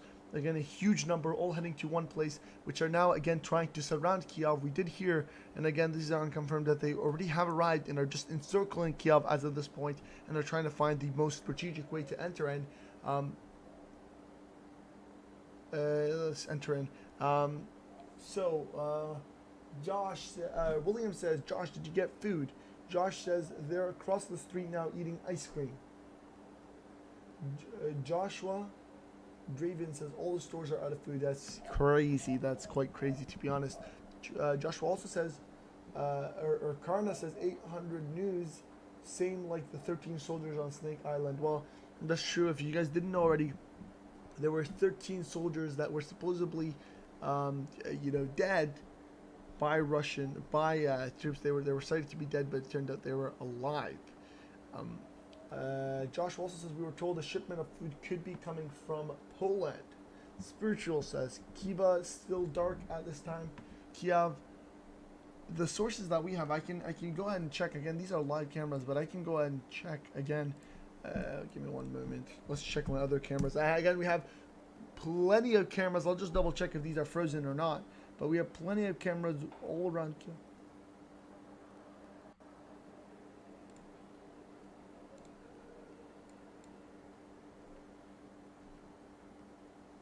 Again, parts of Kiev are dark as of this point. I'm just checking my other cameras. Parts of Kiev are currently in the dark, yes. So these cameras are fully fine.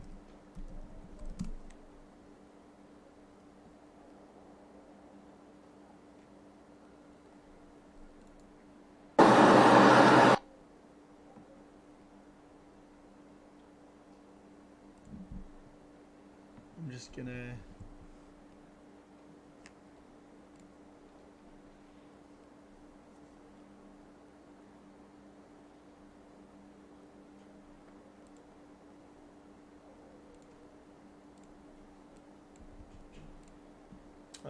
what's his name? Rifter says 2 covert raids.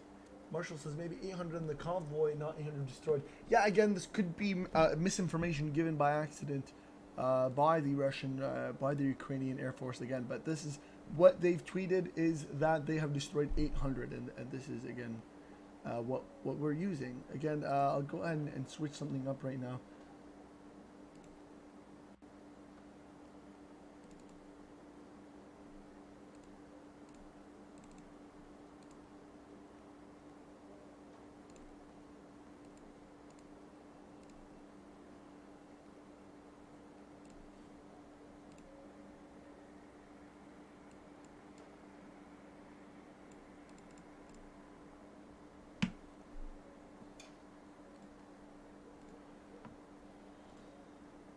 Alright guys, so we have now set up our other 4 cameras, so now you'll be able to actually see that side of things, our other 4 cameras.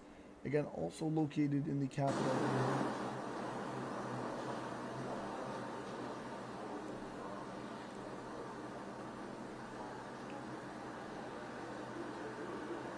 So, Kiev.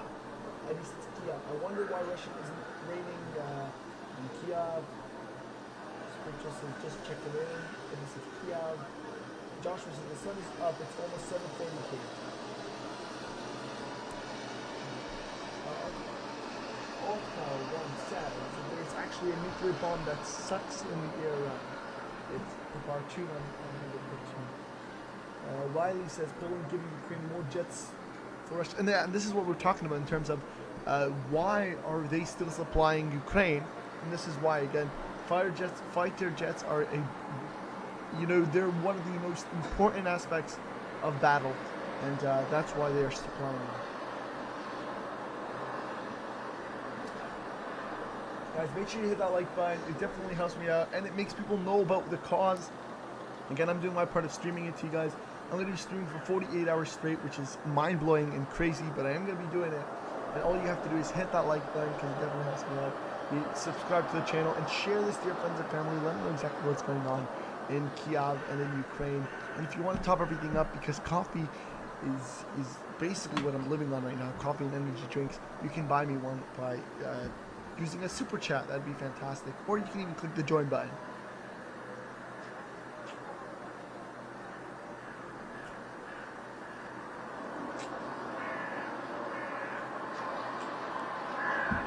Okay.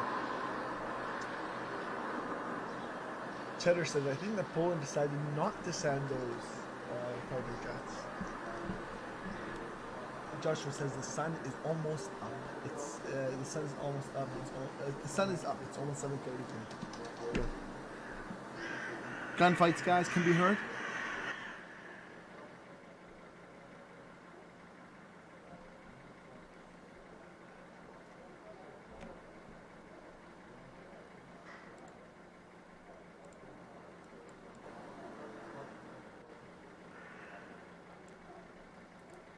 Again, we seen we seen multiple tanks in this screen right here, in the camera on the bottom right, multiple tanks strolling over in the night.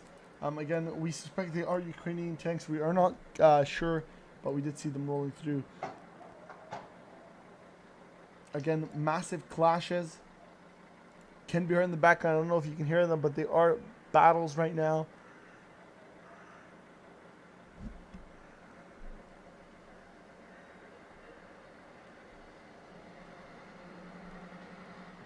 Spiritual says, watched every stream, by the way. Thank you so much, Spiritual. And me too, man. My life essence at the moment. Coffee and energy drinks. I know, man. Exactly like me. Alright, says, I heard people volunteering from the UK and everywhere to help Ukraine to fight Russia. Yeah, I've actually been reading over 50,000 Ukrainians from abroad are now going back to Russia to go ahead and, take arms. Rift says, also be careful with the caffeine, man. Coming from experience, that stuff catches up to you eventually. I know. I gotta find a way. It's been quite crazy, honestly.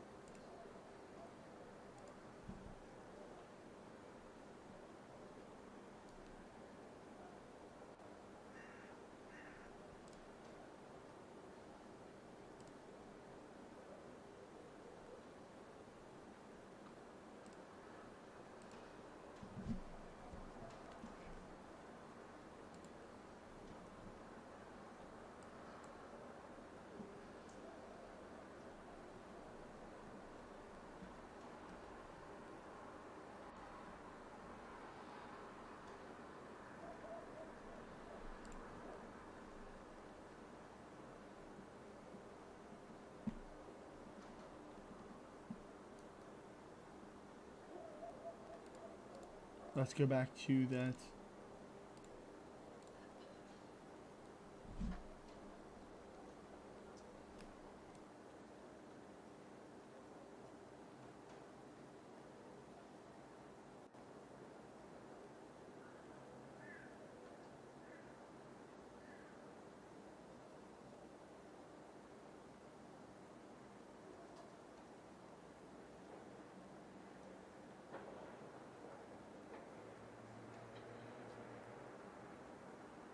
Again, gunfire can be heard in the background. Lots of gunfire, to be honest.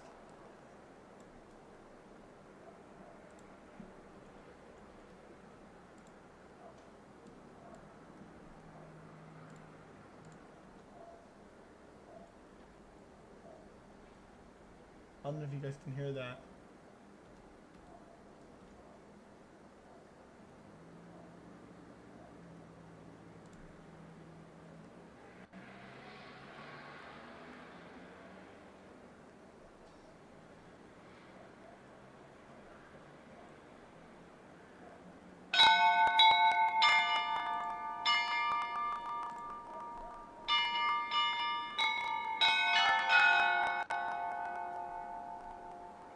Again, the time and the bell ringing once again to symbolize 7:30 Kiev in the capital of Ukraine, Kiev.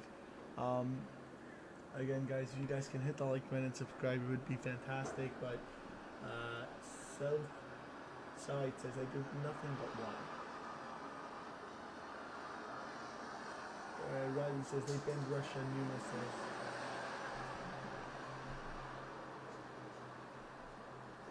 Francis says. Francis says finally that I found a good streaming. I am falling asleep. It's 2:30 a.m. Damn, yeah, 2:30. Quite crazy. Now Francis is trying to sleep on the great screen.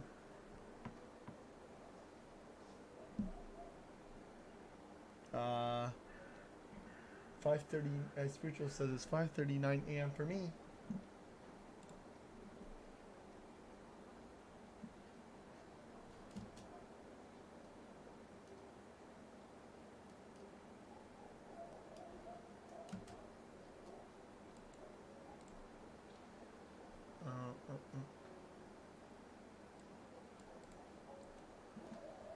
It's crazy to Rift says it's crazy to think that the last 5 or 6 years. Our relation with Russia seemed to be slowly repairing just for it to go back to the Cold War days overnight. Spiritual says 5:39 for me. Bob Robb says war between him and the day needs someone to blame in the end. I don't even know. Martin says I can hear a bell chime right on time too. It sings every quarter. I think throwback when Peeps watched. Peeps still watches. Remember? Bob Robb says you believe when you see you receive, but when you give. Francis says bell on. See you later. Oh, Francis, man, thank you so much. Appreciate that subscription. Thank you. Hopefully, I'll be able to see you around. But guys, we are back in the Ukrainian capital, streaming to you guys exactly what is going on.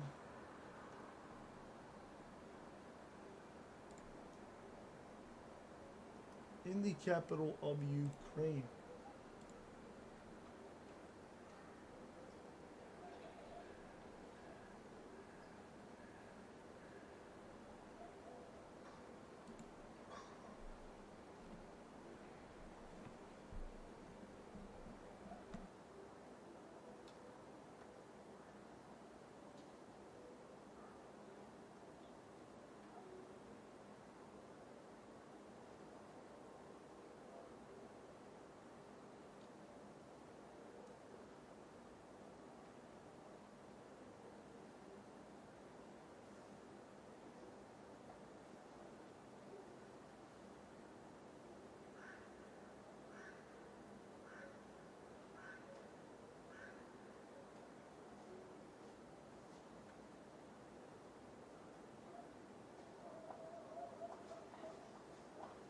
Again, guys, more gunfire right now. I don't know if you guys can hear it, but I'll try and line up the audio. In this case, it's quite intense. Sirens blaring.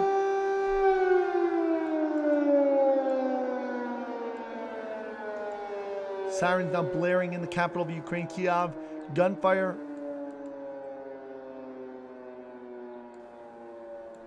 Again, it is getting intense.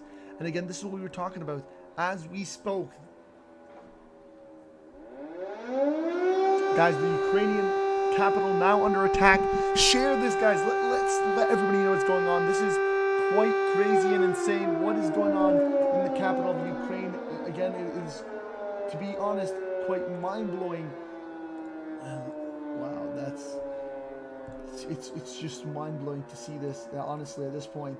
Now, of course, we have seen attacks happen, multiple times. And again, this is what we've been talking about, honestly. Remember how we talked about how the convoy's on its way? We've spoken about this. The convoy is on its way, and that the convoy encircled Kiev, and now they are firing, and now they're attacking. We can hear multiple bombardments. I don't know if you can hear it. Bombardments, clashes right now, on fire. Kiev is currently on and in attack. Oh my god, man. Again,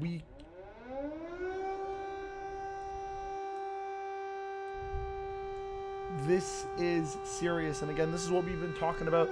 Kiev is under attack. Switch the cameras, please. Alright, I'll go ahead and switch again to the other ones.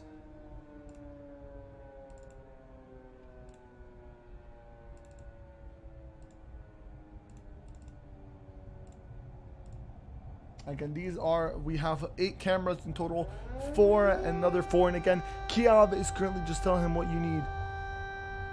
Here you go. There's 4 and 4 cameras again. We are currently 8 cameras, and we are constantly looking at what is going on in Kiev for you guys. I need you guys to do one thing for us. Share this video. Let everybody know what's going on in Kiev so that we can get the most people, and hit that like button, guys. But this is Kiev. Kiev is now under attack again. This is what we have been talking about over the night. We've seen multiple bombardments by Russian troops through air and through artillery. Of course, we've seen sirens blaring all night long, to be honest. And it's only intensifying more and more as this gets, and takes a more serious turn. We've seen President Putin, Vladimir Putin, the president of Russia, come out and say, that at this point, everybody leave Kiev because they're going to be bombarding it severely, and that he's given a warning. And we've also seen the shift in tone towards casualties. Now he's more open to getting civilian casualties, and he does consider it. And he does, consider the fact that, he feels like he's already let everybody know to leave, and then if something were to go wrong, that he has already told people. Again, the sirens are now, have now gone down. But what we can still see, and what I keep on reiterating, is today and probably tomorrow are going to be intense, and are going to be one of the most important days, probably in the history of Kiev, honestly, and of the Ukraine. This is going to be something that is really going to make or break the Ukraine and the capital. If we see the Ukraine capital Kiev fall, it basically means that that they captured Ukraine. But if we see the resistance really pull hard and the Russian troops not able to enter, this is a great success, and would be a great success for the Ukrainian army. Now, the sirens have now turned off. What this kind of symbolizes is that, the Russian warplanes are kind of encircling or going around or entering into the radius of Ukrainian airspace and leaving. And this could mean that they're hitting a target real quick and leaving, or that they're just going in the airspace to get that alarm siren going to kind of frighten people and to make them leave. And we've seen Putin say that multiple times, where he said, leave Ukraine. We want the people to leave Kiev, the capital of Ukraine. Leave Kiev. He's reiterated it multiple times. And now this could mean that they're also, on purposely going into Ukrainian airspace and making sure these sirens go off. Joshua says, we are getting ready. A large group of us to move west out of the city. And again, this is what Vladimir Putin has reiterated. The president of Russia, he wants people to leave Ukraine, or to leave the capital of Ukraine, Kiev, and they are planning to really heavily attack the capital of Ukraine, Kiev. We've seen all night long bombardments hitting at the very bottom right corner. On the bottom right corner, we've seen over 10 to 15 attacks targeting different areas of the capital, Kiev, and we're talking about the center. And again, we were able to even see that. We were able to see those attacks. We were able to also see, Ukrainian tanks passing by in multiple different live cameras. Again, on the ground, on the bottom right now, Earlier we were able to see Ukrainian tanks pass by, or what we suspect is Ukrainian tanks. But all night long we were also seeing bombardments there as well. So it's been quite intense, both for us and most importantly for the people living in Kiev, the capital, and for all the Ukrainians. This is definitely a really important and hard time for them, as some of them are forced to battle for their freedom, and others forced to leave their homes to again get away from this war zone right there. But again, we are reiterating, it's currently 7:40 a.m. in Kiev, the capital, on March 2nd. Of course, once again in the Ukrainian capital, Kiev. Heavy bombardments can now be heard once again. Again, it's an intense time.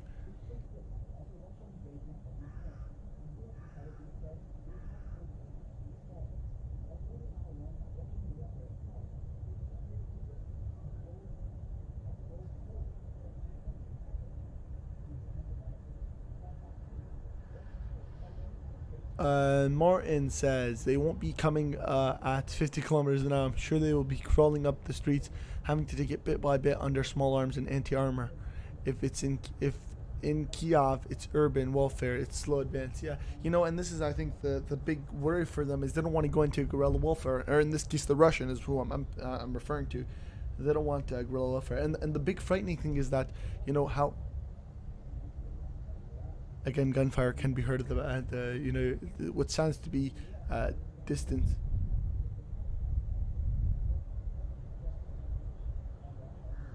And it's been quite consistent. Now, the worry here is that Russian troops are really going to start bombarding, so like crazy, basically, and wipe out Kiev through bombardments before going in, and that's going to definitely result in a lot of casualties. And this is the big worry. Now, whether the Ukrainian defense systems or air defense systems are going to work their way and basically take out those planes is again another very big question that is on the faces of basically everybody.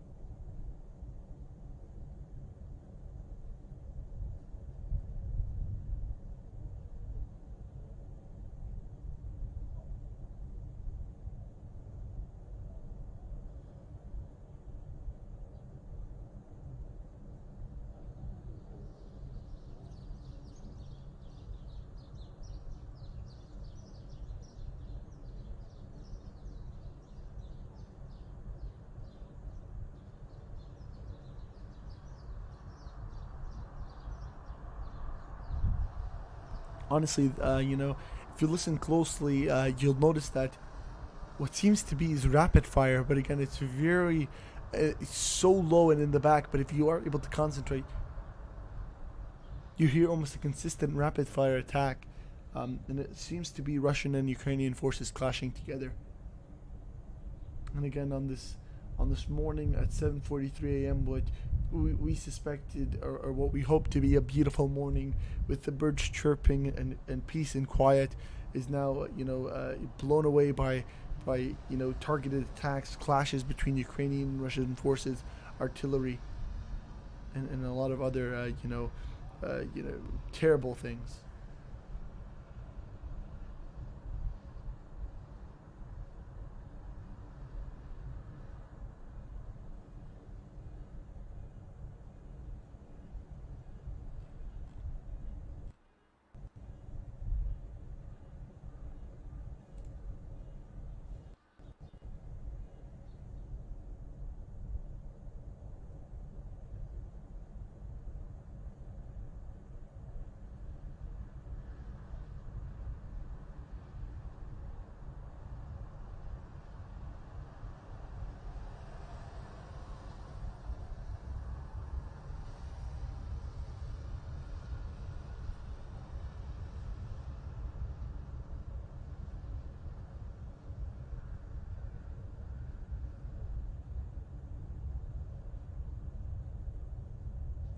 Yeah, it's not. And again, do you guys hear that or not? Or am I the only one? And again, you can hear it.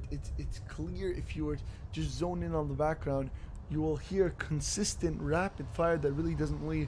And this really makes me feel like the convoy is now on the verge of of full-scale attacks, really just trying to find a breaking point, trying to attack, and the resistance is high. And I think this is where things really start to get serious. Or this also could mean that part of the convoy has arrived and the majority is on its way or extremely nearby, and that right now they're kind of could possibly overwhelm the Ukrainian resistance. Again, we will have to see. We'll have to see what happens. And again, extremely disappointing to see this beautiful morning day, ruined with no peace and no quiet. Clashes. It's just extremely disappointing.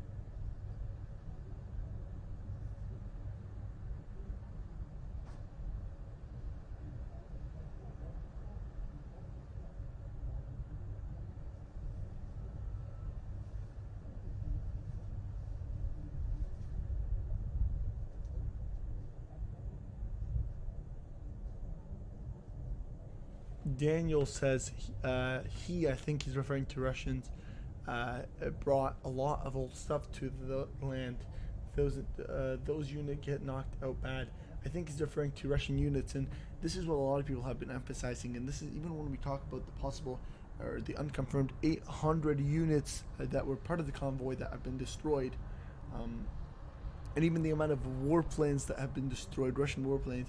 A lot of people say that this is because he's really bringing out right now all the extremely old, parts of artillery and weapons that he has that he's really not taking serious. But he does have that the Russian army really has some modernized weapons that they are using or that they're going to be using, but they don't want to release as at this point. So again, we will have to see. All of this is really going to probably show as the battles really start to get serious.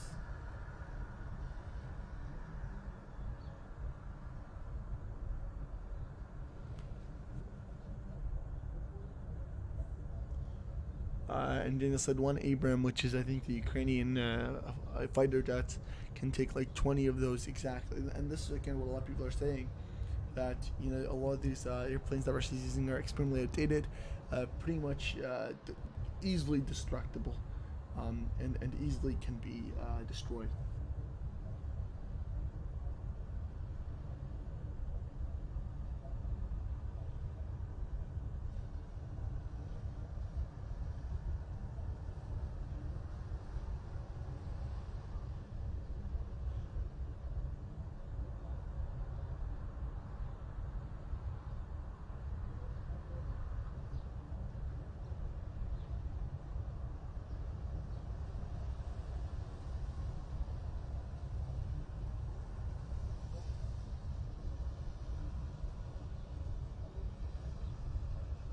Alright guys, so what I do want to ask from you guys is to please hit that like button and subscribe, and of course to share this to your friends and family. And if you want to buy me a cup of coffee, the super chat option is always open. But again, we are live, 4 cameras on the Ukrainian conflict, and all focused on Ukraine's capital, Kiev.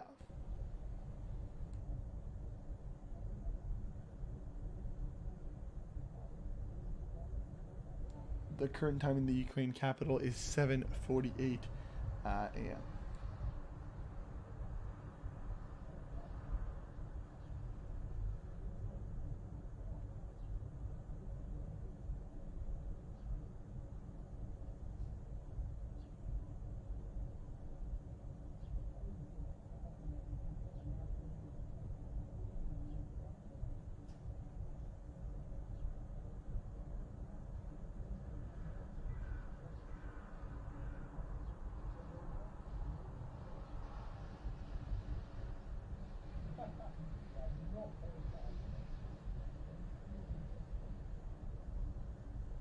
So what I like to do in terms of changing cameras, I like to shift a bit.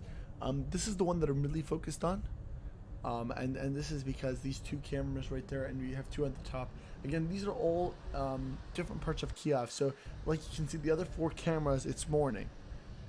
But these two are more, you know, again, they cross into a more later time, so they are still dark. But again, these two, especially the two bottom ones, have been extremely, and when I mean extremely, like these ones have been extremely targeted, and this is why I stick to these two cameras.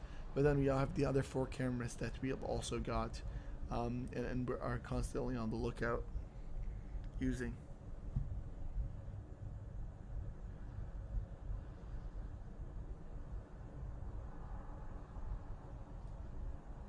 Cuphead says, hello everybody, I'm back.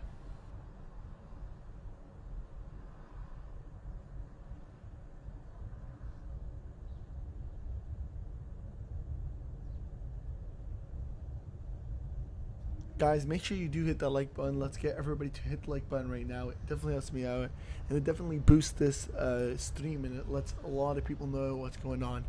It helps me through the YouTube algorithm. Spiritual says, from sunny to blizzard. I know, right? Quite crazy. But ask me out, say hit that like button please, and if you can, subscribe to the channel, and on top of that, share this to your friends and family. Let them know what's going on in the capital, and share this on your social medias, guys. We're going to be streaming for a long time, so I definitely appreciate if we can get as many people as we can in the stream. And if you want to top everything up, the super chat option is always an option.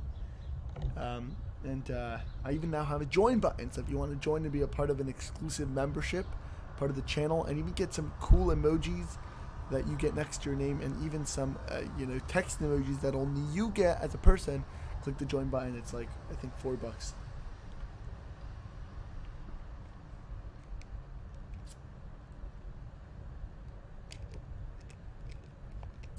Quite crazy.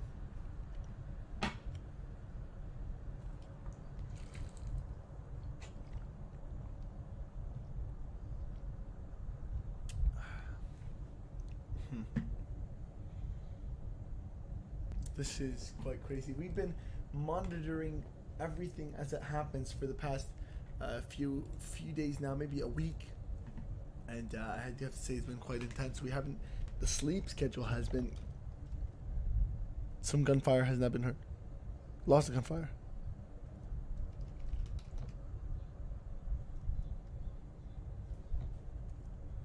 I'm allowing this up for you guys so you can hear it.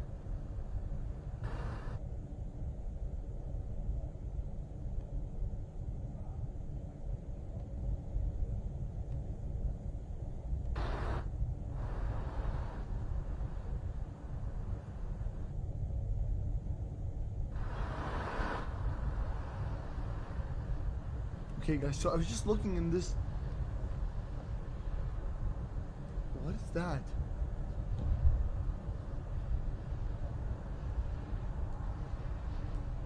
This looks a bit like some military vehicles, but I'm not sure. Let me know. One second, I'm gonna go back. I'm gonna show you guys this real quickly. Oh, I can't go back on this. But it looked like a military vehicle had passed in the bottom left. So I thought I seen one.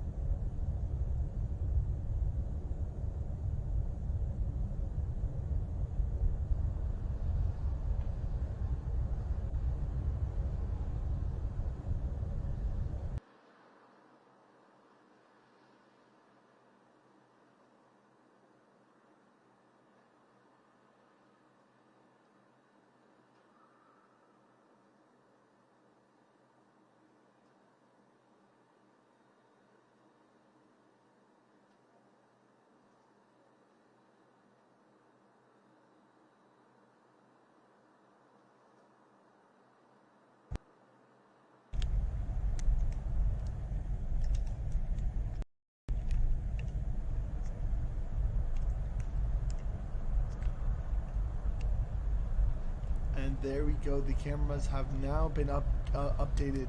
I was trying the entire time to get it to update, but now we have the one on the top left has been updated, and as you guys can see, it finally functioning right.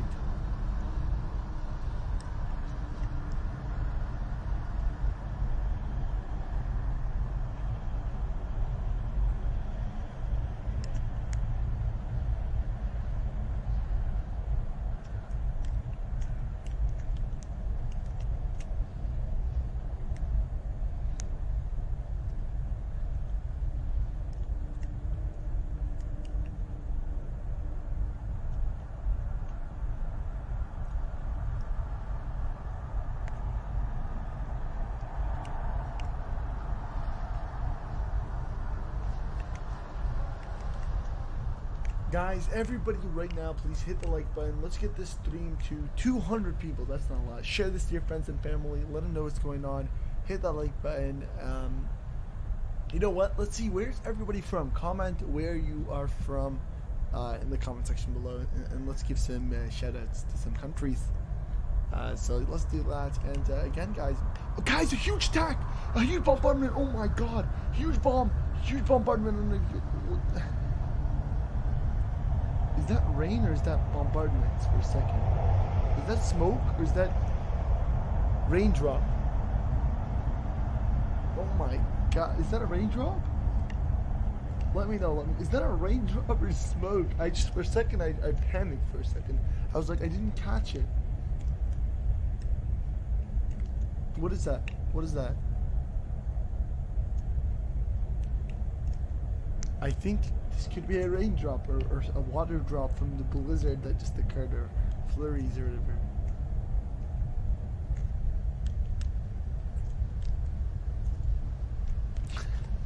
That's a raindrop.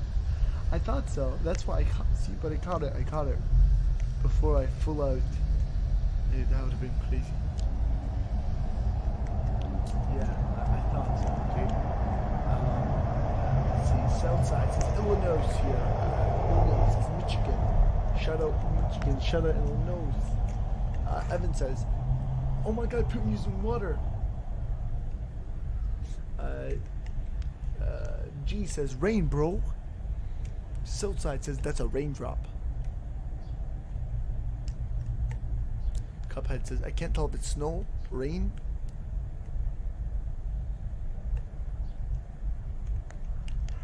Cuphead says, "Maybe rain." That's unreal. It looks, it seems to be like, yeah, it is. It's like rain or something. For a second, again, I was like in shock. I was like, how? There must be a full out, it's like they must have already started the invasion. But guys, all the cameras are now fully functional. That's exciting for me because finally we are now functioning the way we should be functioning in the capital of Ukraine, Kiev. And now we're able to give you guys everything as it happens.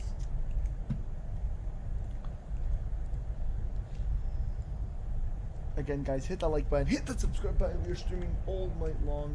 You know, my eyes are kind of closing. I'm not gonna lie.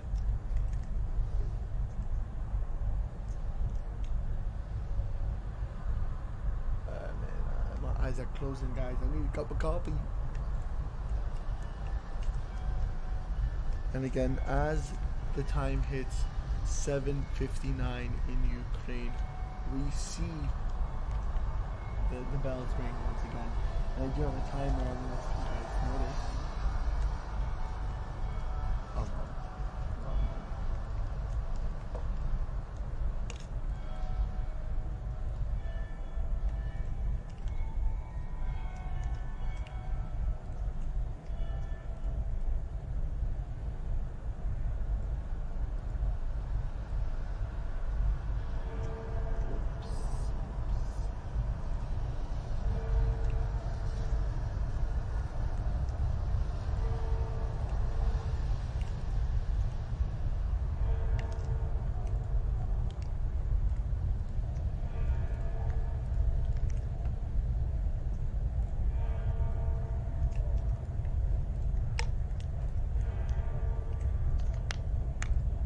And as the time hits 8 o'clock, we see the bells once more ringing.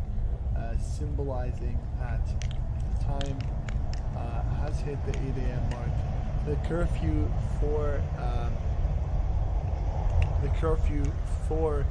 Kiev is now once again done, and people are now able to leave their houses and go shopping.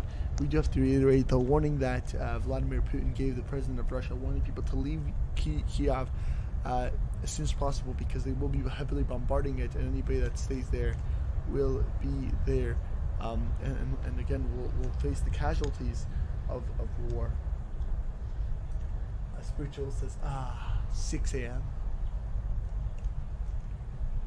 Captain says, good morning from London. I have been with you from the beginning. Thank you so much, Captain. Appreciate it. Patrick says, Kermel. Spiritual says 6 a.m. for me. Cuphead says 8 a.m. for me. Welcome everybody, man. I definitely appreciate it. Make sure you guys hit the like button and you subscribe to the channel, and of course share this to your friends and family. And if you want to top everything up, you guys can hit the you guys can do a free super chat. It would definitely help me out. It would buy me coffee, of course. And if you want to top everything up, there's a join button as well. There's a join button that was recently added, I think. And I also set up some emojis for anybody that clicks the join button.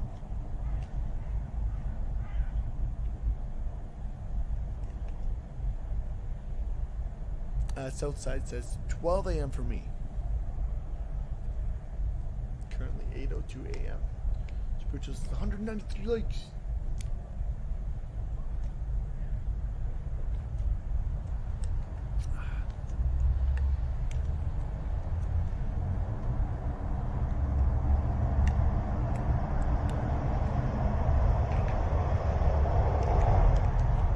Again, I almost feel like these are planes that are in the sky. Planes in the sky, the noises that we're hearing right now.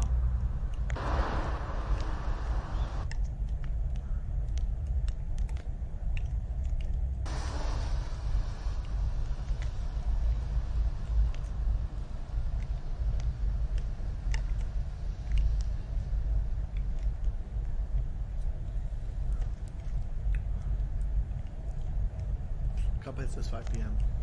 Sarah says 11 p.m. Everybody's saying what time it is.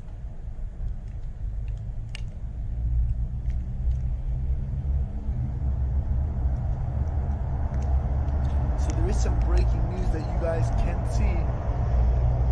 Spiritual is about to say that planes. Well, I think it is. Again, it's not like we can really see it because the cameras aren't facing the sky, but it definitely seems like there is planes in the sky. And again, this reiterates the fact that the convoy must be insanely near.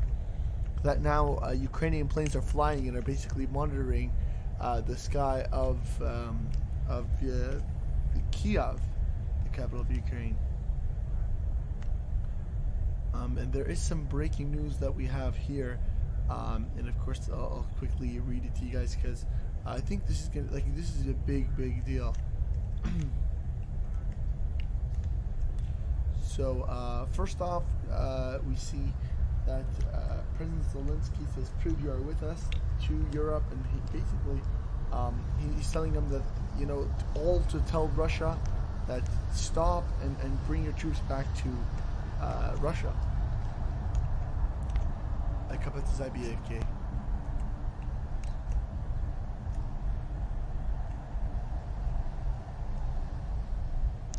Amanda says, "Are they Ukrainian planes or Russian planes?" Well, I'm guessing Ukrainian ones, because if they were anything other than Ukrainian planes, then the air sirens would have went off. So I'm pretty sure I can almost guarantee they are Ukrainian planes, because the sirens are not off. Again, there's gunfire. Again, reiterating the fact that there is major conflicts, and this is what we were talking about. Remember how we told you planes, the convoy, and this makes sense again. There is literally artillery fire that can be heard, and that means they are pretty much on the edge. The entire convoy is extremely close.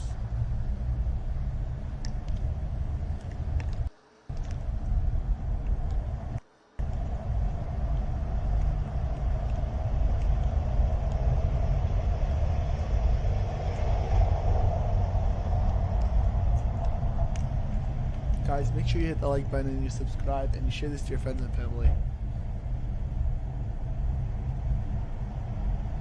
Russia also preparing to limit foreign investments being pulled from the country. Again, breaking news. Russia is preparing to limit foreign... Again, attacks, guys. Let's listen to the background. It's huge.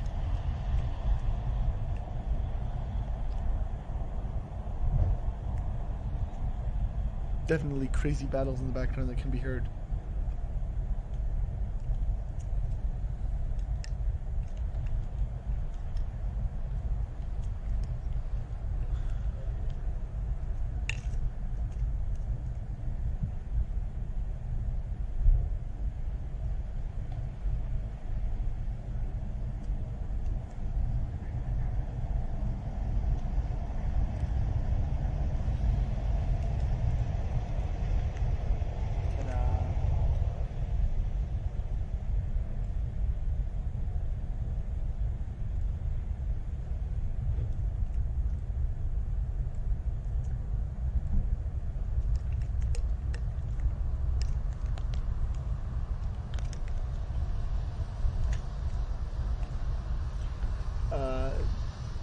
Daniel says, I think the Russian soldiers know that they're doing bad. Again, Russian airborne troops now land in Kharkiv. This is a while ago.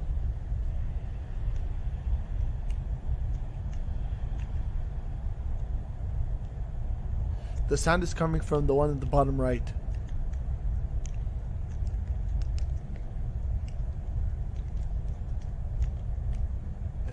Turn out the rumbling is the convoy moving. Imagine.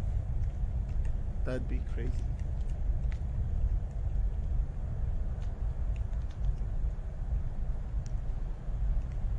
Pablo, thanks, no problem. And again, this is what it is. The Russian army on outskirts of southern Ukrainian city Kherson, says the mayor. Russian forces also link up to separatist allies in key coastal territory north of the Black Sea. Okay, so Russia has breaking news. Russia has stated that they will pursue all Ukrainian offensives until all goals achieved. Again, this is breaking news. Russia has officially released that they will pursue all Ukrainian offensives until their goals have been achieved. And again, this is once again reiterating the fact that they're saying that, like they've mentioned it multiple times now. First off, they said that everybody leave Kiev. Second, they warned that they're going to put out crazy attacks. Now they've released a statement saying that they are going to go on any offensives until they reach their goal. And once again, this symbolizes that they are going to heavily raid Kiev and basically not care about the casualties. This is their way of saying that, listen, this is their way of saying that, you know what, if you are in Kiev or are in any major city that we want, leave now, because we are going to attack it with full force and there's going to be some massive casualties. So we're warning now. Welcome everybody to the stream. Make sure you guys hit that like button. We're going to be streaming this for the next 48 hours. I'm already about to close my eyes because I'm tired. I've been drinking coffee and energy drinks, but we're going to grind through, be streaming for over 48 hours. All you have to do to support the stream is hit that like button, subscribe to the channel, and share this to your friends and family. Let them know exactly what's going on in Kiev, in the capital. Earlier in the night, we've seen over 10 to 15 bombardments live on camera. We've seen tanks rolling live on camera earlier as well. Multiple sirens. Things are about to get bad. And just a few minutes ago, we seen warplanes, or we heard warplanes in the sky, Ukrainians warplanes in the Kiev sky, and then we heard bombardments, and now there's a statement that has been released by the Russian president saying that Russia will pursue all offensives in Ukraine until its goals are achieved. And this also coincides with the president's Vladimir Putin, the president of Russia, which earlier said that they will be attacking, that all residents of Kiev should leave because they will be attacking it. And again, this is their way of symbolizing that as of now, if any casualties are to occur, they already warned the people of Kiev. Let's go ahead and answer a few questions. BXR says, I'm pretty sure the rumble is the wind. Spiritual says, not good. I know, that's extremely bad, honestly, and quite crazy, to be honest. Daniel says, if they get caught crying, they probably BXR says that's more than likely the wind we are hearing. Exactly. No, I'm not talking about that. Earlier, I heard there was artillery, guaranteed, fired.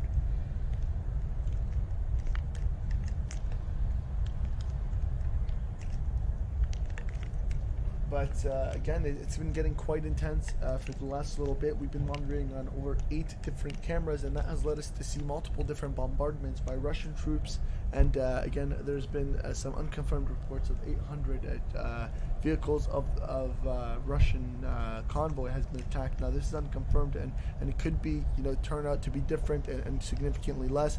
With the videos that we've seen haven't shown really 800 vehicles, but there were unconfirmed reports of that, so I just thought I'd let you guys know exactly what was going on. And of course, we are going to release this to you guys. Amanda says they should never surrender. BXR Digital says, so pretty funny that people used to be afraid of the Russian army. Now we see how poor and poorly trained they are. And this has been also reported by the Ukrainian military when they captured over 200 or 300 soldiers. Again, that was in artillery fire. But when they captured 200 or 300 Russian soldiers, they clearly stated that a lot of them were young, a lot of them were poorly trained, and very unequipped. And yeah, welcome to everybody in the stream. Make sure you hit that like button, guys. I'm going to be doing my part of streaming to you guys the Ukraine and letting you know what's going on. Again, are these military vehicles? The top right. Are these military vehicles? I can't get a close look, but it seems to be. I'm not sure, just the shape. But again, they could be normal vehicles, but just to confirm, if anybody's able to zoom in, again, I don't know, maybe they're normal vehicles, but it's been quite interesting. Maybe they're normal vehicles, but they seem to be maybe possibly war vehicles or military vehicles in the top right corner that I've just drove by. I can't confirm that though, but again, it's been quite intense, guys. I'm doing my part of streaming to you guys the Ukraine, and I'm going to be streaming for the next 48 hours. And all I want from you guys, my voice is going from all this talking. All I want from you guys is to hit that like button, to share this to your friends and family, let them know what's going on in the Ukraine conflict and exactly what's going on. So share this live stream, and of course subscribe, hit that like button. And if you want to do me extra and you want to buy me a cup of coffee or something of that sort, I currently have the super chat option, so you can feel free to do a super chat. Again, there are more cars. They look like military vehicles, guys. I think they are military vehicles. They are all the same. These are definitely military vehicles. If you guys look at them clearly, number one, they're all the same color. And they're all heading in the same direction. These are military vehicles, guys. These are all military vehicles. And what we've noticed is that, look closely. They're all heading in the same direction. And as you guys can see, they come in bundles. So some are going, and what this makes, they're not military vehicles. Maybe not. But it seems that one definitely was. Yeah, there was, I think the last one, maybe not that white one, but yeah, there's a few things that make me feel like there is the military vehicles. Number one, they were heading in the same direction. Yeah, the last one, maybe the white one isn't a military vehicle, but again, I'm not sure. But they were the ones at the back. Top right, yeah, I agree. They were the ones at the back, not the ones at the front, the ones at the back. Those were military vehicles. Because I've seen them, they're all like, not sedans, they're all SUVs. They were all SUVs, and they were all the same color, and they were all heading in the same direction. And this at the same time coincides with the timing of the convoy and how earlier we were hearing warplanes, and even till now we still hear them. And even till now we hear them, warplanes monitoring the skies of Ukraine, and these are Ukrainian warplanes. Spiritual says at the back, yeah. And again, this, so BXR says NATO will eventually be sending in troops again. That's what BXR says. BXR says US, UK, etc. will get involved. Again, I think the US has quite made, and again, see, there's one thing that I've been noticing, and that is a lot of vehicles there that, if you look at the back, they're all the same color. A lot of them are the same color, and they all seem to be heading in one direction now, and following each other. Now, again, it could be normal. Again, it is a street, right? So maybe they're all going in the same direction because it's a road. But as of now, I haven't seen anybody even take a right turn or a left turn into the if we look at it straight, again, could be a street. So that's why maybe I'm overcomplicating it. But just the style of the vehicle makes me again. I just heard 2 gunfires.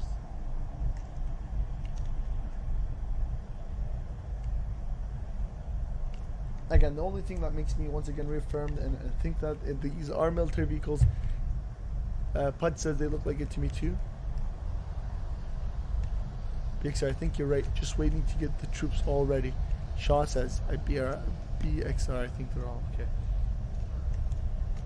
So again, the only reason why I thought I'm predicting now that is because even earlier in the night we've seen tanks drive by in Kiev. And again, the idea is they're reinforcing their borders. This could also be, some of these people that we're going to see again, in the bottom left corner, the bottom left camera, are people most likely leaving Kiev. BXR, yeah, I know these are not Russian, is what I'm taking. I don't think they're Russian. I'm saying these are Ukrainian, but they're just some of them are the vehicles they're going to posts in preparation of a Russian offensive.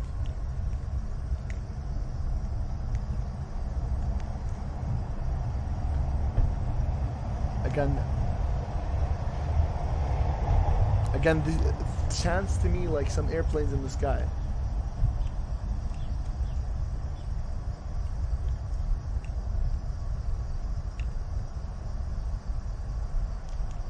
BXR says military vehicles driving in a convoy through a hostile city usually drive slow.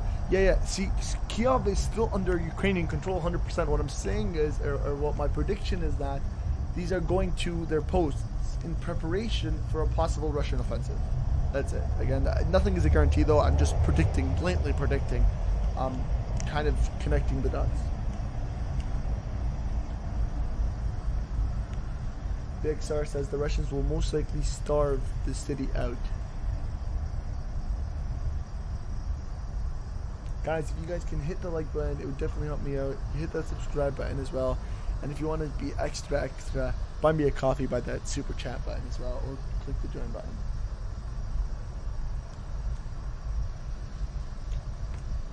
Well, I mean, hopefully they have moved the president to a more secure location. Again, bombardments.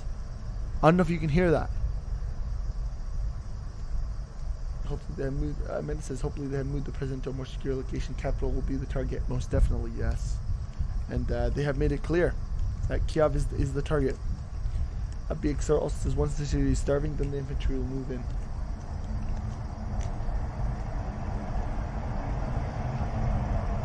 Again, this sounds like a military warplane, fighter jet.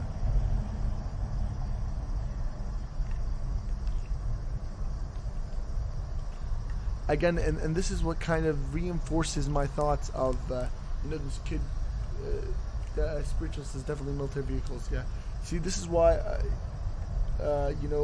This is what kind of reaffirms my thought of, these are most likely. Some of them are most likely military vehicles.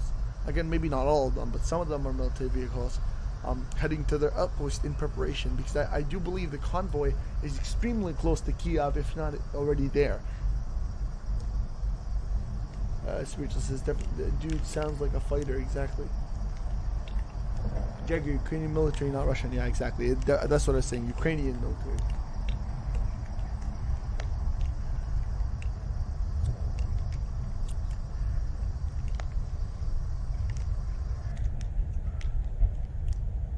Rosie says, yeah, I heard that one.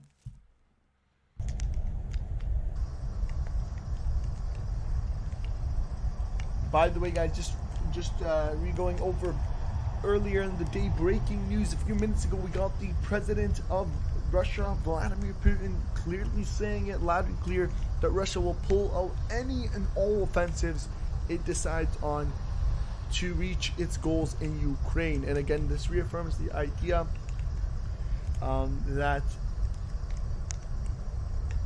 Spritch says UK sent 7K what? But that reaffirms Vladimir Putin's idea that, you know, they will target anything and anywhere and anybody in their way, and they've also reaffirmed, you know, that, stating that any civilian in Kiev leave, because Kiev is going to be a heavily targeted area. 7 troops? 7, really? I didn't even know that. I didn't even know troops were going to get sent from anybody to Ukraine.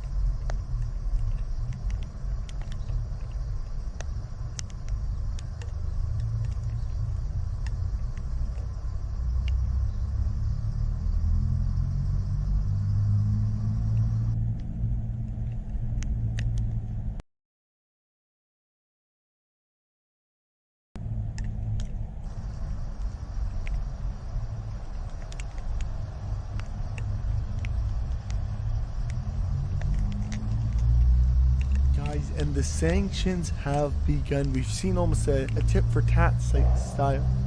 That was a huge bomb, guys. Huge bombardment that was loud. I don't know if you heard that. What was that? What was that? Crazy. But Russia's largest lender, Sberbank, now quits Europe. Again, this is definitely a fighter jet sound. It's almost like we hear a fighter jet in the sky. Again, this seems to be like a Ukrainian fighter jet since the Sirens are not on. Which means, again, there is definitely clashes on the outskirts. Not in Kiev, but definitely on the outskirts. But not in Kiev radius, because otherwise the air Sirens would run off.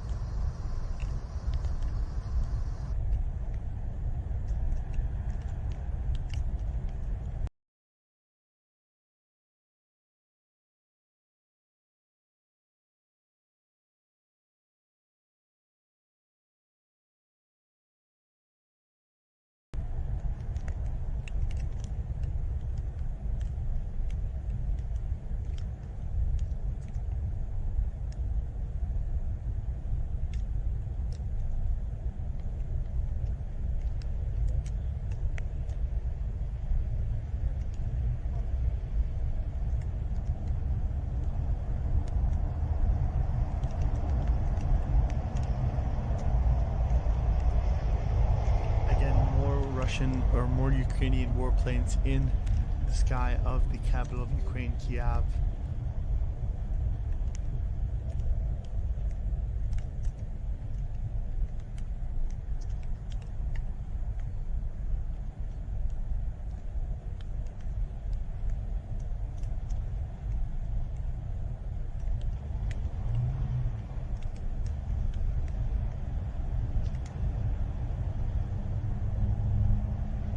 The current time in the Ukraine capital, Kiev, is 8:31, and again,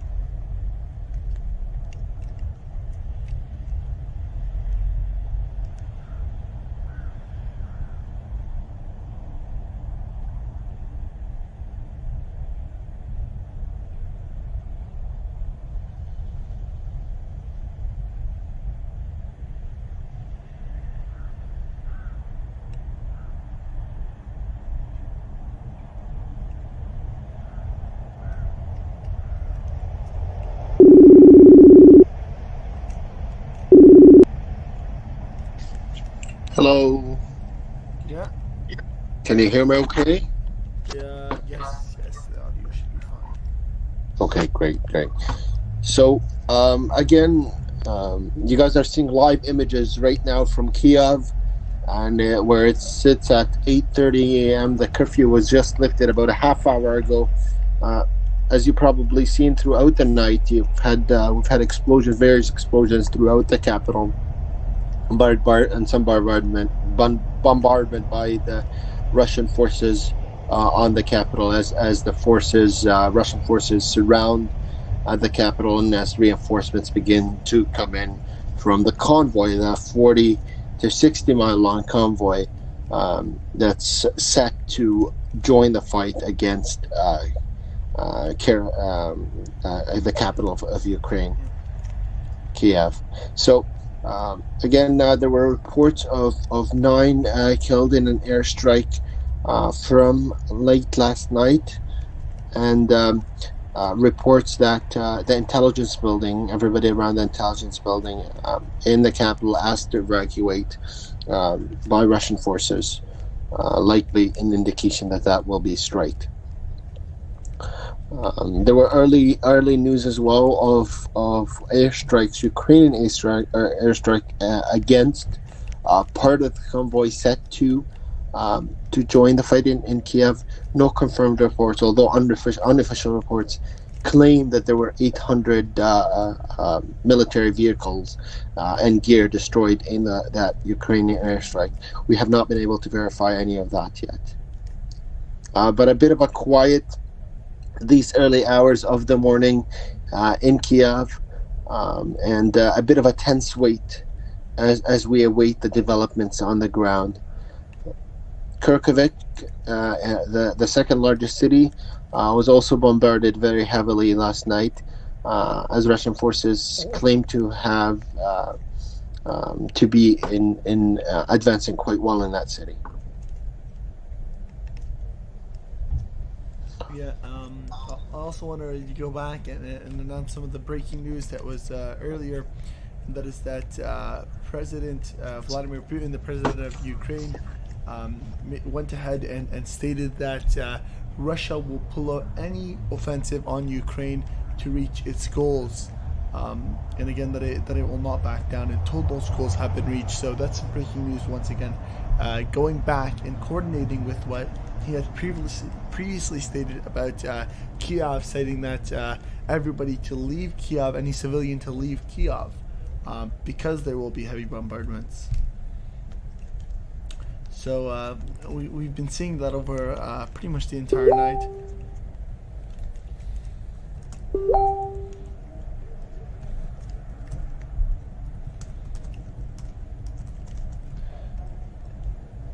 All right, and we've been seeing that pretty much the entire night.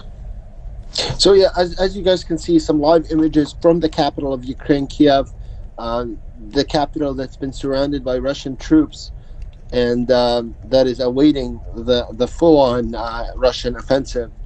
A bit of a, like I said, a tense quiet as we await the coming hours, which are critical hours in this fight for the capital. Now, everybody is aware, both the Russian and the Ukrainian side, the significance of the city. This is the political hub, the center of Ukraine, and where the vast majority of the city's infrastructure and intelligence and army right now lies. So this is a very critical point in this conflict as we await, and it has been a week. So the longer this takes, the worse it is for the Russian forces. But again, the convoy of about 50 miles long, 50-mile long military convoy, Russian military convoy, is on the brink of the city. So we're likely to be in view of some serious firefights, firefights in an attempt for Russian forces to try and advance deeper into the city. With that said, guys, if you've not yet clicked that like button, please do that. Supports the stream and helps spread the message. And if you've not shared the stream, make sure you do that. You share it with your friends and family, and we will try and keep you guys posted with the latest that is happening throughout Ukraine and with this conflict. So make sure you spread the message to your friends and family on your Twitters and Facebooks and such. With that said, if there is anybody that's interested in either if they have any information or any guidance, or they wish to get involved in speaking on this stream, you can feel free to do that through joining on the Discord, and some of our moderators on the Discord will be able to help you, connect you to the mic so you can speak if you have something to say. I am looking forward to maybe possibly getting a debate started. If there is, if somebody is with or against, and maybe we can have a discussion that way. Obviously, we're looking for a respectful discussion, kind of see, where people are coming from. With that said, guys, what you're seeing in front of you on the images here are from various parts of the capital, Kiev. We've seen some tanks strolling by during the very early hours of the morning, just kind of patrolling the city. Again, a bit of a tense quiet, has been going on. But again, if there's anybody interested in speaking, then you can do that. We're more than happy to get your voices heard.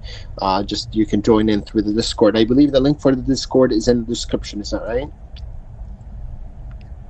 So join the Discord if you want to speak up, and we'll get you on the microphone and able to talk. So if you wish to, let us know what you're thinking, or you have your opinion you want to share, or you have some news that you'd like to share with the people on the stream, feel free to join on Discord, and we will get your voice heard. We'll bring you on live, and you can say what you have to. So I think we got a bit of a black screen. Yeah, that should be resolved now. Okay, yep, there we go. We're back live.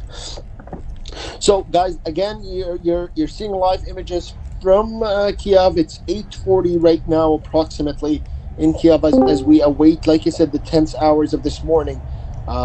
Threats from the Russian side, threatening the city of Kiev, threatening advancement as we see it. And you will be seeing, we have been seeing some military equipment and vehicles traveling across the streets patrolling the city.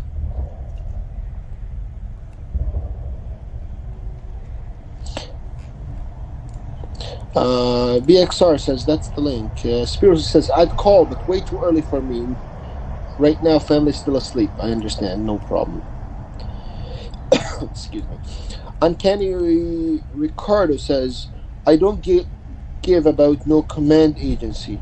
I mean, a real United States representative. That's a bit of a different discussion. Do we have anyone in Discord wishing to share anything? No, not that I see as of now. Alright, guys, again, if you've not clicked that like button, please do that. It helps us out, helps us stream, and gets the word spread out. Okay, is that... No, it's just a regular car. Is that a military vehicle in the top right corner there? You know, it's been quite interesting because you can't really guarantee, honestly, at this point. Mm-hmm. So you see the building on the bottom right corner there. That building, it looked like it was struck throughout the night. I think we've seen a total of 3 strikes just on that building. Yeah. I'm not sure what that building is, but it had been stricken numerous times. BXR says, I will join the Discord. Where do I join? Link is in the description for all the Discords and stuff. So, yeah. Once you're in, link is in the description, BXR, on the Discord, and when you go in, you can ask one of the moderators, or you can ask in the chat, and they'll direct you to, they'll put you into a room. It seems to be more artillery fire, in terms of, that's what I... Are we hearing some artillery fire? Yep. Okay, so some sporadic artillery fire and firefights we heard those throughout the night.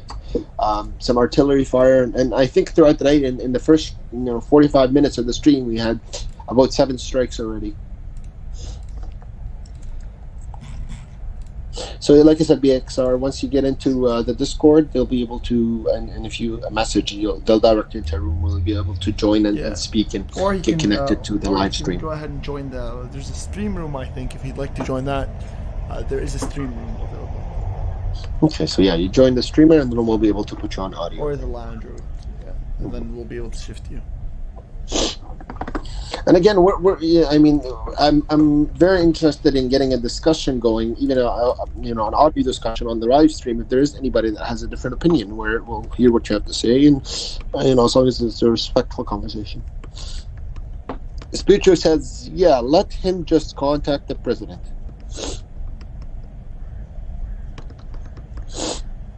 Yeah, I saw that building in the bottom left corner. I think that's the one that was struck. So bottom right camera, left corner. I think we have somebody in the Discord.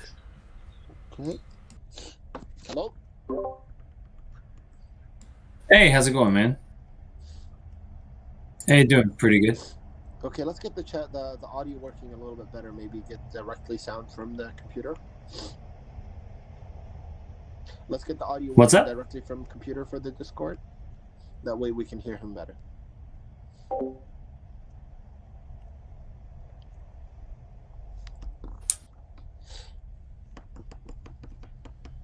Okay.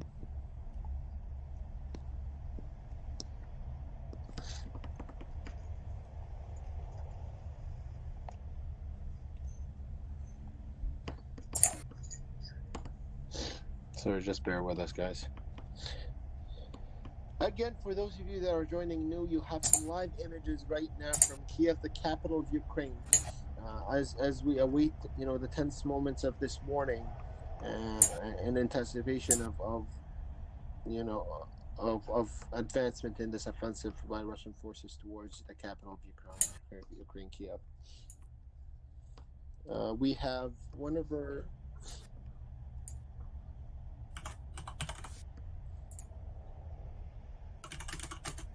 That's fine. I'll step away and...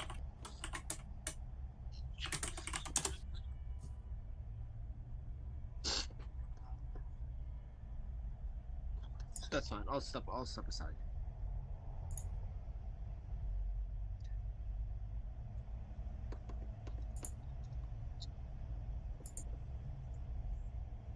BXR?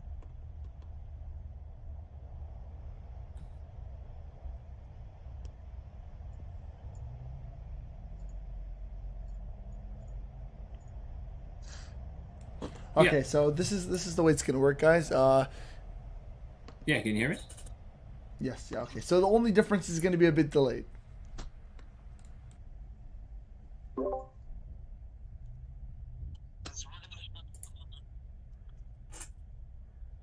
Yeah.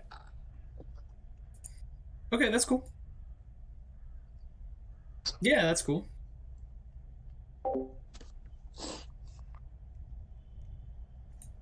What do you want? Okay, sorry, am I talking? Okay, so hi BXR and welcome again everybody that's in the stream. So we have BXR, he's from the chat. So what are your initial thoughts of what's happening right now? How do you think things will I can look hear you like now, yeah. moving forward?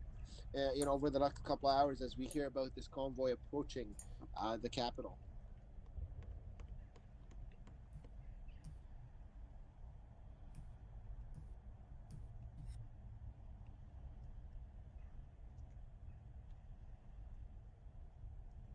Yeah, so as far as any of my military experience goes, I mean, this is just literally just looks like a repeat of history as we have here. It seems in these first few days, their first few days of the invasion, they seem to be doing pretty well. But as of right now, it looks like their advance has halted for the most part. They're advancing slowly, but yeah, it seems like everybody kind of overestimated how the Russian army would operate in a scenario like this. And by the time they get to this city, I think they're just going to decide to starve this city out. I don't really think they're going to go in guns blazing and try to take it by force. That would be basically suicidal for them. I think they're going to surround the city and starve it out and then force their president to capitulate in some way.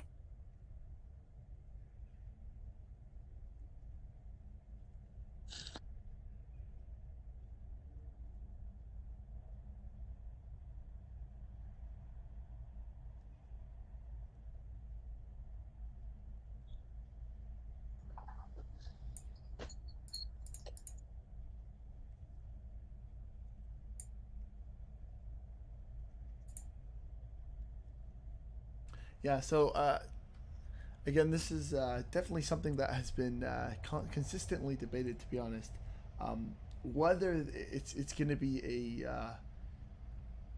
one sec, give me 1 minute.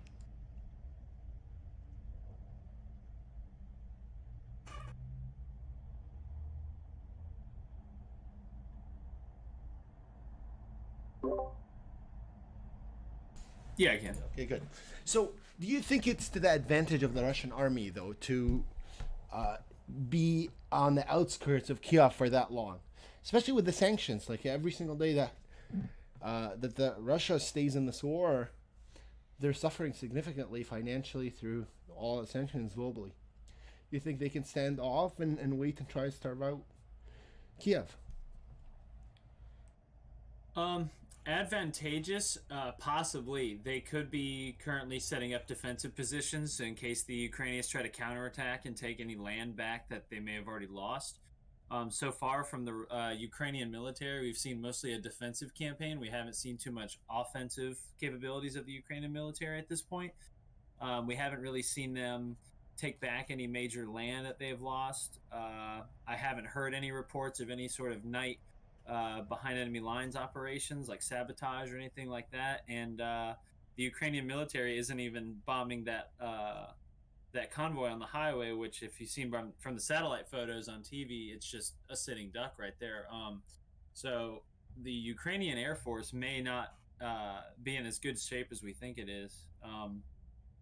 And yeah, so right now, all this time that the Ukrainians are not pushing back and they're basically just defending their city, this is just more time for the Russians to regroup, rearm, and dig in even deeper. If it was up to me, I think the Ukrainians should go on the offensive and be keeping their enemy on their toes as much as possible, constantly shelling them and bombing them. I don't think they should be sitting back so much as they are now. I think they should be definitely going on the offensive at this point, especially seeing how the Russian military has performed the past few days. I would absolutely think that they should go on the offensive at this point. That makes sense. Now, there was a lot of thoughts about how the Russian military looked like prior to this war, and now we're on day 8 of this war against the Ukrainian army. How does the Russian army look to you? Is it like as good as strong as perhaps we thought, or does it look a lot weaker than maybe the vast majority of the world had thought?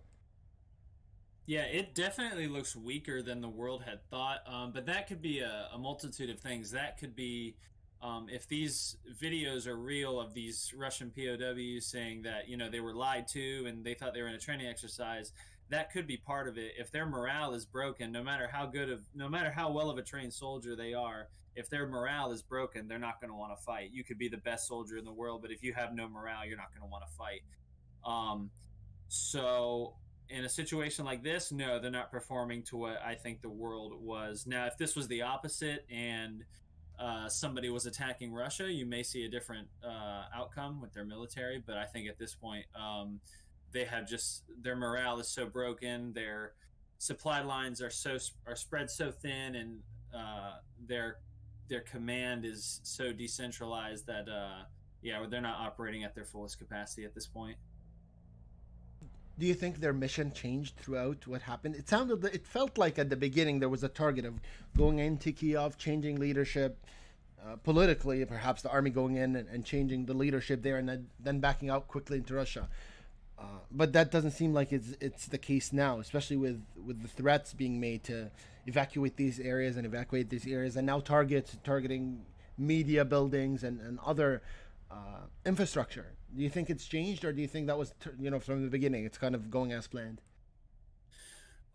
So from the videos that we saw of the day one of the invasion, the sky is full of helicopters and a lot of fast moving parts. I really think that they underestimated the resistance that they would receive. I think that they really believed they would come in and be welcomed with open arms, and the civilians would just let them come in and do whatever. But I think that they're seeing a very determined guerrilla force of civilian fighters that are not willing to give up their home, and they're not gonna negotiate or give up for anything. And I think Putin's feeling the pressure too, because now, basically his country is falling apart and it's all his fault. And I think he knows that. So he may be having them slow their advance in order to maybe gain some political favor in his country. Because as we saw today that the Russian news media told their people that there have been casualties, but they haven't released the numbers to their people yet. As we've been told, there's been over 5,000 Russian casualties so far in just these first, like you said, 8 days. I'm just going to ask about that. We hear a lot of numbers. I think we were hearing 3,000 within the first 2 or 3 days. 3,000 Russian soldiers killed, and all these equipments bombed by the Ukrainian army. Do you think these numbers are accurate? Do you think there's actually 8,000 Russian soldiers killed, or are these overestimated numbers? It's easy to see 2 people on the ground and then say there were 100 dead.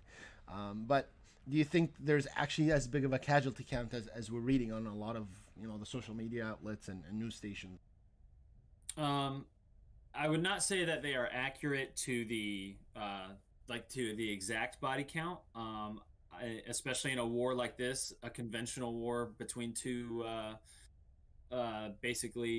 one first world power and another developing nation, Ukraine. But you're going to definitely see a lot of casualties. So I would not be surprised if it was at least in the thousands in the first few days.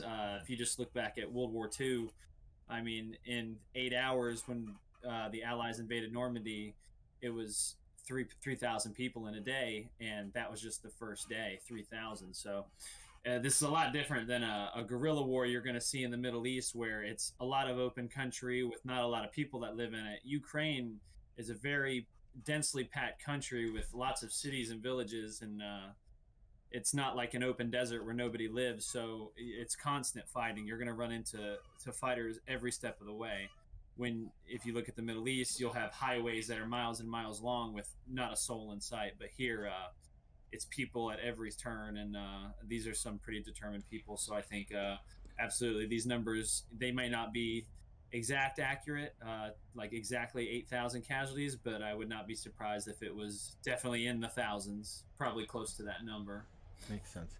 Do you think there's anything other than domination in terms of on the front lines that would get Putin to retreat his soldiers back into Europe and end this war?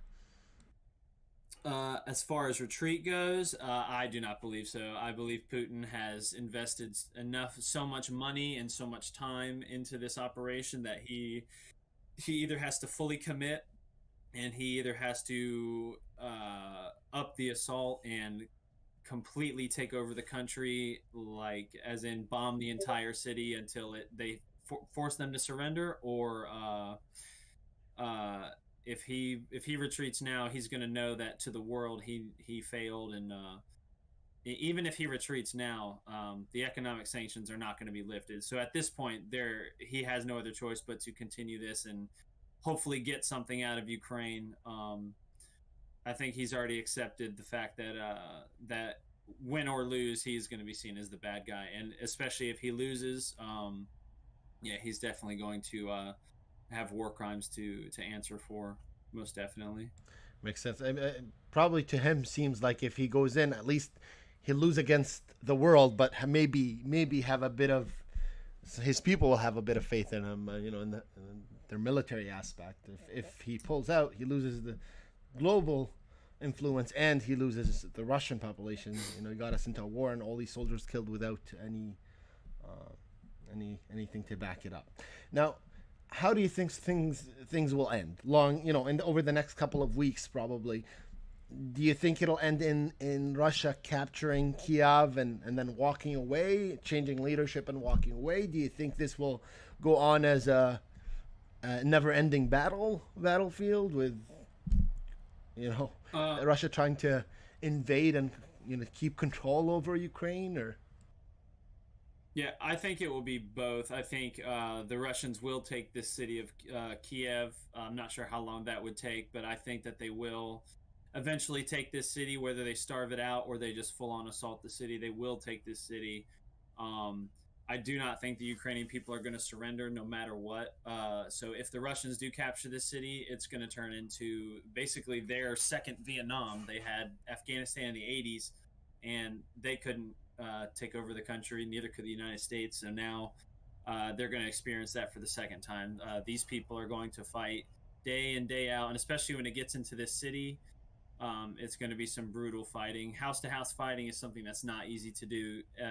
To make this city safe for Russian soldiers to walk around, they would have to go to every single building in this city. And as you can see, this city is gigantic. It's very big. It would take a long time in order to clear the city out. And even once they capture the city, I don't think they're going to stop there. I think that Putin is going to go all the way to the NATO border, and we're going to see images like we saw during the Cold War. NATO and Russian troops 100 yards from each other, staring at each other day in, day out, just waiting to see who makes the next move. And then even when this initial war is over, if Russia implements a puppet government here in Ukraine, Putin, there's no way that Putin can expect the international community to just accept that government, be like, okay, you won, cool, we'll just accept whatever government you put in. There's no way. So even if Putin wins, he's going to lose, because whatever government they put in, the international committee is not going to allow it to make any decisions. They're not going to allow it to join NATO or EU or anything like that. If anything, if Putin wins and puts his own government in, NATO will do what they did to Russia with Ukraine. They will put sanctions on it. Nobody's allowed in or out. It will become the next North Korea. That's basically what we're saying. This is how North Korea type countries are created. That makes sense.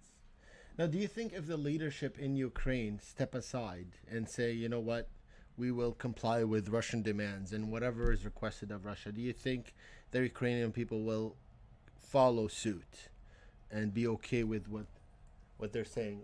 Or do you think that no matter what the Ukrainian leadership says, the Ukrainian people have made a decision that they don't want Russian involvement? I think that no matter what the Ukrainian leadership says, the people have already made their choice that they do not care.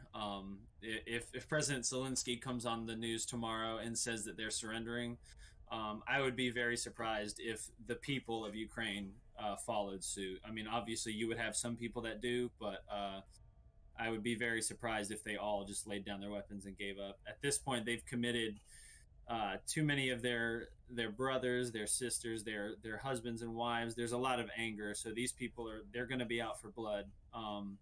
So as soon as the battle starts, this is going to be a very bloody battle. People are angry now. I can imagine. Now we have Michael Miller in the chat is asking, how do you think NATO and the United States will respond if Russia takes over Ukraine?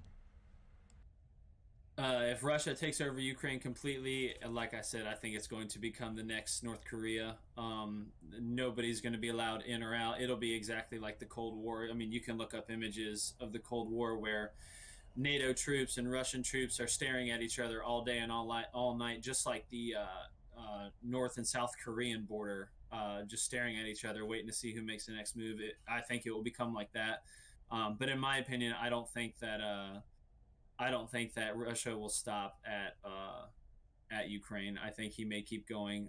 But then again, if the morale of his troops is not high enough, they're not going to want to go that far. But I do think that's what he wants. He wants either a puppet government or basically just to make this a part of the Russian Federation, like North Korea. Do you think that Putin is scared of advancing into NATO territory? Especially like there's reports now about 80,000 U.S. soldiers stationed as part of the defensive throughout Europe as part of NATO. That's in addition to Canadian forces and Australian forces and the rest of the NATO forces. Do you think Putin would risk? I mean, he's fighting a battle in Ukraine against a small developing country, and he's having a hard time getting into Kiev. Do you think he, after this battle, now he'll think twice and three times before putting his soldiers under the risk of NATO, which much more advanced technology and a bigger territory as a whole and a much stronger army? I do not. I'm not 100% sure. I mean, nobody ever thought he would really invade Ukraine, at least not in this fashion, not in a movie-style actual invasion like Red Dawn. Maybe somebody thought something else would happen, but Putin's already said publicly before this invasion that the Russian Federation could not win a war against all of NATO, and he's already said that if it came to that, they would be forced to use a nuclear option. But even Putin has said that nobody wins in a nuclear exchange, and I think he knows that. But the real question is Putin's mental health, as people have seen before. And I mean, I've used to watch a lot of Putin's public speeches. The last few times he spoke to Russian news media, it's been a different man. He very, very agitated, very angry, like they've been saying, not a sane man. And a lot of people have theories that maybe he's terminally ill, he's sick, and he's just trying to get his name in the history books as the man that tried to get the Russian Empire back together, which I don't think is a far cry. Maybe it is some sort of illness. He is old. He could have recently been, as far as we know, he could have been diagnosed with some sort of disease, and maybe he doesn't have that much longer to live. So he's trying to do as much as he can in the short time he has, no matter what, because he knows his number's about to be punched, so he doesn't care. He just wants to be famous like all the other Russian leaders before him. Speaking of that, there's been a lot of threats about nuclear war and Russia threatening using its nuclear missiles. Do you think this is just an empty threat, or do you think Russia would do such a thing? Would use nuclear arsenal to attack any country that gets involved, as Putin alluded to, or potentially if they feel they can't get into Kiev no matter what with the existing military capacity, or they suffer some serious losses that they feel like this really could be the end of the Russian military as we see it. Do you think he would consider using Russia's nuclear arsenal in this war or against NATO countries or any country that gets involved? Do I think he would consider it? Yes. Do I think he would actually go through with it? I'm not sure. I don't know how the Russian nuclear system works. I know here in the U.S. there's a lot of hoops you have to jump through to fire one missile, and it's not, the president doesn't just everyone thinks of like this red button and they all just fire. That's not how nuclear weapons work. Usually there's codes that have to be transmitted to multiple people. They have to be confirmed. And then eventually it comes down to, at least in the U.S., the two guys in the launch silo. It's not just one guy that presses a button. It's two guys. So do I think he would give that order? I think he would. Do I think that everybody in his military would follow that order? I don't think so. I think even in the U.S., if tomorrow the president was to give the order to fire the nukes, I think there'd be a lot of American servicemen who would refuse to fire it because they don't want to be responsible for that. They don't want to they don't want to live with the fact that they're the ones that ended the world. Because the people that fire the nukes, those people will survive. Those nuclear silos, when you're stationed in one of them, they're designed to withstand direct hits from nuclear missiles, and they're designed to be lived in for like 2 weeks after the bombs go off. So they know that they will survive, and a lot of them don't want to live with that.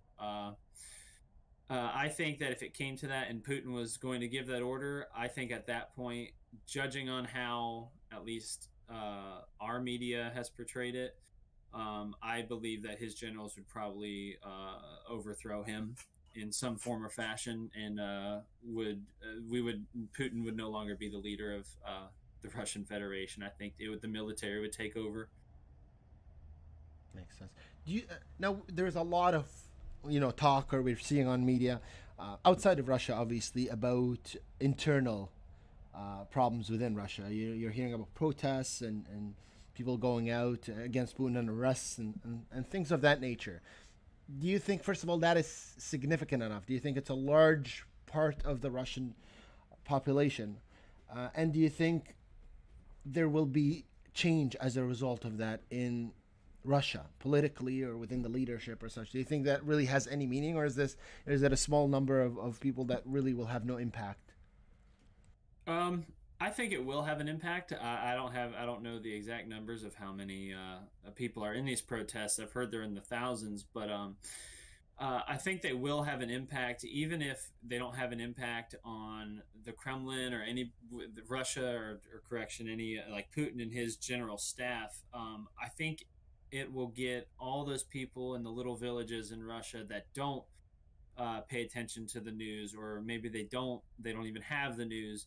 Word will spread that something is happening in Moscow, and then that'll get more people to look into what's happening in Ukraine. Because in Russia, it's not the same as we here in like other NATO countries have. We don't their media lies to them. They haven't even told them that exactly the numbers of how many troops have been killed on the Ukrainian front. And I believe if those numbers were published in Russia, there'd be a severe outcry.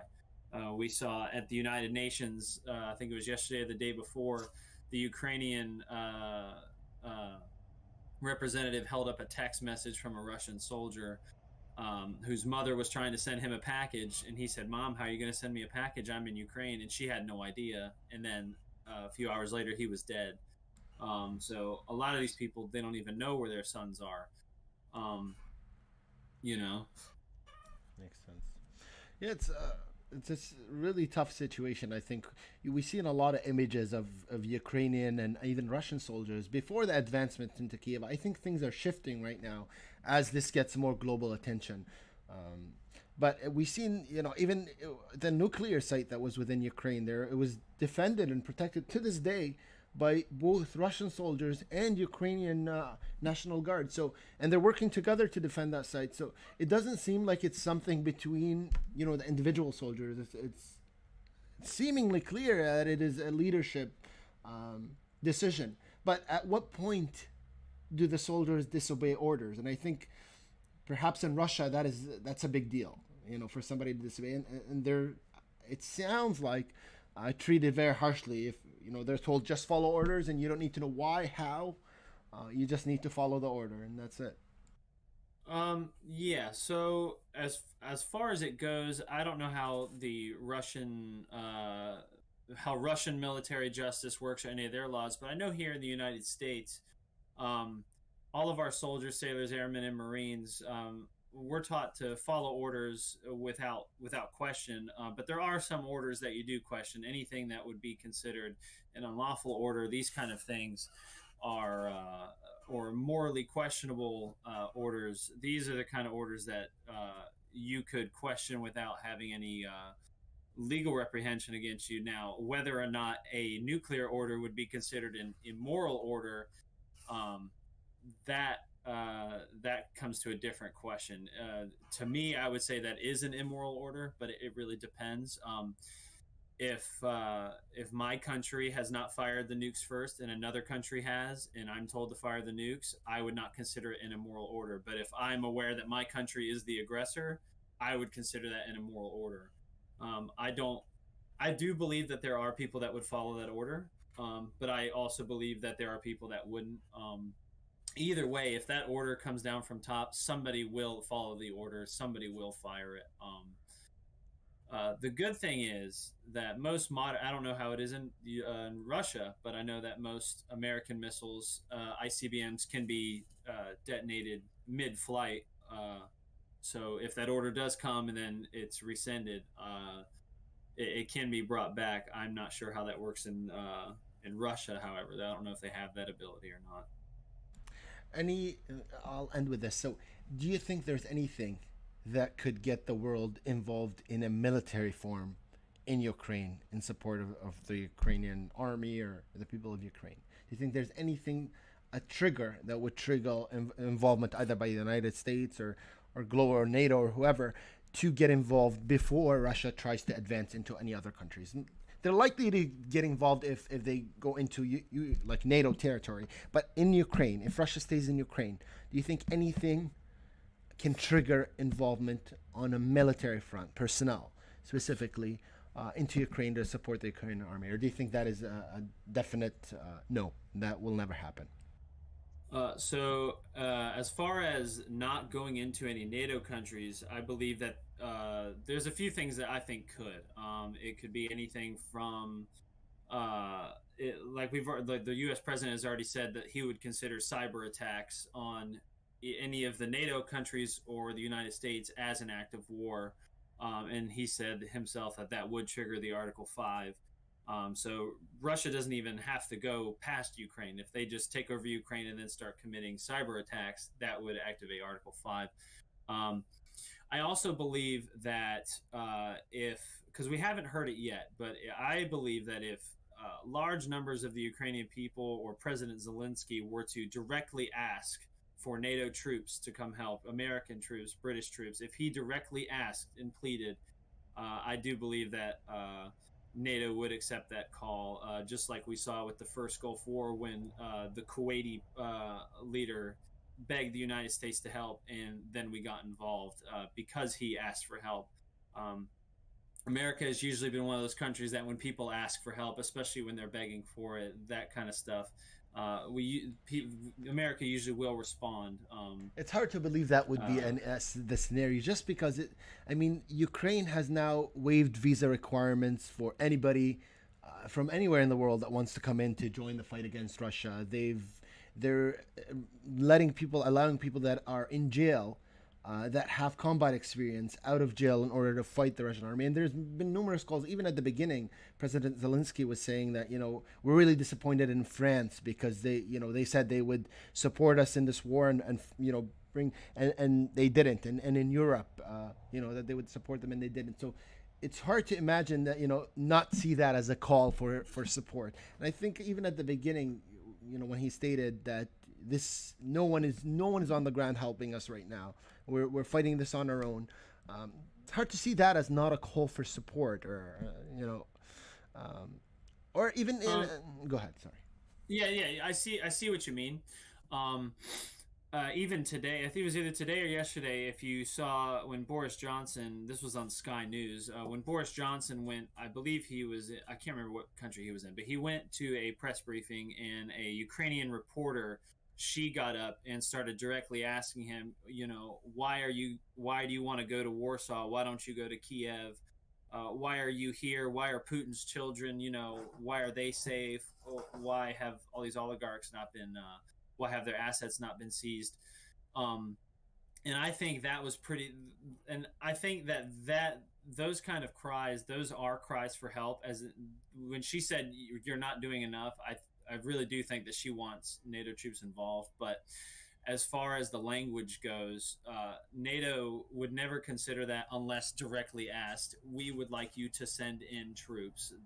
They're not going to take any chances with trying to get through the nuances of language or how that works. They would probably want a direct ask, like the president would have to directly ask NATO, we would like United Nations troops or NATO troops or American troops to come into Ukraine. And I believe at that point, NATO would respond almost as a humanitarian thing. I believe NATO would respond and send troops in to help. and there could be other things that trigger it too. All it would take would be if there are NATO troops in Ukraine right now that we do not know about, like special forces units or advisors. All it would take would be for one to accidentally be killed, and then that service member's family become very upset and go on the news and want justice. And that's all it would take to rally a country to want to send troops. That's all it would take. So we're very close as it is now, and I really do believe all it would take with them to just ask for help. If they asked, please send us your troops, I believe we would. You may be right that there were reports that even before this started, a lot of countries had withdrawn. I know Canada had withdrawn all of their soldiers and special forces because they didn't want that to happen. Where a member of their country or a member of their forces is killed, and then they're forced to get involved and retribute for that. Now, I'm not sure again if this is a topic you're familiar with, but with these sanctions going on, you may have heard about SWIFT, the system to transfer money being used. That is now under the umbrella of the sanctions. Again, I'm not sure you're comfortable, about this topic, but cryptocurrency. Do you think there's been calls? One of the senators in the United States, Warren, had mentioned that that's being used now to evade for Russia to evade these sanctions. Do you think that is accurate? Again, I'm not sure it's a topic you're comfortable or you're aware of, but what do you think the impact of crypto on what is going on? Yeah, so I'm not a big economics guy. I don't know. I'm not really sure 100% how all that's. I've never even heard of SWIFT before this all began. No, without a doubt, there are ways that the Russian Federation can get around these sanctions, just like any sanctions. But at this point, I believe that what we're seeing now, due to these sanctions, is the fall of the Russian Federation as we know it. And I really do believe that within the next 10, 15 years, maybe even less than that, we are going to see a whole new Russia. If Putin is not removed from power by his own people, or something like that, I do believe that we will see a new Russia and possibly even a democratic Russia. They may become just like the United States or the United Kingdom. They may become democratic, and then we'll never have problems with the Russian Federation ever again. I do believe that the Russian people are starting to realize that maybe their system of government is not the best way to govern, because things like this can happen. There are no checks and balances in the Russian Federation. Makes sense. So I'm done with my questions. I just have one of the comments from Jay Shangas, I believe. It says Biden said yesterday that the U.S. will not fight for Ukraine unless Russia starts attacking NATO countries. Yeah, I see that in there, and I am aware that he has said that.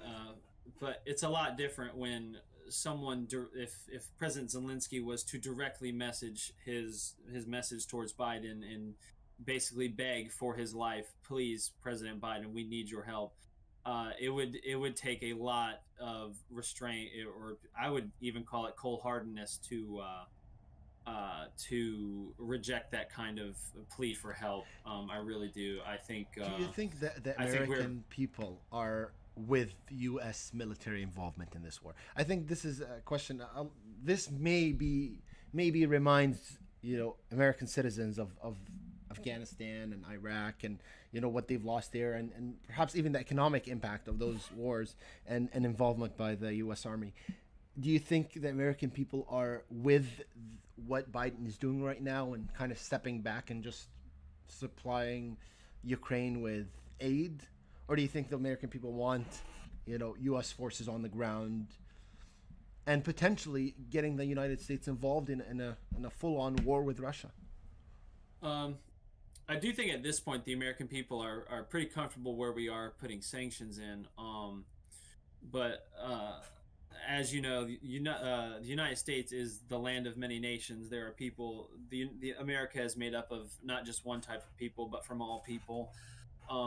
I do believe that there are people in the U.S. that think we should do more, like I do. I'm one of them. I do believe that we should stop this before it gets any worse, as we saw in World War II with the invasion of Poland, and everything kind of just dominoed from there. And within a year, Hitler had taken over all of Europe and was threatening the freedom of the entire world. And now, with the technology we have, it could be even bloodier. So I'm one of those people that I believe we should stop the dam from breaking when it's a crack in the wall, and we shouldn't wait for the entire dam to fall. Because all it would take for these Russians to move forward is to just get their momentum going, for them to get their act in order, and just to get the momentum, and they would roll right through Ukraine. I would even be. I'm surprised that it's taken them this long. I really thought that Ukraine would fall in a few days, the entire country. But like you said, I think the protests in Russia and these sanctions are really slowing them down. But again, I do think there are people in the U.S. that think we should do more. But as of this point, I think the American people are pretty comfortable with where we sit. But I would not be surprised if that day came and Americans would gladly volunteer to help Ukraine directly. Makes sense. Actually, I know I've said it multiple times, but I'll end with this question. Now, do you think, what was the initial objective? Why was Russia really upset and to the point where they wanted to get involved in Ukraine? Is it really just because they don't want Ukraine to join NATO, or do you think there's more behind the scenes that's going on that's led to this full-on war? So if we remember Putin's statements, I believe it was a week prior to the invasion, Putin went on Russian state media and said clearly that the reason they did not want Ukraine to join NATO was because they were afraid that if Ukraine was to join NATO and then want to forcefully take back the annexed Crimea, that would immediately begin Article 5, and then we would all have to go try and take back Crimea. That is one of the reasons that Putin gave, which it sounds like a valid reason. But then again, Vladimir Putin needs to understand that countries cannot impose their will on other free countries. Just because your neighbor wants to join NATO, you can't stop them. We don't live in the 40s anymore. You know, the world is connected now with the internet. You can't just force everyone to do what you want. And I've had people give me the example, well, would you want Mexico to join the Russian Federation? No, I wouldn't, but we can't stop them. If Mexico tomorrow wants to join the Russian Federation, I think it would be immoral of us to just invade them and say you can't. I think we could do things like Putin did, and if we want to mass troops on the border in our own territory, I think that's fine. But crossing the border and just invading a sovereign nation because you don't like their political decision to join an alliance with another group is wrong. And Vladimir Putin needs to understand that you can't just bully other countries to do what you want. You just can't do that. Makes sense. And do you think now, they've said it. It sounds like, the president of Ukraine's brought it up that we will never join NATO. That's not going to make any difference, you think, now? No, I think Vladimir Putin is too fully committed. And I believe he wants to instill his own puppet government here in Ukraine. I believe his ultimate goal is he wants a buffer zone between NATO and Ukraine. So I would not be surprised if it just became a military state, or if in some way by force the Russian Federation was to force everyone out of Ukraine and it just became an empty wasteland buffer zone, just like the demilitarized zone in Korea. In between the two countries, there's a few hundred yards where no one's allowed to live, no one's allowed to cross. It's just an empty dead space with no people. So I believe that may be his end goal, is he wants new borders and he wants a demilitarized zone, just like the Koreans have. Well, thank you for that. We learned a lot from you, and appreciate the knowledge and your side of the story and some of your thoughts. It's a really great speaking to you and hearing from you. Yeah, absolutely. Thank you so much, and thanks for having these live cameras up, because we get to see what happens on here before the news. My pleasure. My pleasure. Have a good one. You too.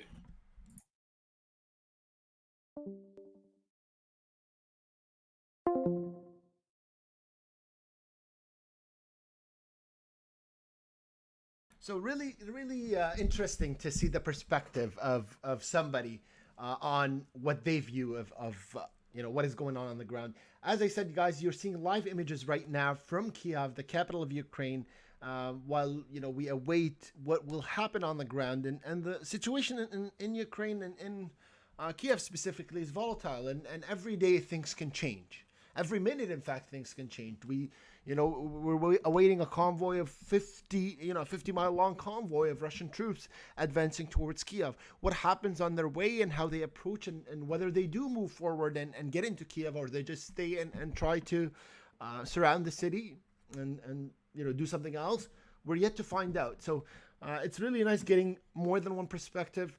Again, if there's anybody that is interested in being involved in the discussion, or they have, their own view of what is happening or what could happen or why it's happening, we're more than happy to hear all of your views. And as long as it's respectful, then we're okay with it.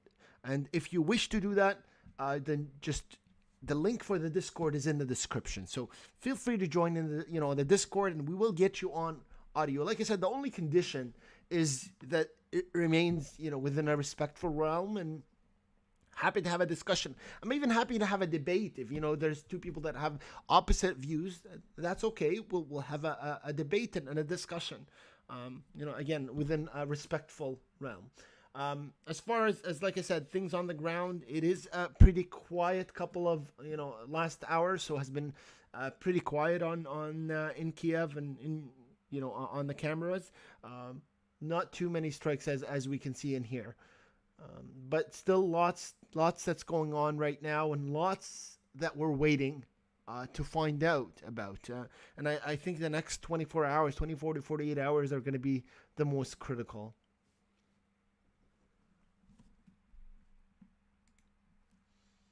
If you guys have not clicked that like button, please do that. It helps get more people to view. It helps with the YouTube algorithm, so it gets more people to view the stream, and it does your part in sharing the message. And if you have not shared it with your friends and family and on Twitters and Facebooks, please do that. It really helps us out. I want to thank everybody that's put in a super chat for the donations. I know some questions may don't seem appropriate for the situation that we're in. People have different comfort levels, so I wasn't able to ask all of your questions, but we do thank you very much for the super chat and appreciate it. We'll try to stream for you guys for as long as we can. I said we were going to try 24, 48 hours. It kind of depends on when we really give up and we have a half eye open.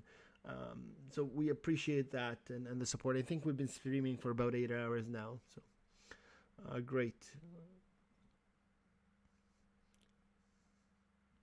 Bob Rob says, COVID and now this. Yeah, definitely a rough couple of years for the world.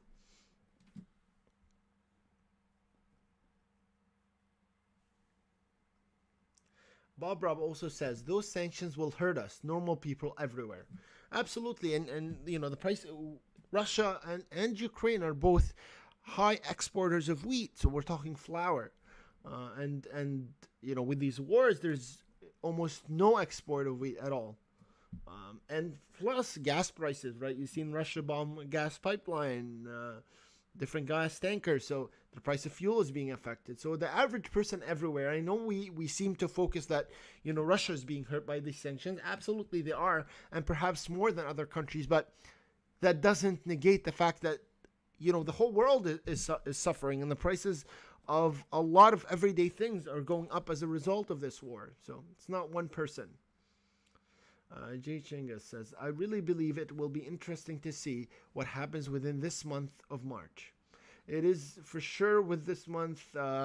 This is a tough month, I think, for the world. And even the stocks and the crypto, for those of you that are aware of what's happening, I mean, we've seen crashes in both of the markets and then rebound. But really what happens over the next couple of days could determine really the collapse potential of the stock market. We've seen that back in 2008 and 2009 after September 11, and then the war on Iraq and Afghanistan and so forth. It really impacted the economy globally and the prices of fuel and other things. Spiritual Fuzz says, how's your day been, Geek? I can't complain. My day's been good, a lot better than many other people. People are suffering under concern for being stricken and airstrikes and war, and I'm thankful I'm doing okay. Biggie Small says, please help me load my car. I don't know what that's talk about. Again, I am happy to hear from all of you. If there is anybody that's looking to come out on the stream, come out and speak on the stream, I am happy to share your opinion, and I'm happy to share your view. Again, as long as it's in a respectful manner, I am more than happy to put you on stream, and we can have a discussion. So if you want that, the Discord link is in the description. You can just join on Discord, and I'll message something in the general chat, and I will put you in, and we'll have a discussion, similar to the discussion that I just had with your colleague, and we learned a lot, and we heard a different view, and that's the goal. We that's the way things get solved, is by discussions and having respectful discussions, and seeing each other's views. And I know we think, we always tend to think of these wars as, these big things between two countries. But this all starts from the average person, whether we can accept criticism, whether we can accept a view that's different than ours. And, that transitions on the larger scale into countries potentially not accepting criticism or not. Jay Shingas says, I also believe if NATO were to get involved would cause China to also have to get involved. You know what, to be honest with you, I don't want to say shocked, but I am a bit surprised by the response of China. I think I expected China to be a better ally to Russia, and they didn't. There was a lot of countries that I was kind of expecting, like even Turkey. Like Turkey has good relations normally with Russia, but they stepped aside on this, and they didn't put in any positive words for Russia, and they're part of the sanctioning countries. In China, same thing. Yes, they did not place any specific sanctions on Russia, but they didn't say anything. They weren't in support of Russia. Yes, they said NATO was at fault, but they didn't say that Russia has the right to enter into Ukraine. So I think those those treaties and the sort of the relationship between the countries is not what it was, or what was expected. I don't think Russia has the same level of support from China as I thought they did.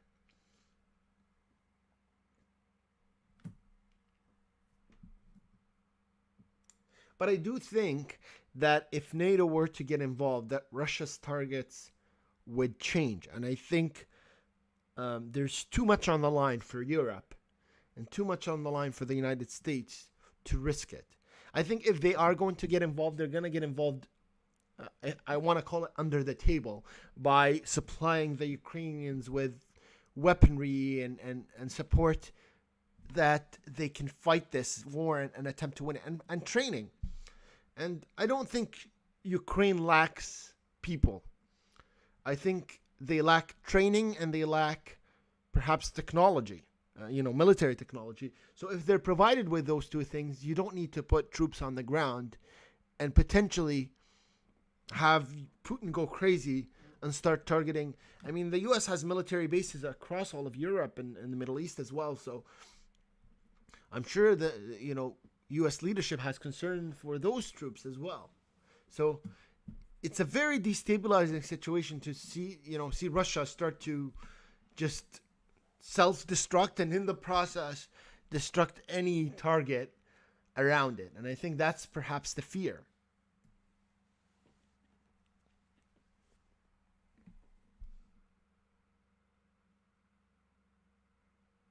So I really think that China is a neutral country. I really think China is never gonna get into a war. I know they tease a little bit. They tease Taiwan, and they threaten this and here. But I don't think China is a country that will attack. I don't think so. And I think history says that about China. They're a very highly defensive country.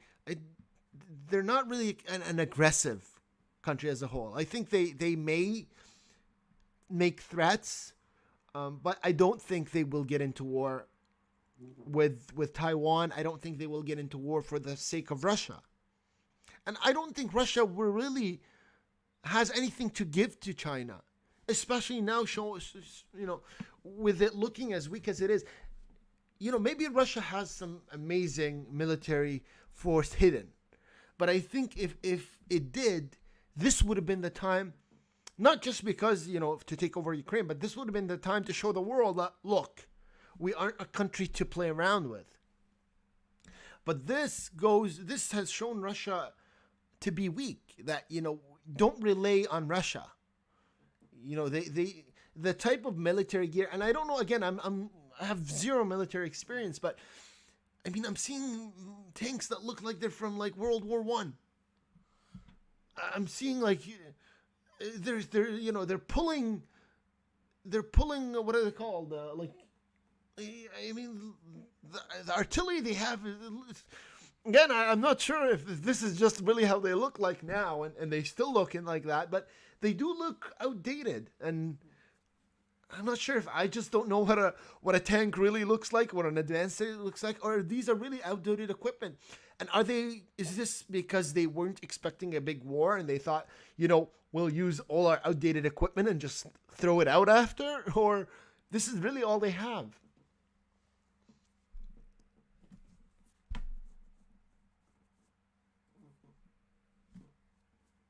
Like, we see pictures and we laugh at them. Like, you've seen a tractor pull a tank. Like, yeah, it's funny for sure. But, this is Russia that we thought. I mean, at least that's what most people thought. Russia and the United States, who's first and second? Who's the strongest military and the second strongest? This is looking like, you're comparing, I don't know, what's a really old, like, Iceland and the US. I mean, no, maybe Iceland has an even stronger. I'm not sure, but like, it's really looking like you're comparing a developing country to a developed country. Like, is it just the nuclear weapon that they have that's making them think they're that strong? Is there alarms?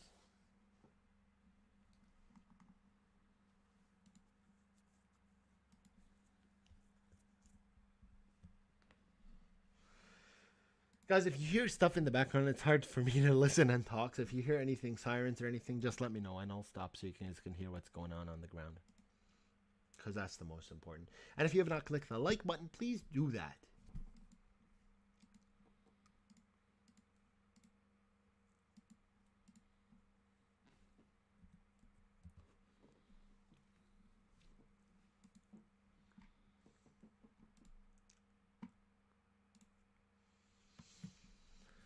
So Russia is Walmart. That's what Puds says.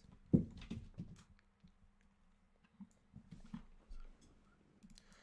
guys just making some fixes here. You guys are seeing live images right now from Kiev, the capital of Ukraine, as we wait.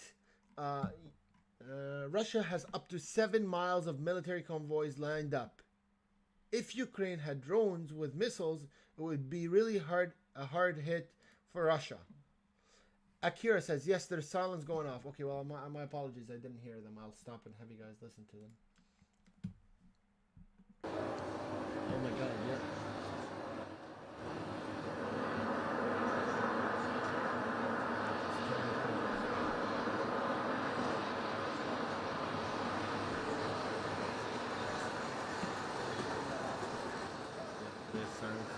Looks like a lot of airplane presence.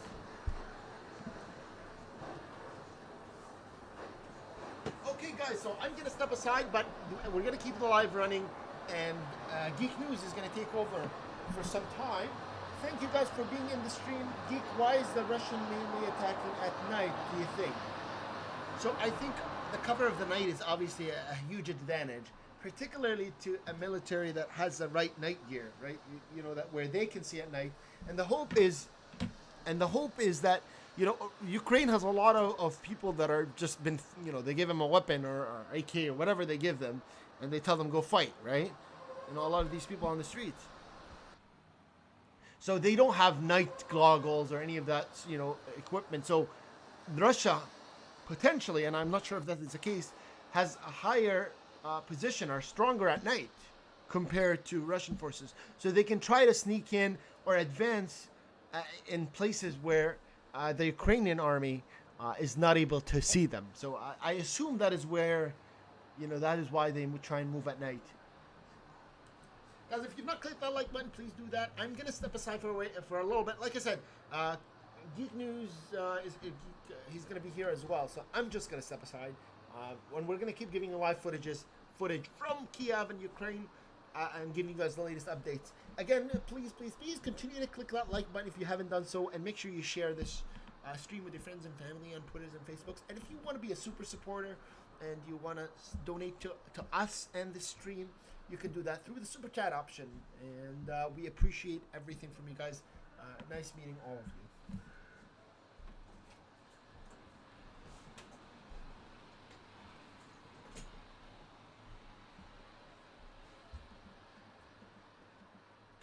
All right, guys, and I am back. Just gonna quickly reset everything back up here.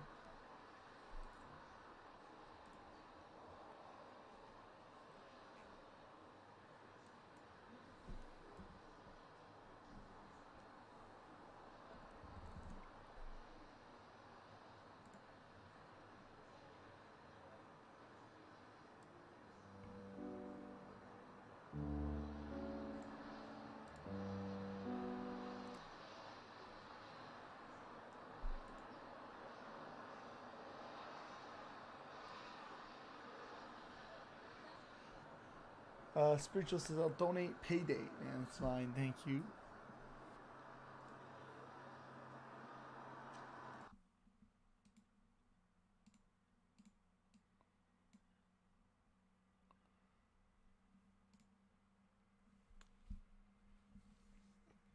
All right, I'm just going to make sure. Trying to get everything situated.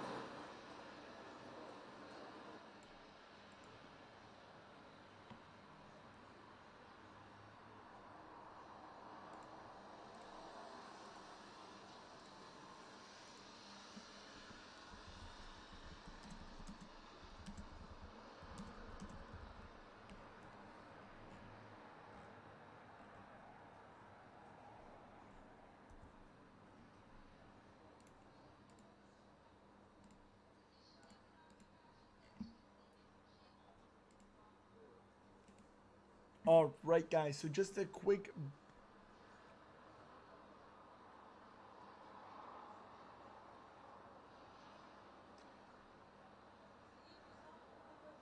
Ekron says, I must have clicked the false feed, or it must have gone on before on different feed. My apology for the right.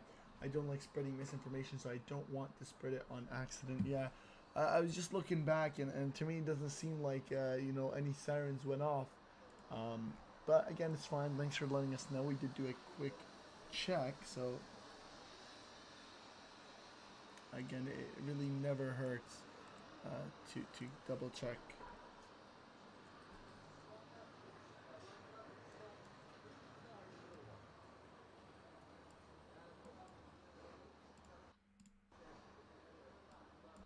All right, guys, and just coming back with some of the breaking news here.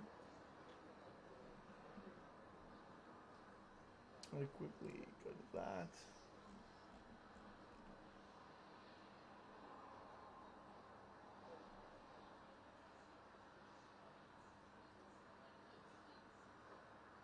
So there is now a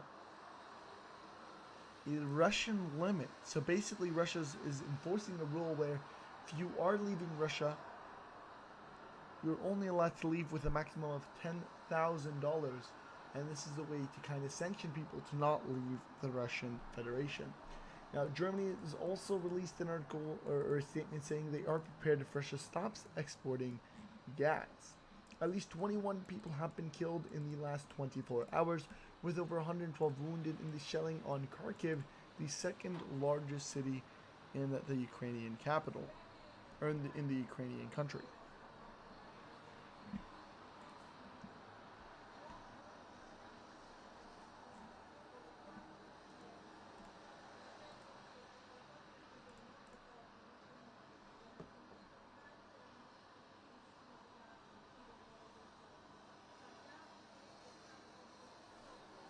Again, it seems to be a severe fighter jet presence on top of the Ukrainian capital, on top of Kharkiv, the second largest city, and Kiev, and that only seems to come back and reassure. The current time in Kiev is 9:45, as we are only 15 minutes away from this major 10 a.m. time. Now, Spiritual says, I am back. Welcome back, Spiritual. We are working to hopefully get that first camera up and running once more.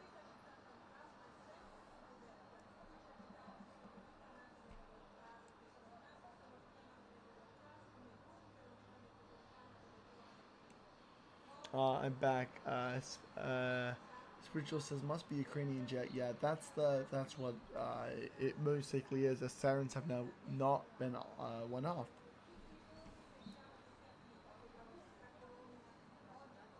Again, if it did go off, then we'd predict it would be Russian. But the fact that there is no air raid sirens, then they're most likely Ukrainians. Yes. So the Russian military claims to have taken over the Ukraine Kherson. Control of Ukraine's Kherson RIA. Interesting.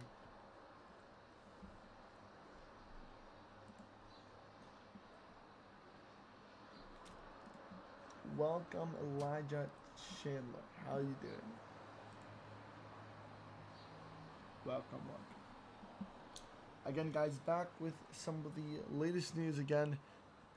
Earlier in the night, some severe bombardments on both Ukraine's capital and the second largest city in Ukraine, Kharkiv and Kiev, with both severe bombardments. We were also able to spot multiple warplanes, even tanks, rolling through the city, trying to reinforce the defense before Russian forces reached Kiev.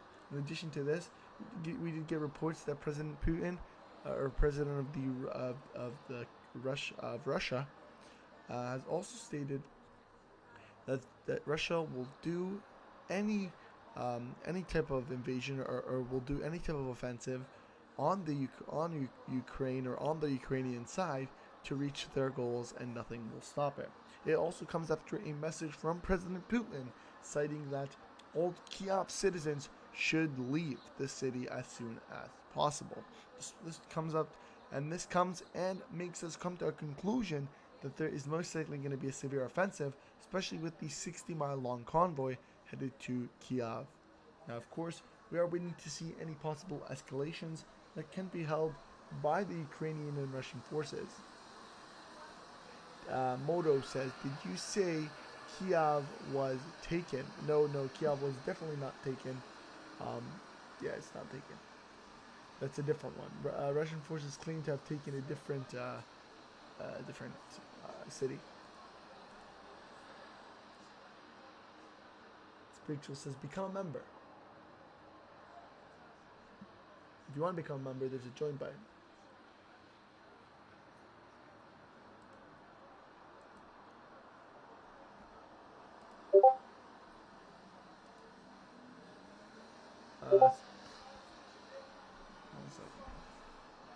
Spiritual says, Geek feel like booming tonight.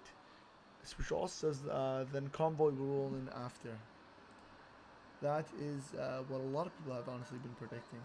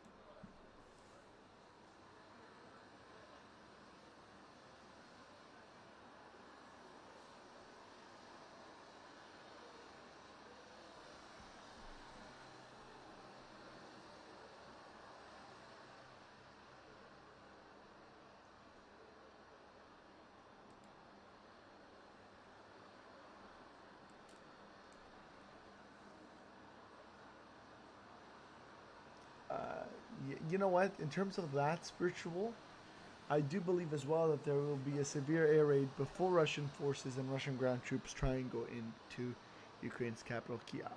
Tyler McKentry says those Turkish drones seem to have been incredibly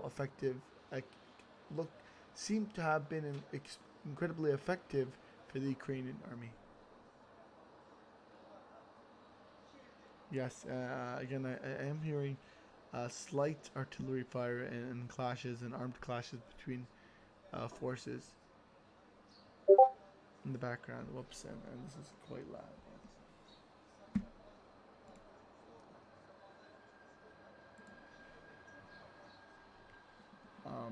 And yeah, and we've seen that actually.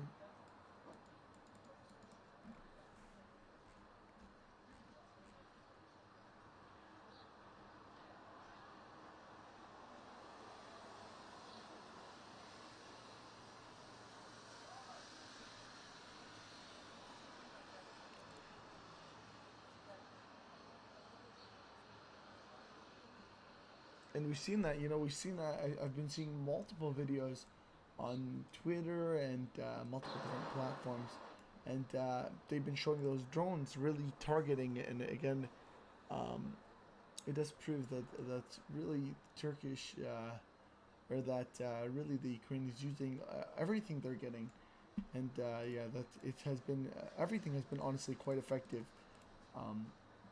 against the Russian forces for the Ukrainians. Spiritual says, makes sense after what you stated, for sure, man. To be fair, like you said, next 24 to 48 hours will be critical, 100%. This is really the time where the convoy really rolls in and they decide what they want to do. Again, we'll also be able to know if the convoy is actually going to be able to, defeat the Ukrainian resistance or not. And then based on that is really when we can figure out if and how long this battle is going to take between Ukraine and Russia. Daniel says, what land is Sky News from? What do you mean?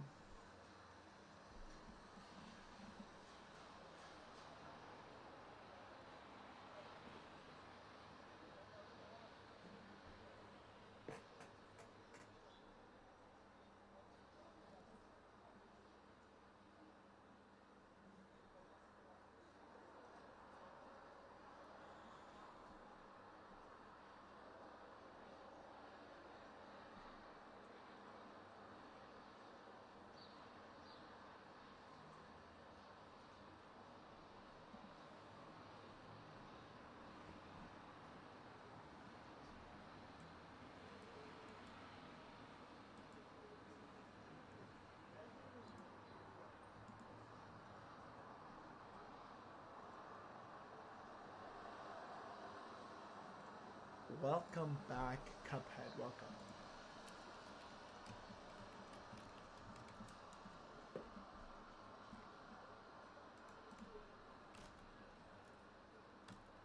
I think Sky News is from the UK.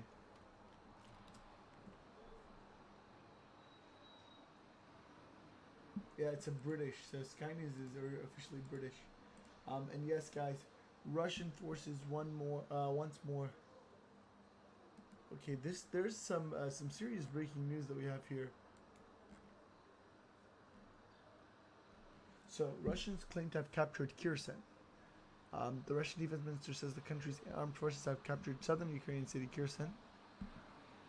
If the city has fallen, it would be the largest to be captured by Russian troops since Moscow launched its first offensive. So this is one of the bigger cities, that's why.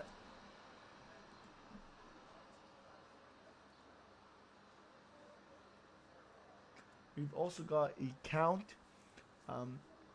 President Zelensky, the president of Ukraine, has said that over nearly 6,000 Russians have been killed during the first 6 days of the invasion.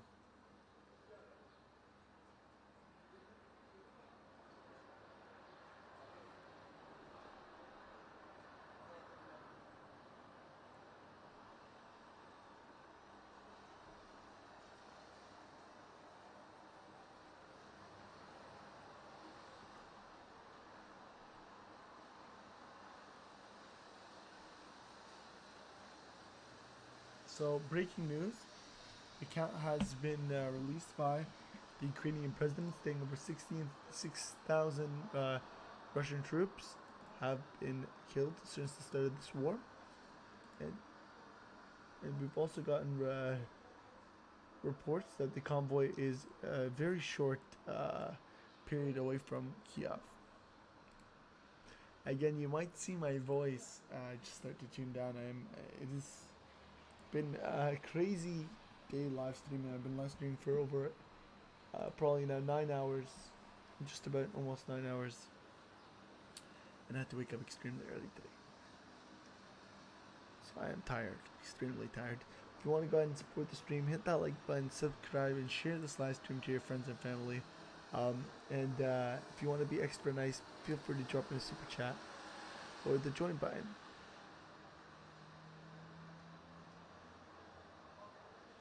Daniel says okay.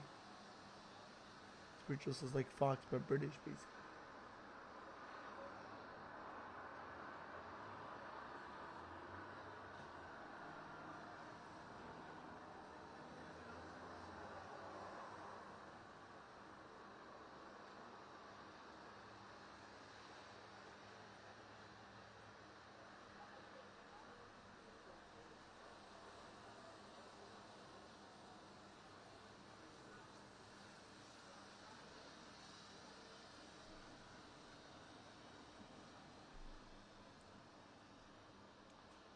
It is almost 10 a.m. in the Ukraine capital, Kiev. 10 a.m., guys.